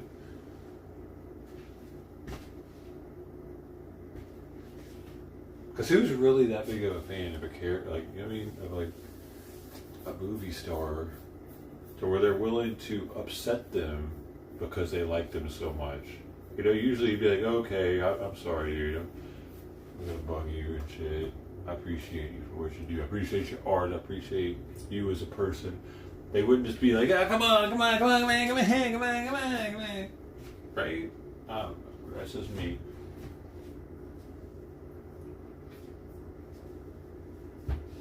I've met famous people here, and I know I don't get weird like that. I didn't even ask for an autograph from that dude from Rambo. Oh God, now I forget his name. I just forgot it. He was in CSI Miami, the redhead dude.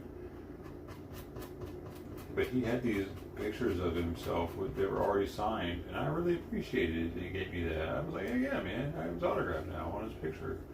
It's cool.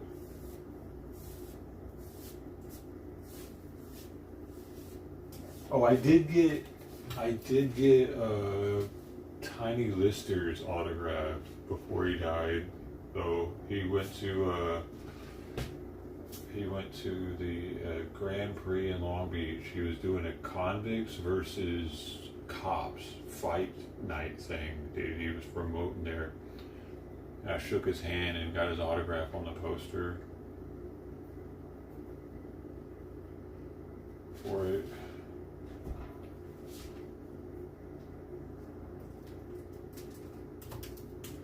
Tiny Lister, remember him?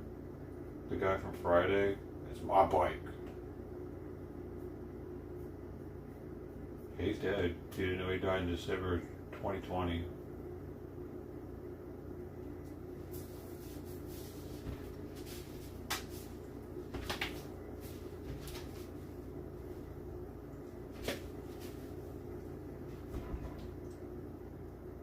You're the same way? Yeah, man, we're like surrounded by assholes, dude. I'm from Tennessee, so I know the difference between Southern hospitality and California. I mean, even Colorado has more Southern hospitality, but that's changing because of all the Californian transplants, and they know it. They talk about it. Coloradoans talk about it. It's being Californicated or whatever, Californized. Same with Texas. They're not happy about it. And what's funny is if I end up moving back to the South, Arkansas or Tennessee or one of the two, probably, they'll see my California plates and they're just going to think I'm some transplant, just Californizing their state. Everybody that sees those plates, yeah, they're going to be talking about behind my back, probably fucking California just moved in. You see this shit? Probably a fucking Democrat. Fucking idiot. Get the fuck out of here, boy. Oh, shit. That's going to be interesting when they find out. No, you don't understand. Here. From here. I was trying it out, man. It's just getting worse and worse. Dude, if we don't get this next election is going to matter the most, actually. If we don't get a Republican governor this next time, and okay, LA doesn't really need to get a Republican mayor, but we really need a Republican governor for California. To start looking into all this fraud and shit and like all of it that the Democrats have been doing to California. The illegal immigration, the sanctuary city bullshit, all of it. We definitely need a Republican governor here. He could change LA, you know what I'm saying? LA doesn't necessarily need to have a Republican mayor for it to be changed by the governor. He could force LA to do shit. Maybe he could even end sanctuary city somehow. If we get if somehow there was a Republican majority in the state Senate, or is it Senate, whatever it would be?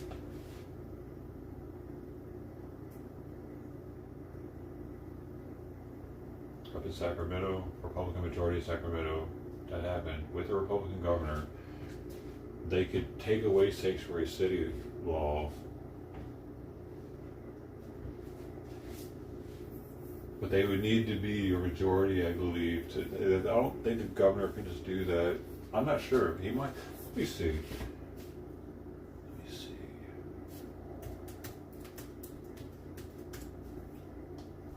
May the, or no, I'm gonna put can the governor of CA take a city's ability to be a sanctuary city away?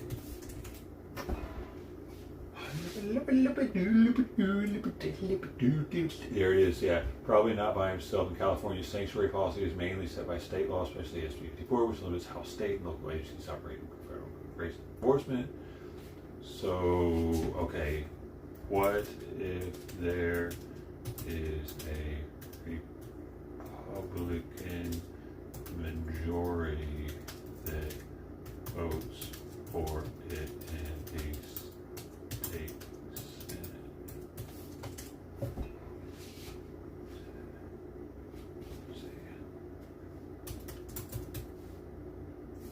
I spelling Senate wrong or something?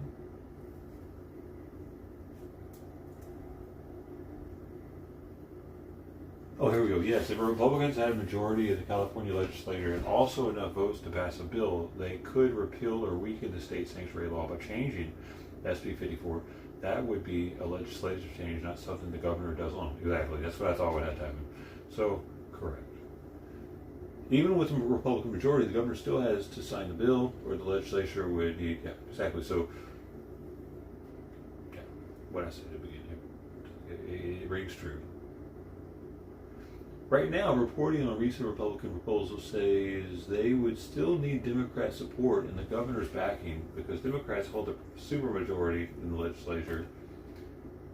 If the partisan balance changed in the future election, the path would be simpler, but the bill would still need to go through the normal lawmaking process.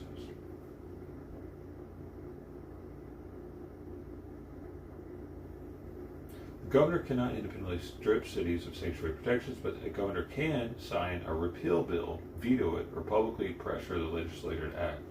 That is why a governor matters a lot more. That is why a governor matters a lot, even when the legislature changes.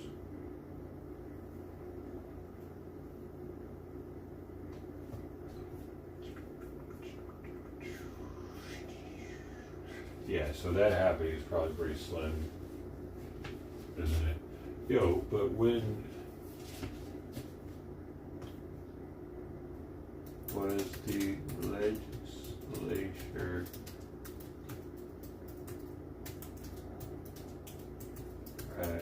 during Arnold?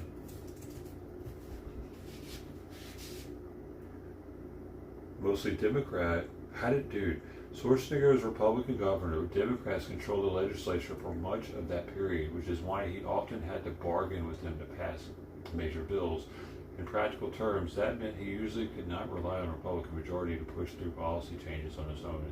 His time in office was defined by more by cross-party deals and veto fights than by unified Republican control. Dang. That's probably what's going to happen if we get a... Dude, what the fuck, though? Why is that? It's because of the districts. Dude, and they just redistrict right now. Is California new redistricting in effect? Yes. It is. Is a temporary map. There's also yeah, it do, but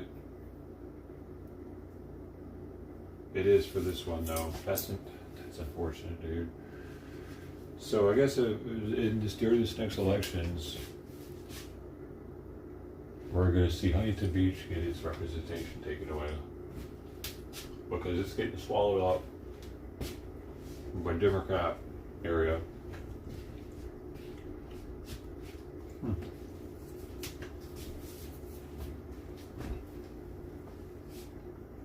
It's uncanny how much that tastes like an unsweetened powdered sugar donut.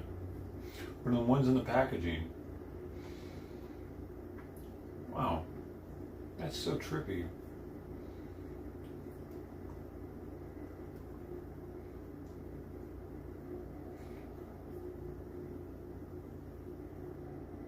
Spitzer Pratt.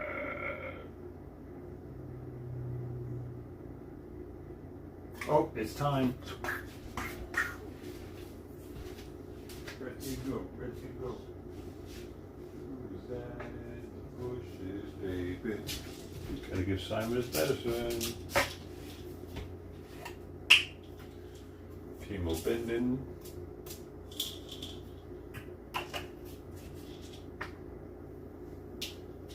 Sotalol.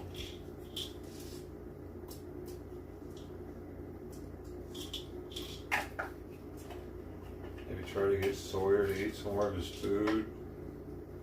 That'd be pretty sweet.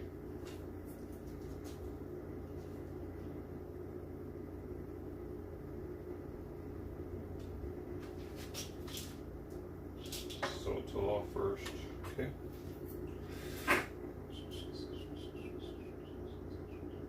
A little water rinse here.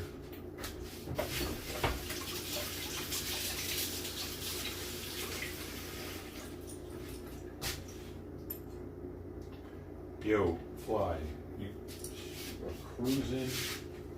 Motherfucker, you're cruising. I'm about to get you. I'm about to get you, boy.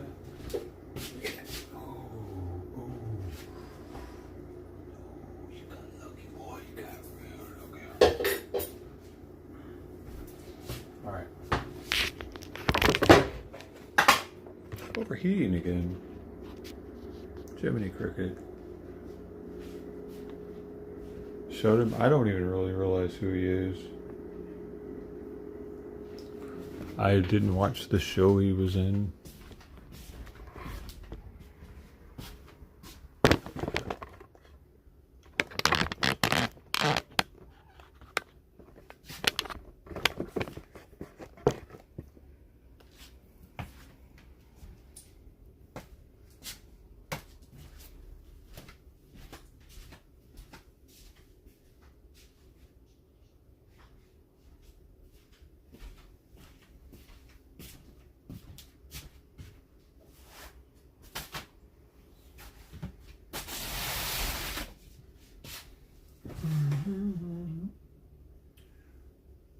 Okay, buddy.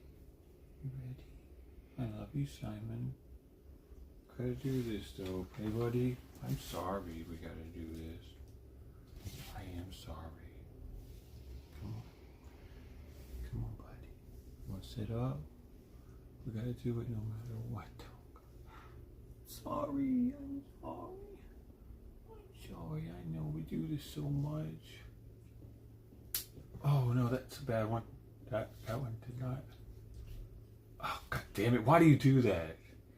Why do you try to fling it? Now I don't know if you fucking flung it somewhere or not. God damn it, Simon. I gotta put my hand over his head better, because I don't know if he flung it out over there. It looked like it. Okay. So we're gonna put it. That. Got it. Yeah, that's better, huh? Now this one is going to be Patrick. There's a good swallow afterwards. All right, let's try it again.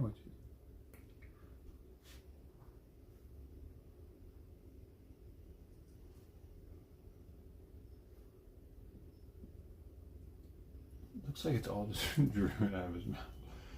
All right, so I need to look over there, make sure he didn't fling it out.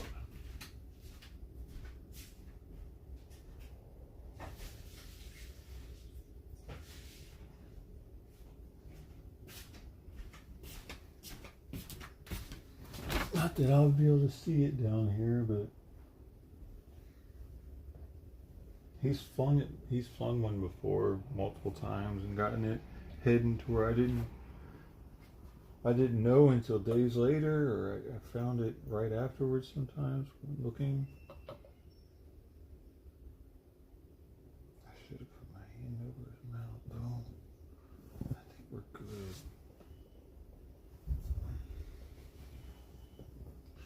Are we good? Okay, nobody. Get it. You don't want to get it. You don't want to get it. Kind of want to look under him right here, but there we go. Good boy. Oh, come here. Where are you going? You don't want to leave me, do you? Where you going?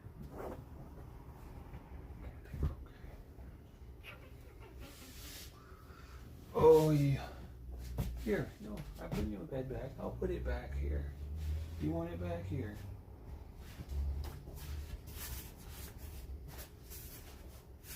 He was sniffing the area. I'm always paranoid that he flings one of those out because they're so strong. But that little bitty thing is incredibly strong pill.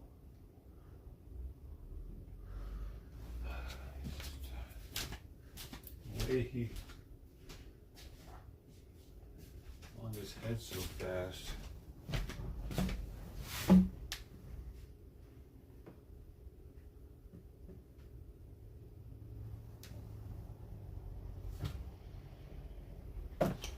The way you move.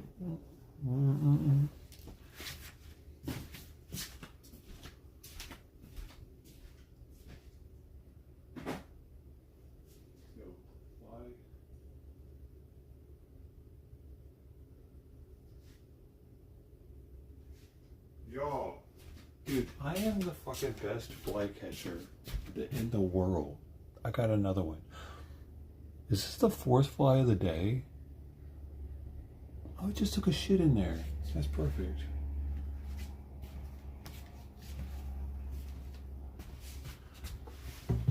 No, it was 3 flies yesterday. This is the first fly today.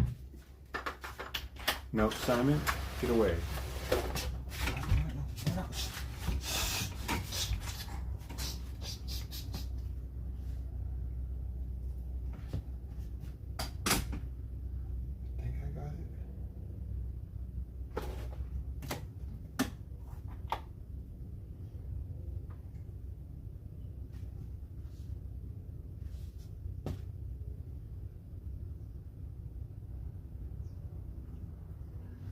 I got it out. There was another one at the door when I opened it. And that's why I kind of panicked, because I was trying to get it not to fly in.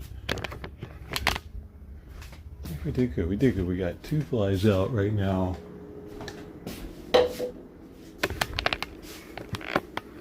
Well, howdy-ho. I'm just out here doing stuff, man. Just one after, I'm a doer.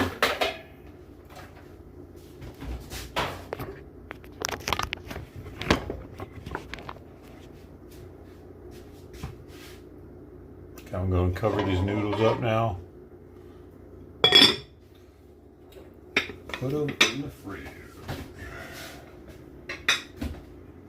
I mean, maybe I could have some of them, I guess. But I don't know.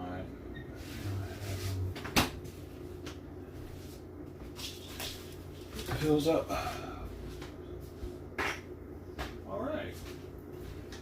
And now I should try to get Sawyer to eat some of his food.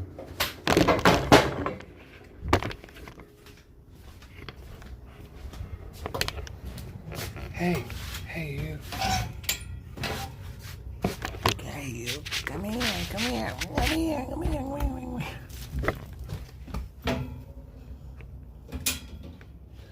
Y'all broke your thing. So you want to eat one? Which one?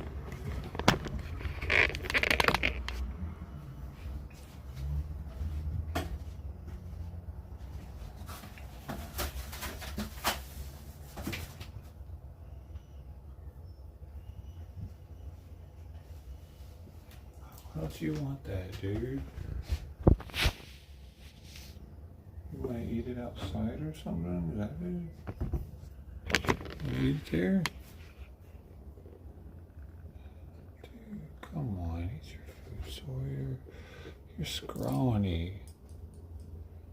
Look how scrawny you are.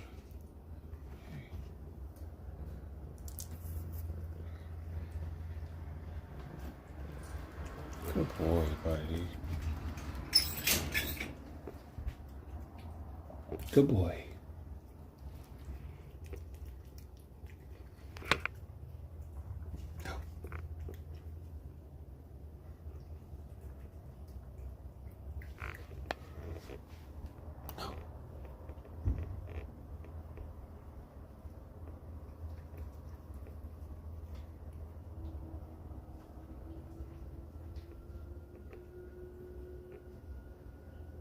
Tesla is distracting all of them.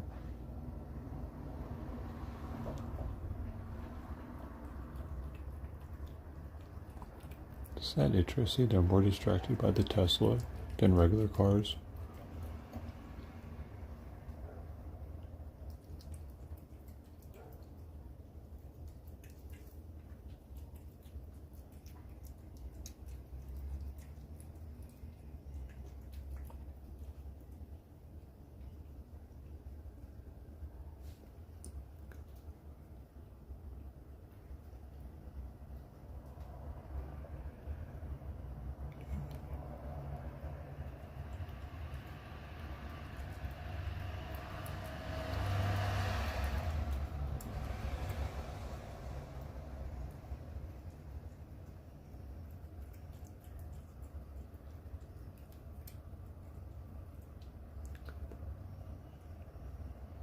So, here. Here. Look at all that. Look at all that right there. Would you take it with you?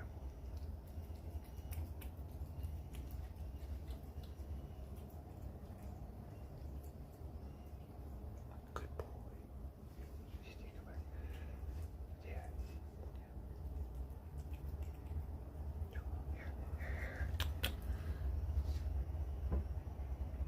You don't want it? You don't even want it on my fingers. Okay, well, we'll leave that in here again. We'll try again in a little while. You really are something, Sawyer.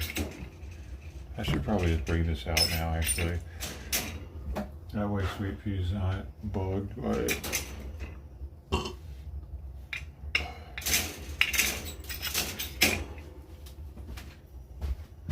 Come here.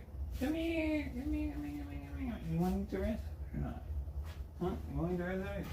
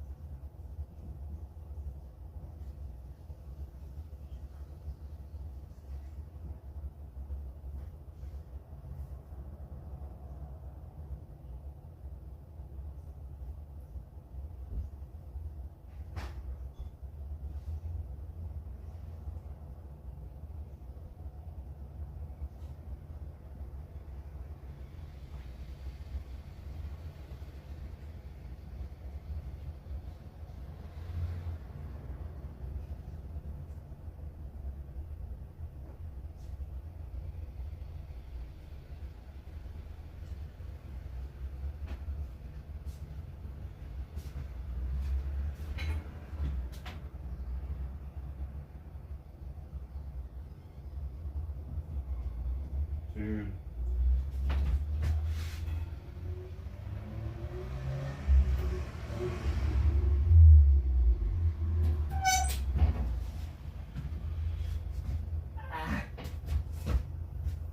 See how, dude, y'all can't see, but Sweet Pea gets discouraged when she sees me bending down because she knows she can't. She'll watch for me bending down.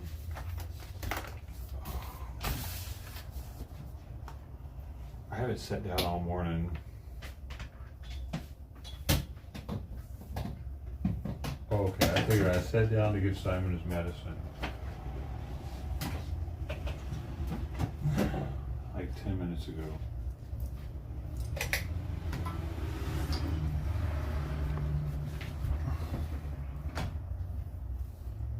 back hurts.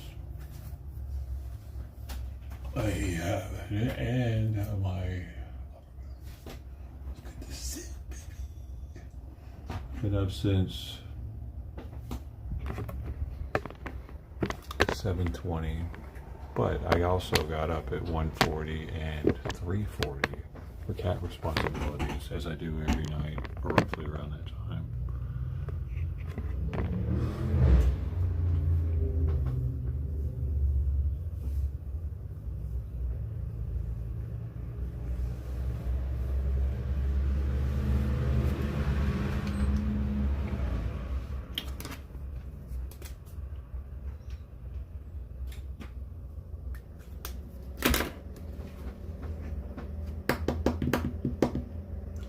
Time to go in the virtual world, guys. Still have Simon's food to do at 2:15, 2:18, so I haven't even had breakfast. I had some pieces of meat.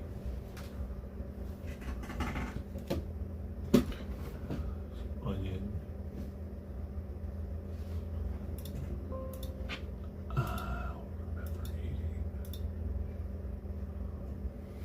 Oh, I had milk in the coffee, though. That's something. That's like 100 calories.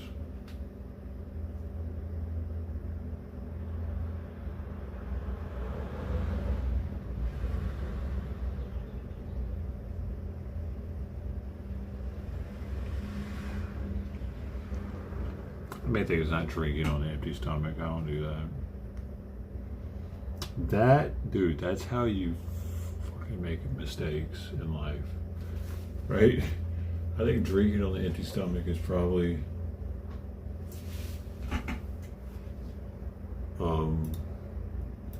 something a lot of people do right before they make a really bad life decision that fucks their life up forever. Specifically, drinking on an empty stomach.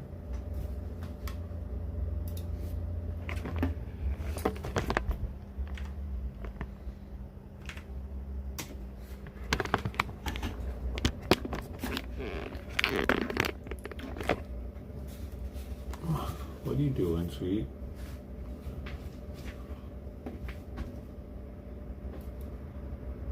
Man, I want a cushion to put in this chair, put over this. I have one somewhere. There's one down there, isn't there?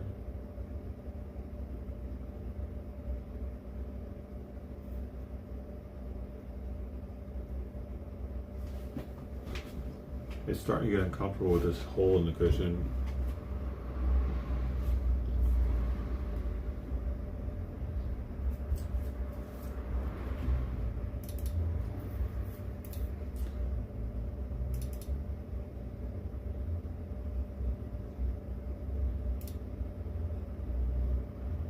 Down on the corner, out in the street.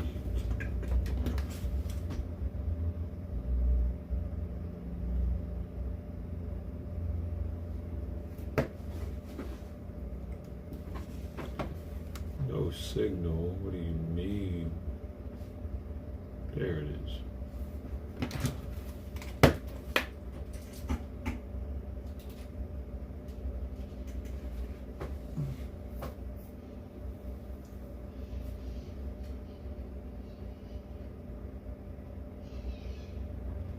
Yeah, the parrots. Do you guys have those parrots in San Diego? The green ones?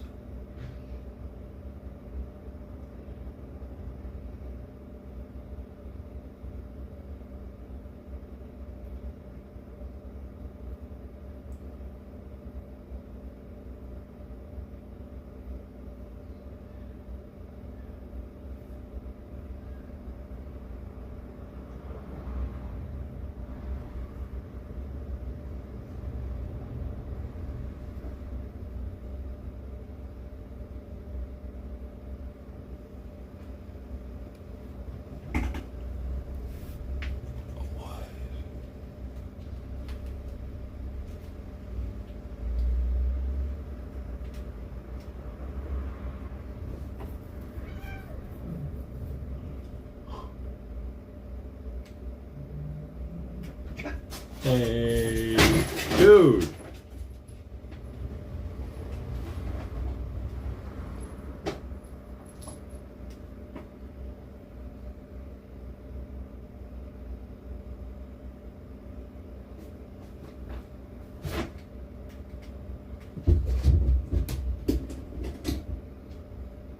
That's one way to get away from him.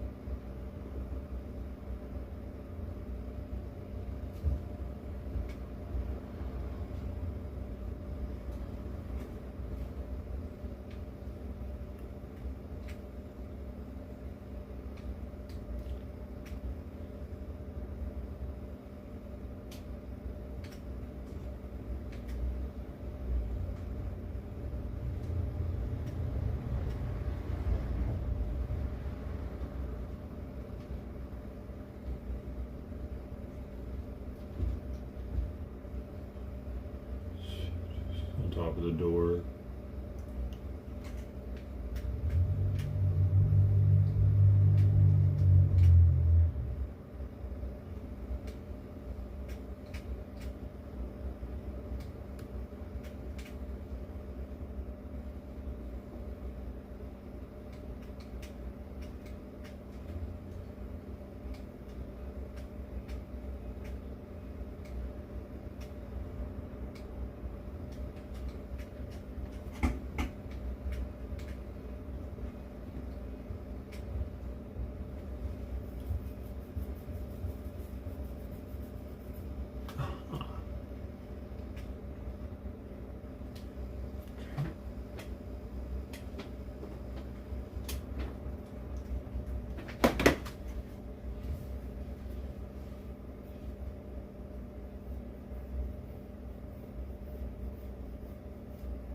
Eat a little pasta.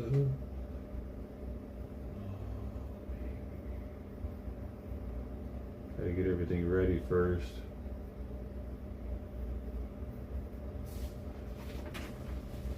It's go time. They need me, man. They need me in there as a friendly.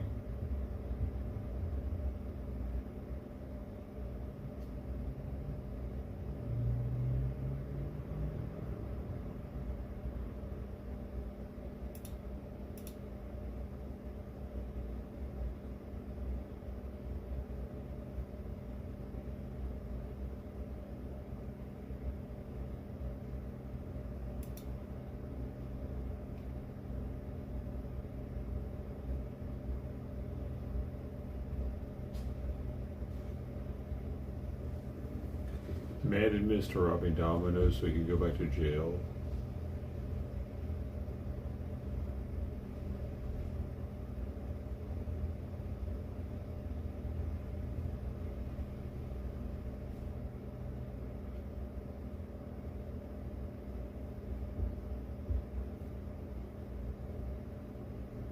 Congressman says GOP will move to expel Ilhan Omar. Oh, really? They're going to expel her? 23 injured in Oklahoma mass shooting as the police charge 18-year-old in fatal case. It's not a white person. But that doesn't count as a mass shooting, though, as long as it's a black person, right?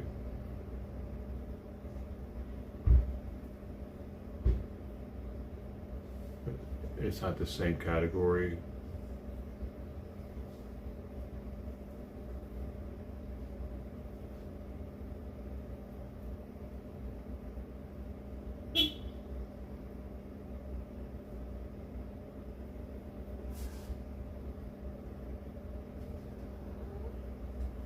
What do you guys think? Sorry. This is the most exciting part of my day.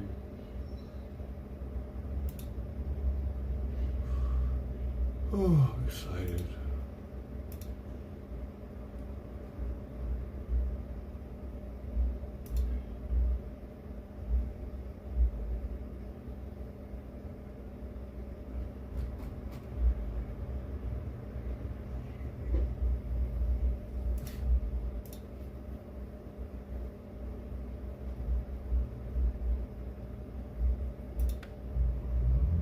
Why did this 18-year-old think? I don't know. Why does she think it? Let's find out. She could just walk in and buy a luxury car with fake identification. I wonder why.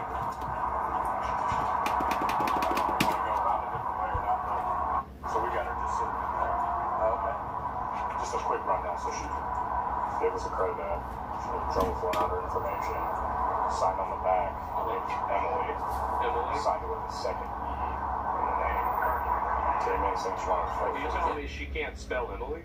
Yeah. No, it's Emily and then instead of just L-Y, E-L-Y. And that's not how her name is on the license. She just has like a temp license. She said she wanted a $450 payment. Well, the sure she did. Showed her a $1,200 payment. She signed that away. We looked up the address, didn't find it. She says she's in Cincinnati, works at Cleveland Clinic. Nothing. She got dropped off. She said random. I mean, she got dropped about the car. It's a Range Rover. So you guys have a license? I have the temp license. We want to go. So she's trying to go in there and just drive off with the car. Okay. I just want to see the license. That makes sense. Smart. When the temp license says she got it at a the L at like up here. We pulled her credit. We asked her if she had any previous car loans. We could see what she did. She said no. There's a picture on her. No, it's her.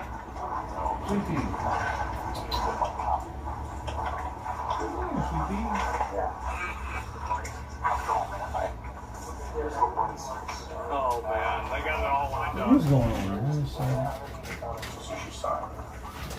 Sounds like someone set her up because I don't see how anyone would think a car dealership would fall for this.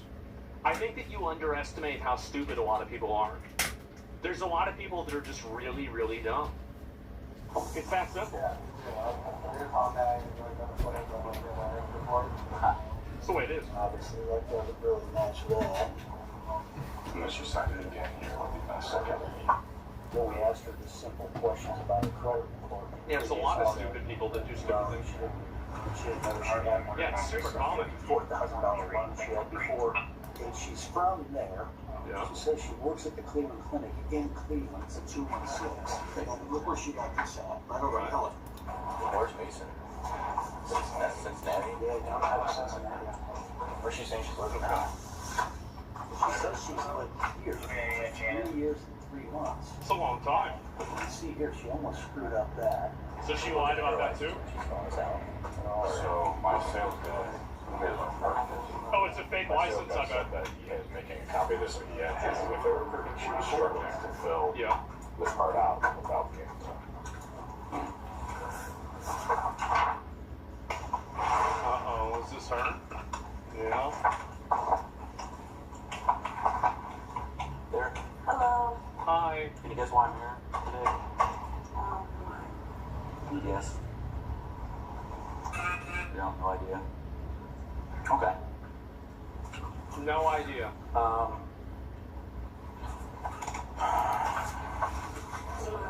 Yeah. Folks, I told you she's stupid. Why would you say that?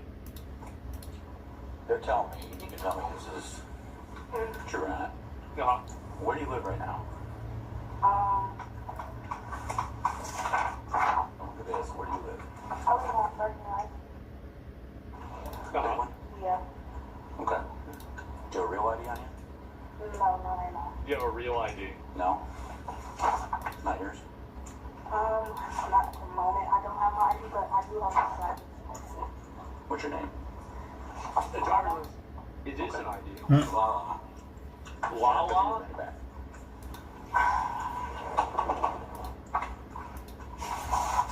Damn. So you know on that piece of paper that you made up? You know how it says? Read that. Did you read the rough forgery part? Yeah. Okay. And it says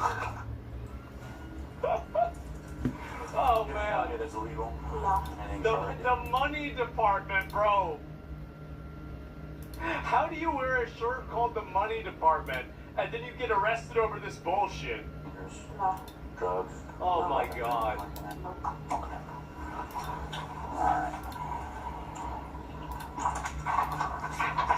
Uh-huh. You gotta be the stupidest person so far. Anything else besides your Yeah. phone? No? Okay. I'll be right back in. Someone wouldn't mind waiting around. I know you guys are closing. We're gonna go home. Yeah. We're gonna walk right out these doors. Damn, bro, if you just packed her up in like 1 minute. You know, she really thought she was just gonna get a car. Oh, she's probably gonna try and run away, right? Maybe.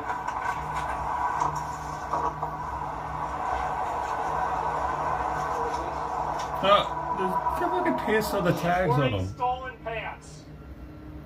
Don't tell me she's wearing stolen pants. But it might just be a weird fucking status thing. Look how new my pants are. They got the tag on them. Shit. Anything you say can't hold me in report a law. You have the right to talk to a lawyer and have him or her present with you while you're being questioned. You understand all those rights that I've given you? Okay. That means they haven't been washed though. Also. Somebody told you to do it? It's just to wash your clothes before you wear them. What were they trying to do? I guess they were trying to put a car to get a car down. Just keep it or whatever, but I told them I don't think that's a good idea. Like not just for your not just because they could be like dirty, because they could have chemicals on them that you absorb into your skin. For the manufacturing process, man.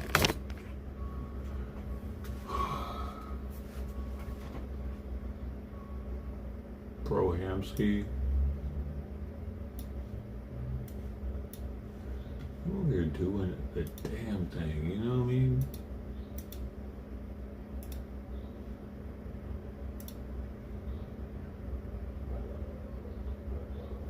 Do you know what I mean?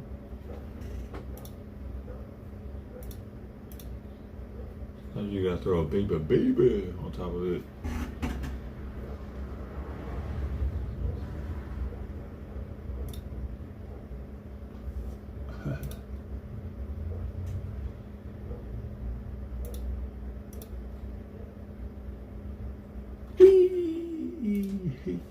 Alright.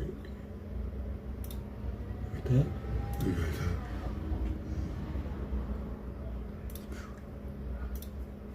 Look at that. Would you just look at that? Would you just look at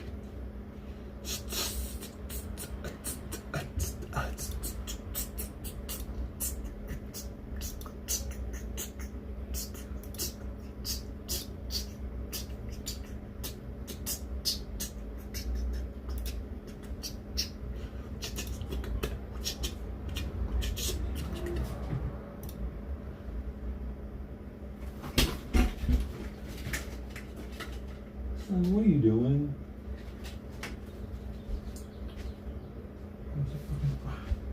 What did I do? No, skip. No. You fucking. No. Stop it. Where'd it go? Come on. Good for you. I got it. Yay! I got it, everybody. It's okay.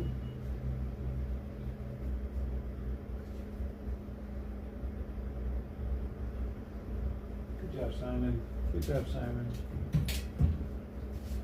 Wait, there's another one. Stop. There's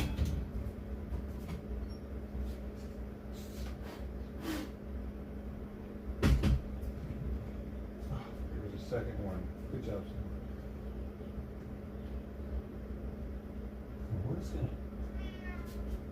We're just gonna close this for now, Brody. I'm sorry. There's just too many fucking flies that are coming in right now. They're starting to piss me off.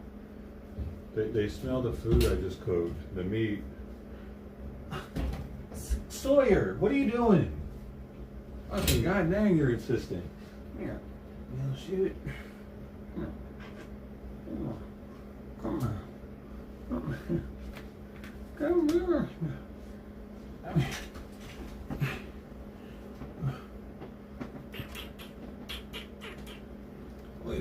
Give me a hug.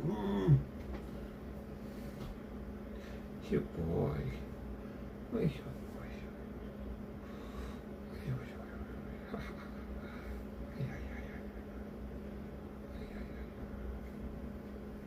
You can go if you want to.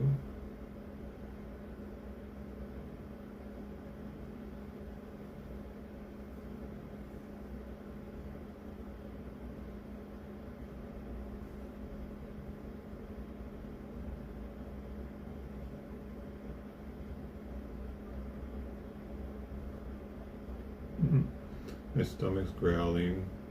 We heard it and turned around.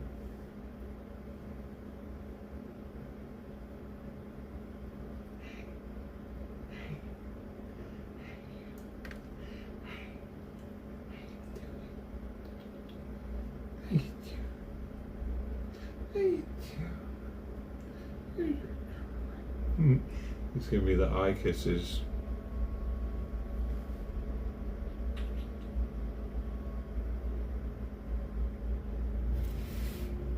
Right.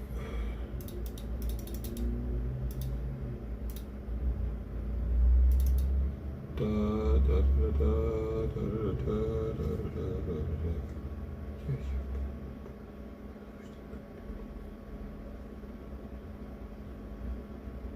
Has Simon come in here yet? Remember? I don't think so.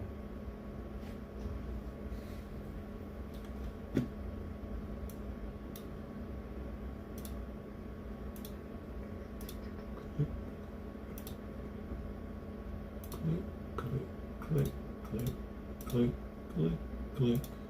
All the clicks I gotta do before I can go live.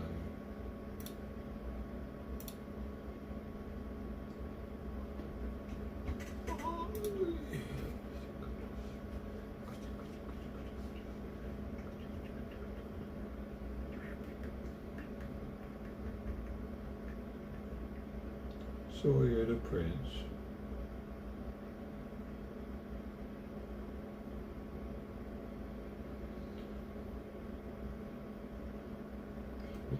What a different life you could have had.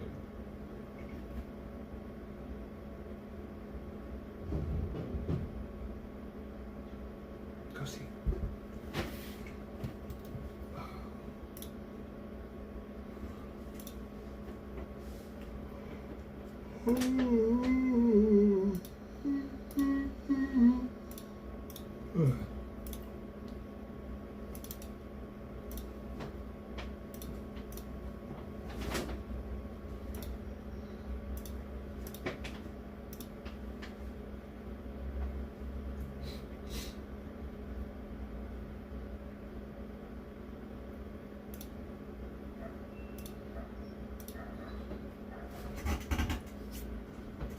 That dog has been barking since I've lived here.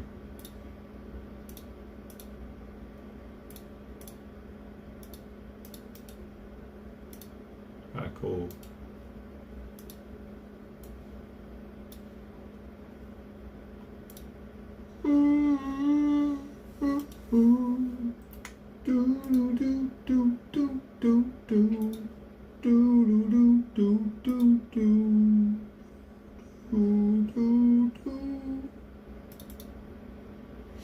What is that? Is that MASH or something?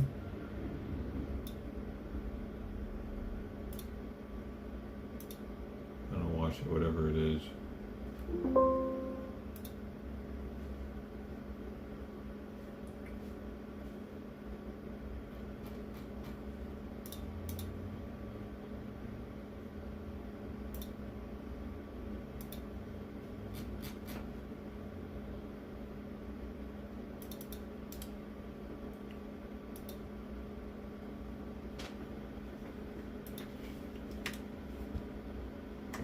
Yeet.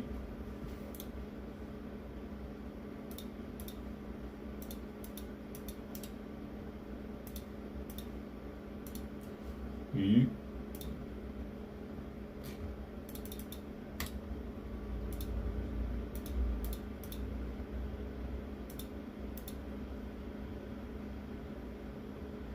Bad request. I must have did something incorrectly.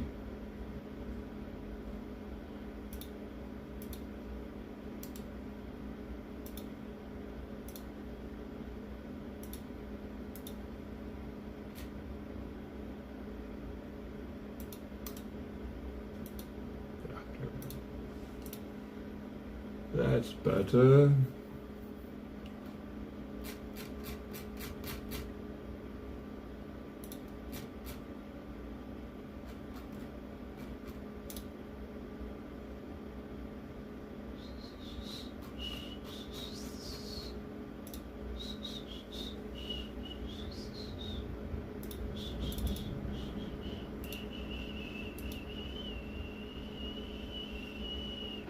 Beautiful.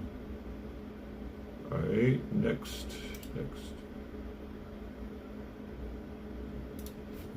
This.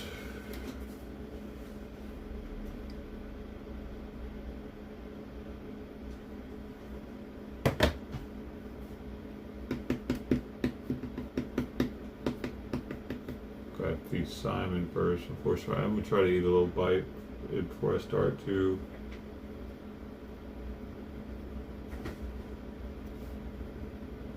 I'm just getting everything fully prepared. Oh, I need to listen to some music to figure out what I'm going to play for the start of the stream too.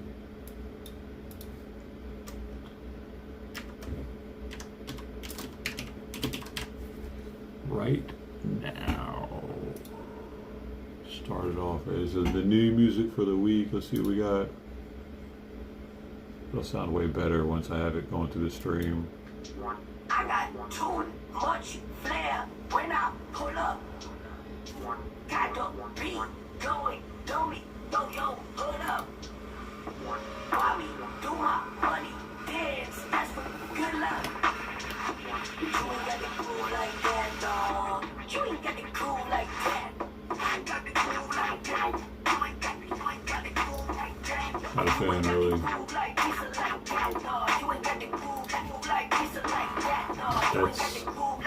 That's gonna be a no for me, dog. Alright, let's get through it.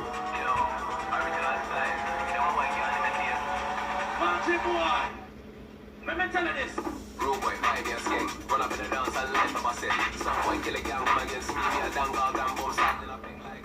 Yo, run up in the dance and light up a set. Some boy kill a gang, come against me, me a dang dog and boom start in a ping like. Mommy have style and style, let me know see I can tell. I wanna touch my with the flow and boom like Cantrell. Yo, original style, they want to get imitate. Call when I bust mic, you don't want to get caught in a ricochet. Room boy 5 it. Nope.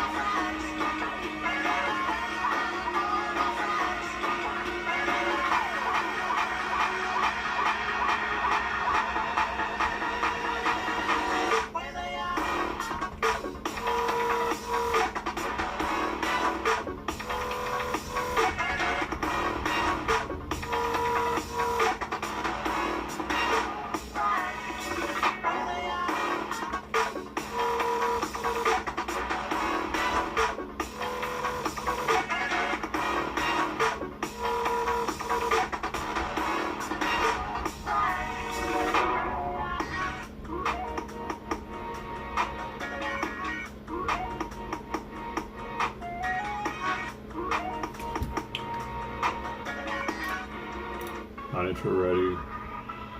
That's not intro ready.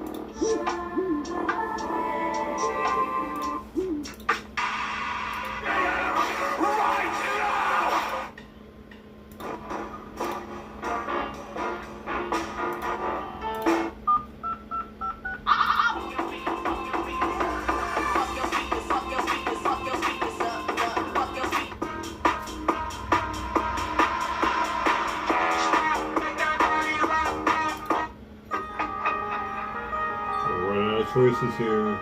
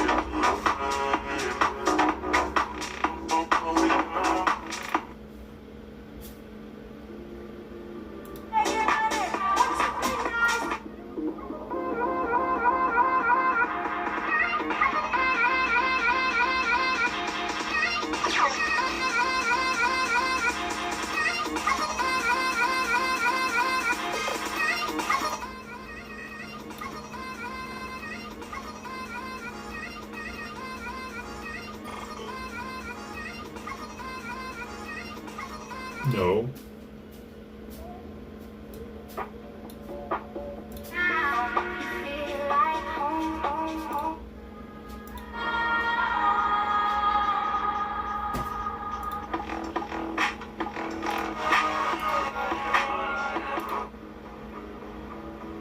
So far, so bad.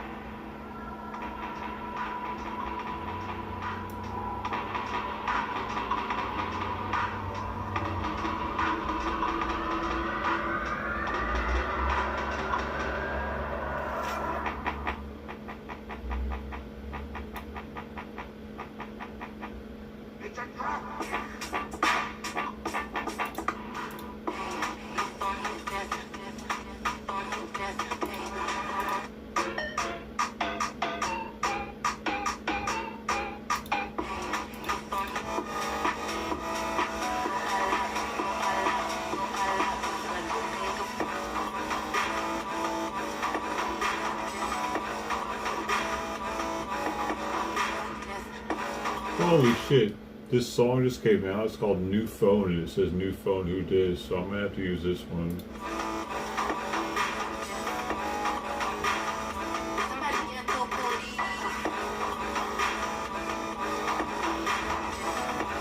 Even though it's like mediocre.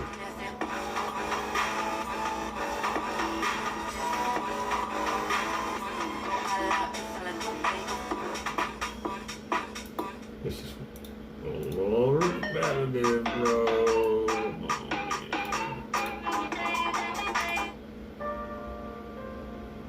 Oh, Lionel Richie came up with a new song.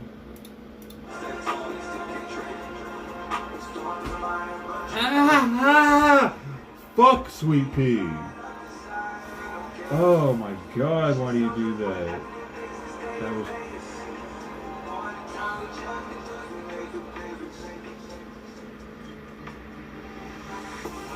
She wants to sit up here, but she doesn't understand how sharp her back was. Here. That should be here. Hey, knock it off.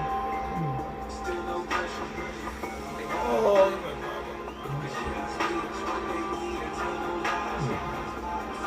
hurt my leg though. You definitely hurt my leg. You scratched me.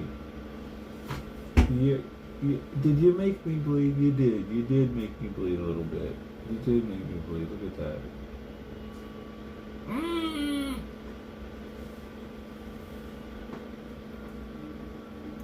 But you're my sweetie.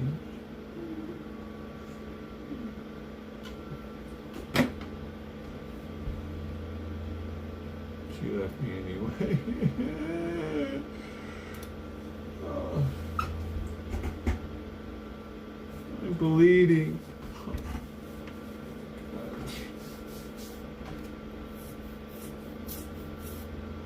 Then I was going to go with some old trusty one that I've already picked for the past because all the new songs suck.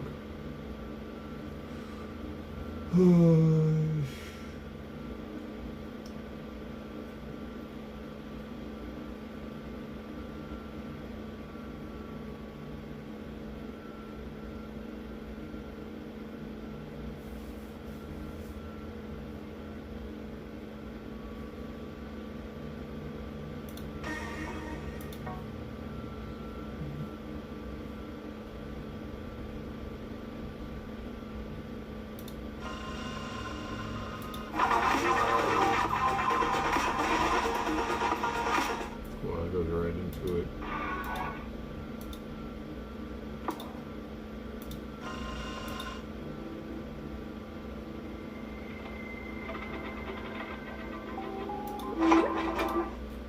No, everything sucks.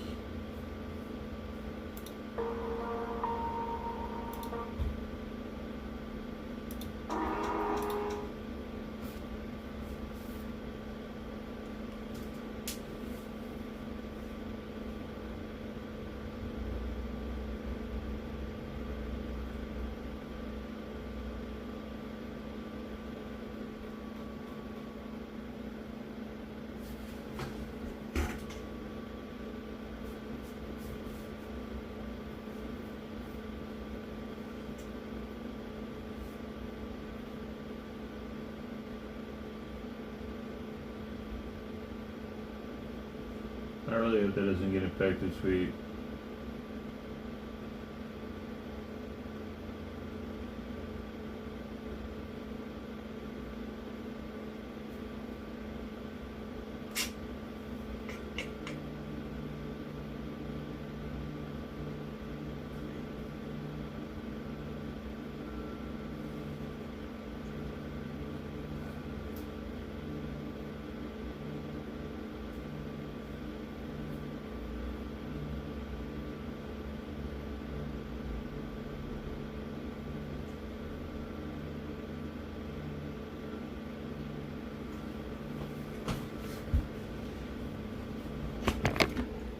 Yep.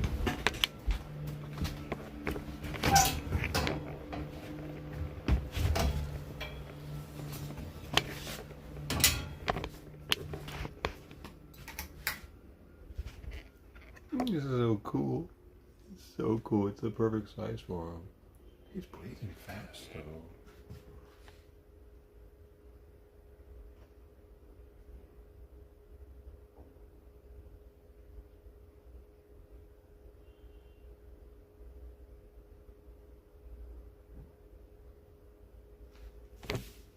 He's not asleep, so he's not getting you bad, buddy.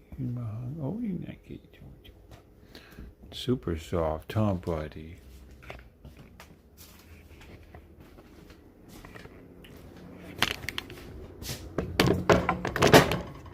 It's not time to eat yet. It's not gonna eat, baby.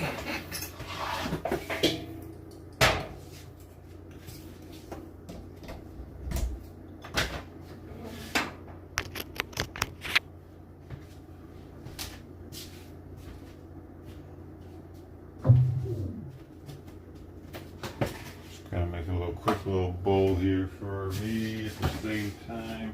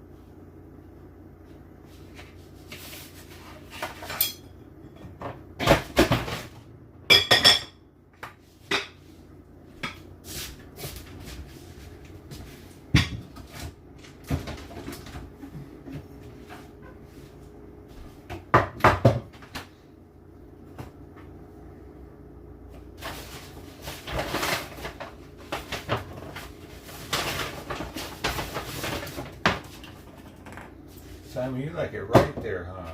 Right underneath, right? It's right here, in between my legs. Are you extra hungry?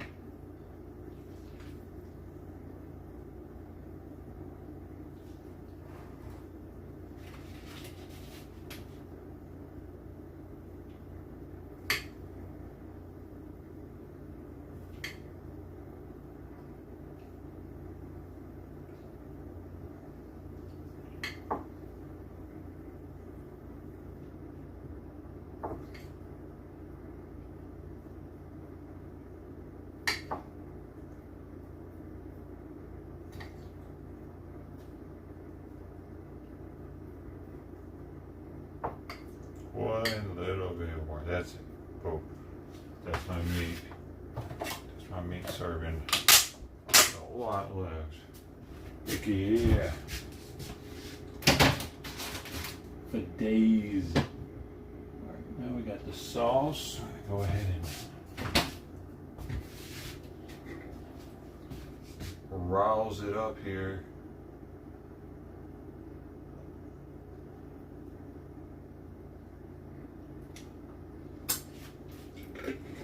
As such. Now, what I do to heat it, I don't have to worry about splattering everywhere.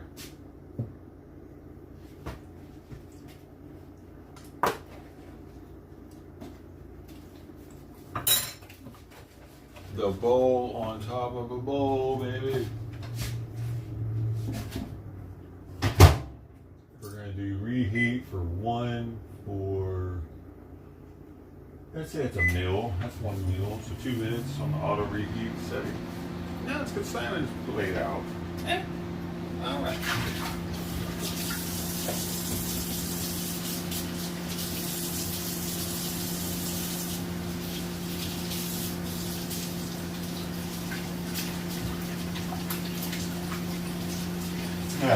Simon has walked away. He knows because he knows he's like walking closer to where the food. But he heard me say his name, so he came back over. He was gonna go just sit over there and wait for it. I don't blame you, Simon. Yeah, go ahead, Dylan. He came back, rubbed his tail on me, and then he went back to the spot where he was going originally. So wait.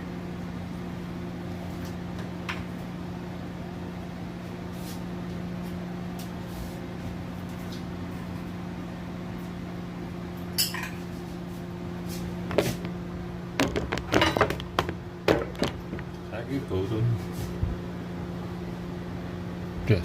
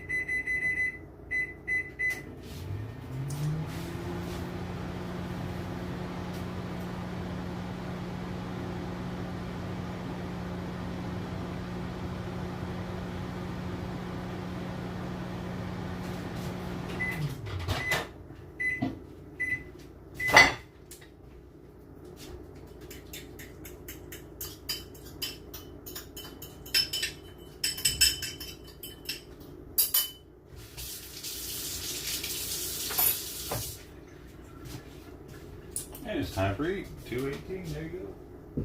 There you go, baby. This boy's eating.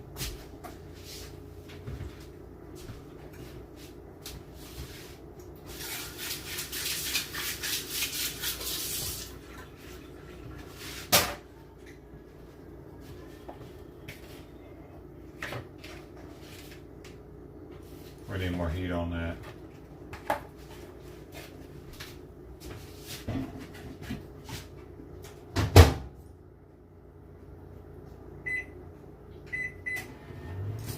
A lot of reheating out, but less time. Smell for the heat level. Smell for it. Yeah. There's another fly in here.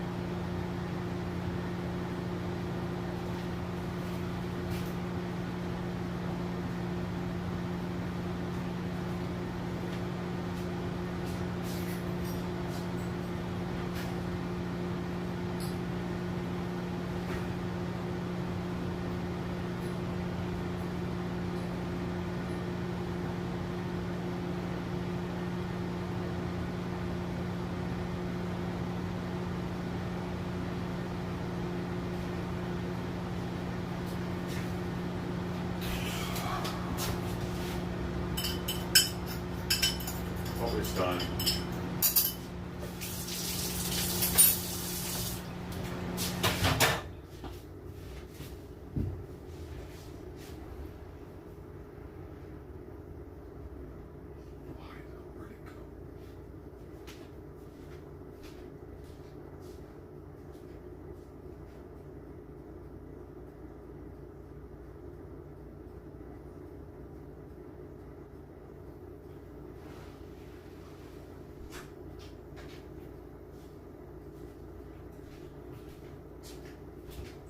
I think I see trident out there.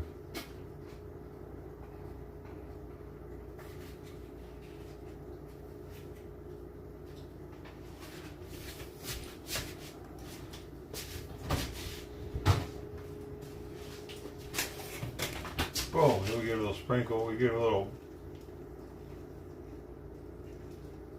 Yeah, is that enough? Is that a Parmesan? And you know where this takes it to the next level? We got this crushed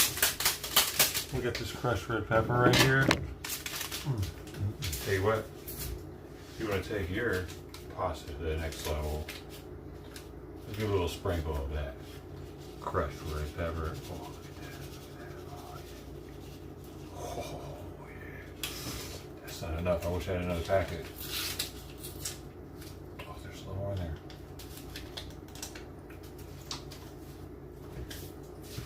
Can I need more of them? No, I don't.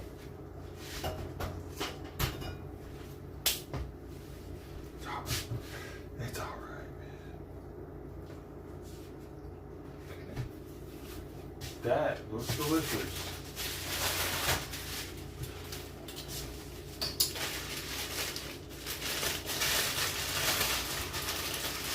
We got this baby piece of bread here to go on the side. All right, now we're gonna have to try to infiltrate the room again. Now Simon is eating up. Yeah, buddy, eat it up, eat it up.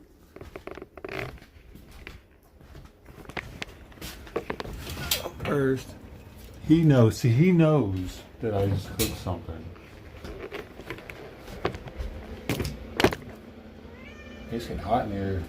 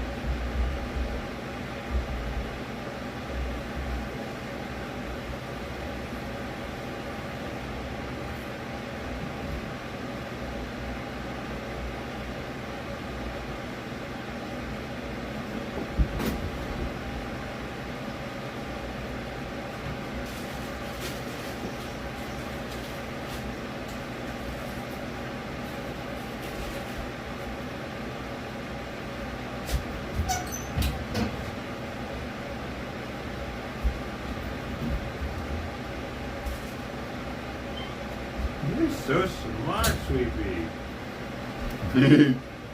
She knows when to be at the door and like ready to try to run out. But here we go. First bite of this sloppy masterpiece.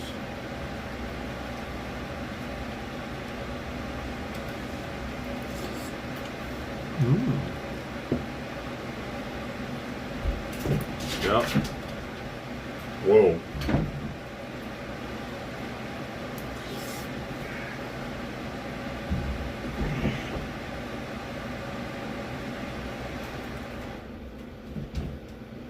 Or acting a little crazy.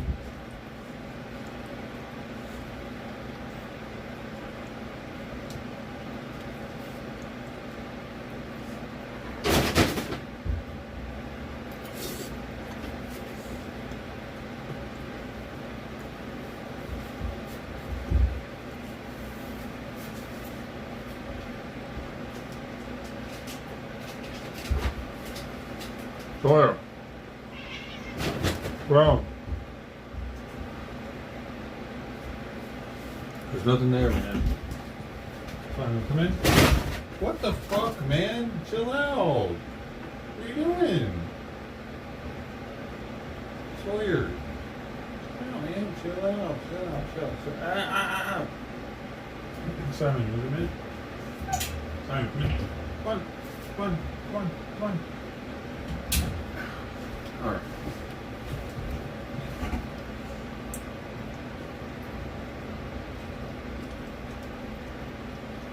Sloppy Joe, baby.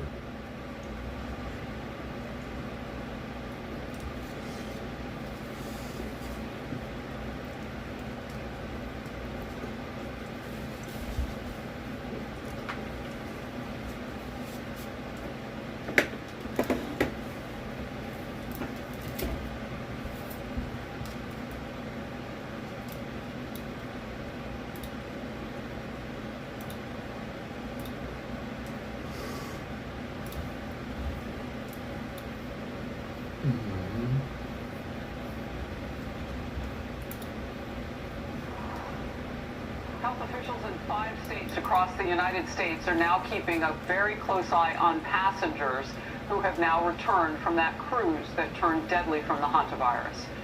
The outbreak of that rare virus has killed 3 passengers aboard that ship. It is not all that rare around the world, but it is in the United States. Several others are reportedly sick from that cruise. Now the ship is headed for the Canary Islands, and for a full evacuation, potentially in Spain, is what we're being told. Greg Palcott has more, but before we come to you, Greg, I just want to say, Dr. Mark Siegel is here. He's on with the WHO right now and authorities in Netherlands and what they're telling us. So while you are reporting, we're going to scoop this up. Take it away. Roger that, Harris. Yeah, it is a multi-pronged global operation dealing with this latest health concern. The Dutch cruise ship tainted by that hantavirus with some 150 passengers and crew on board is nearing the end of its weeks-long voyage. They're still doing the voyage? Critical stage. On Sunday, it will be dropping anchor off Tenerife in the Spanish Canary Islands. The passengers from a few dozen countries, including 17 from the States, will be transferred on land to airplanes very carefully to bring them home. U.S. among the other countries providing its own aircraft. 3 people have died, several have fallen ill on board the ship, confirmed or suspected hantavirus cases, at least 1 new one. What's made things more complicated is those few dozen people, including at least 6 Americans, who had gotten off the ship before the hantavirus had been suspected. They've had to be tracked down and traced down. The latest theory is that a person was exposed to rodent droppings before getting on the ship. That's how you catch it. This particular strain of hantavirus Before getting on, of course. By very close contact between people. There is no Are they Chinese? symptoms or fever, respiratory distress, sometimes death, but again, that's worst case. Since officials have nailed No, it's like 30% chance of death, dude. Pretty much in isolation. Once they arrive at their They act like it's destination, more of a chance you're dying from this than COVID, and they're downplaying it. incubation period. But right now, no one on board the ship is indicating any symptoms, and officials are downplaying the risk. Take a listen. The risk remains absolutely low. This is not a new COVID. The CDC has classified this outbreak as level 3 emergency response. That is the lowest level of emergency activation. Let's keep it that way.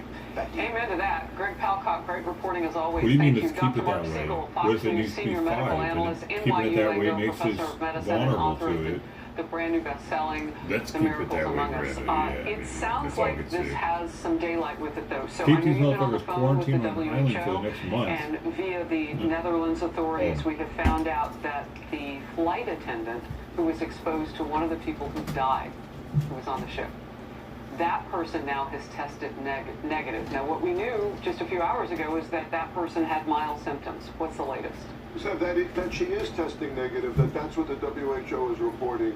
The WHO, and by them I mean Maria von Kerkhoff, who's the head of pandemic and epidemic preparedness for the WHO. She's one of the top infectious disease experts in the world. She's saying, to update some of what Greg's saying, is that the Andes strain, which this is a 1 to 6 week incubation period. Oh, there we 8 go. weeks for this strain. I was wondering about that. This morning I was looking it up, and I was seeing 1 to 8, but he's saying it's 1 to 6 instead, so a little bit shorter. And good news. Good news. Also, they're standing behind the story that the woman got it on April 1st when she was bird watching from a rodent, and then bring it onto the boat, and all 8 passengers are human-to-human contact.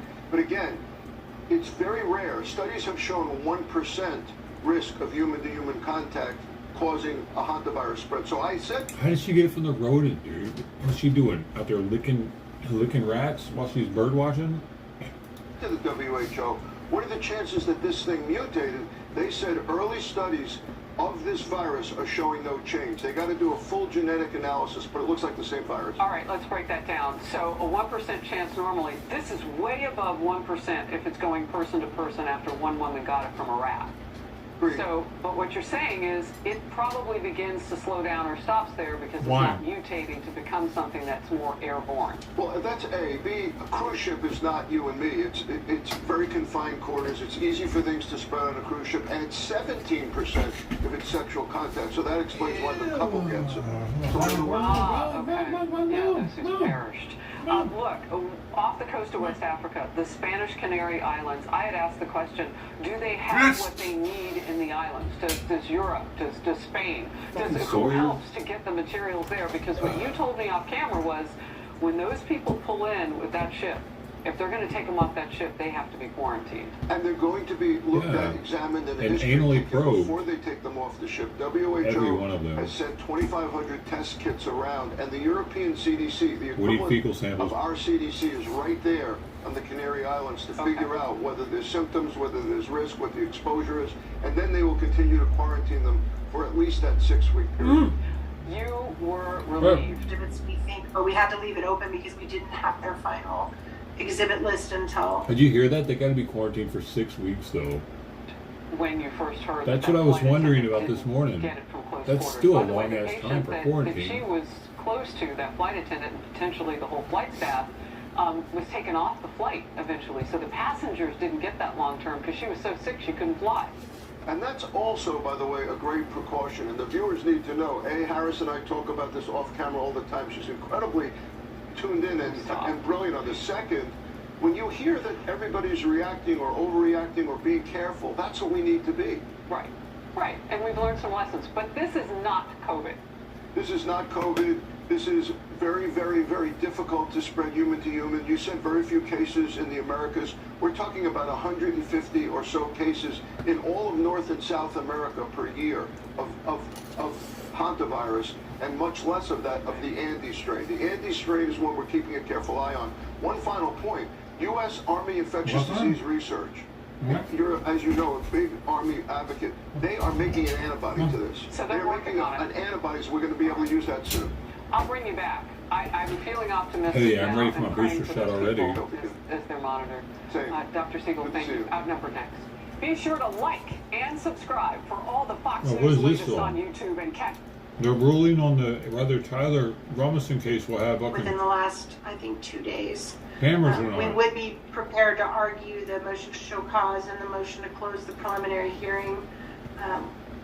I do believe we either have, and I would defer to Ms. Visser, I believe we either have served the Attorney General or we are just about to serve the Attorney General, but I do anticipate that one might not be ready to It was argue, denied. by Yo, it was the denied, y'all. 18th. That one probably, I would agree, may need an additional, an extra date, but it would need to be heard Somebody said prior it was to the denied in preliminary chat, dude. hearing, because it deals with whether Yay! some of the 1102s can be It's gonna presented be after televised. the preliminary hearing. Well, all right. So my gathering agent, percent of the viewers watched the live stream of the court hearings. A majority of the remaining viewers consume media commentary of the live stream recordings over social media and local television news sources. According to his research, the commentary from established news media does not provide a neutral summary of court proceedings. Rather, headlines and talking heads typically focus on out-of-court statements made by attorneys and prominent members of the community. Of the Utah Rules of Judicial Administration, defendant argues that exclusion of held that there is a reasonable likelihood that prejudicial news to grant. Defendant provided many examples of plain language of the rule. It is the motives of these specific news reporters, the requesting reporters, that the court must question, not the compelling, where there is a presumption of electronic media coverage denied. It is right there. As in those situations where there is a presumption of electronic media coverage, the court's interpretation is consistent with subsections 2C and 2D of the rule. Subsection 2C requires the court to make particularized findings, denying or granting a particular request. And subsection 2D requires that those particularized findings to relate to the specific circumstances of the proceeding rather than reflect generalized views or preferences. Court proceedings vary in character and substance, ranging from scheduling conferences to oral arguments to evidentiary hearings and to the trial itself. The dangers of prejudice and the newsworthiness of the proceeding may vary considerably depending on its nature. Therefore, because the court must make a particularized finding about specific court proceedings that are the subject of a news reporter request, defendant's request for a categorical finding that the presumption of electronic media coverage has been overcome is respectfully denied. The court must make the appropriate findings on a request-by-request basis. Unless otherwise ordered by the court, Rule 4-401.013A requires news reporters to file an electronic media request at least one business day before the court proceeding.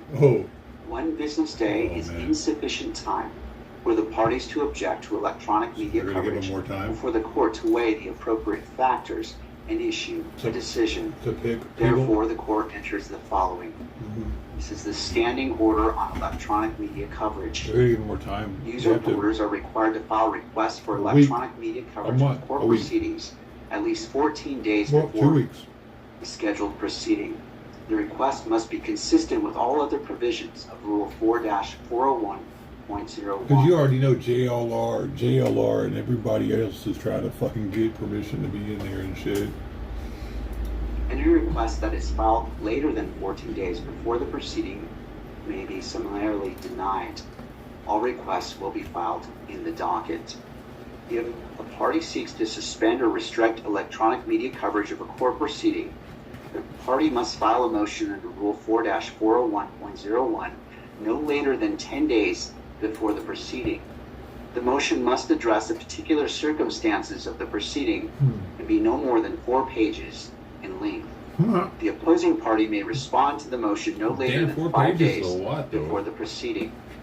The response is limited to no more than 4 pages in length. Any reply must be filed no later than 3 days before the hearing. The reply is limited to 3 pages in length. No oral argument on the motion will be held. The court will issue an order before the proceeding. They're going to be arguing before each thing whether or not which camera should be at this one. Should cameras be there to the next day? Should cameras be there the next day? What a bunch of boo. You know what I mean? I mean, for the prosecution to have to deal with, because the prosecution wants the cameras there. And if the request is denied, issue particularized findings denying the request. The evidence presented at the April 17, 2026 hearing and all arguments already in the record are preserved. This is the order of the court. This concludes the reading of the second ruling of this court. Right, counsel, what I want to turn to next is addressing the outstanding motions. As we are vacating the preliminary hearing, which is set for, I believe it's May 18th, the week of May 18th, that frees up time to address outstanding motions in the court. Okay, so May 18th is the next court date, sounds like, so 10 days from now? Huh. Sounds like we're going to have preliminary hearing. Maybe he'll be in court. It's not going to be anything, really. The case probably is still next year. Alright, y'all, I'm going to end this one so I can start up another one. You know what I'm saying, baby? Yeah, baby. My nose is running from that Eddie and sketty.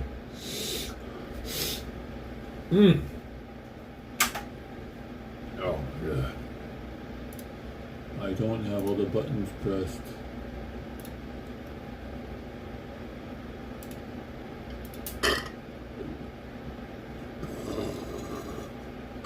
I am a lion. Alright, Ms. Muggle, take it easy. If I don't see you on the next one, have a great Friday night.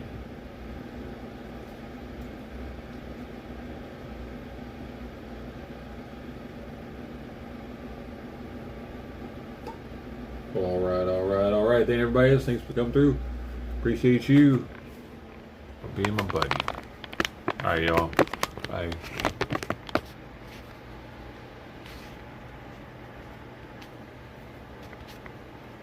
Toodaloo.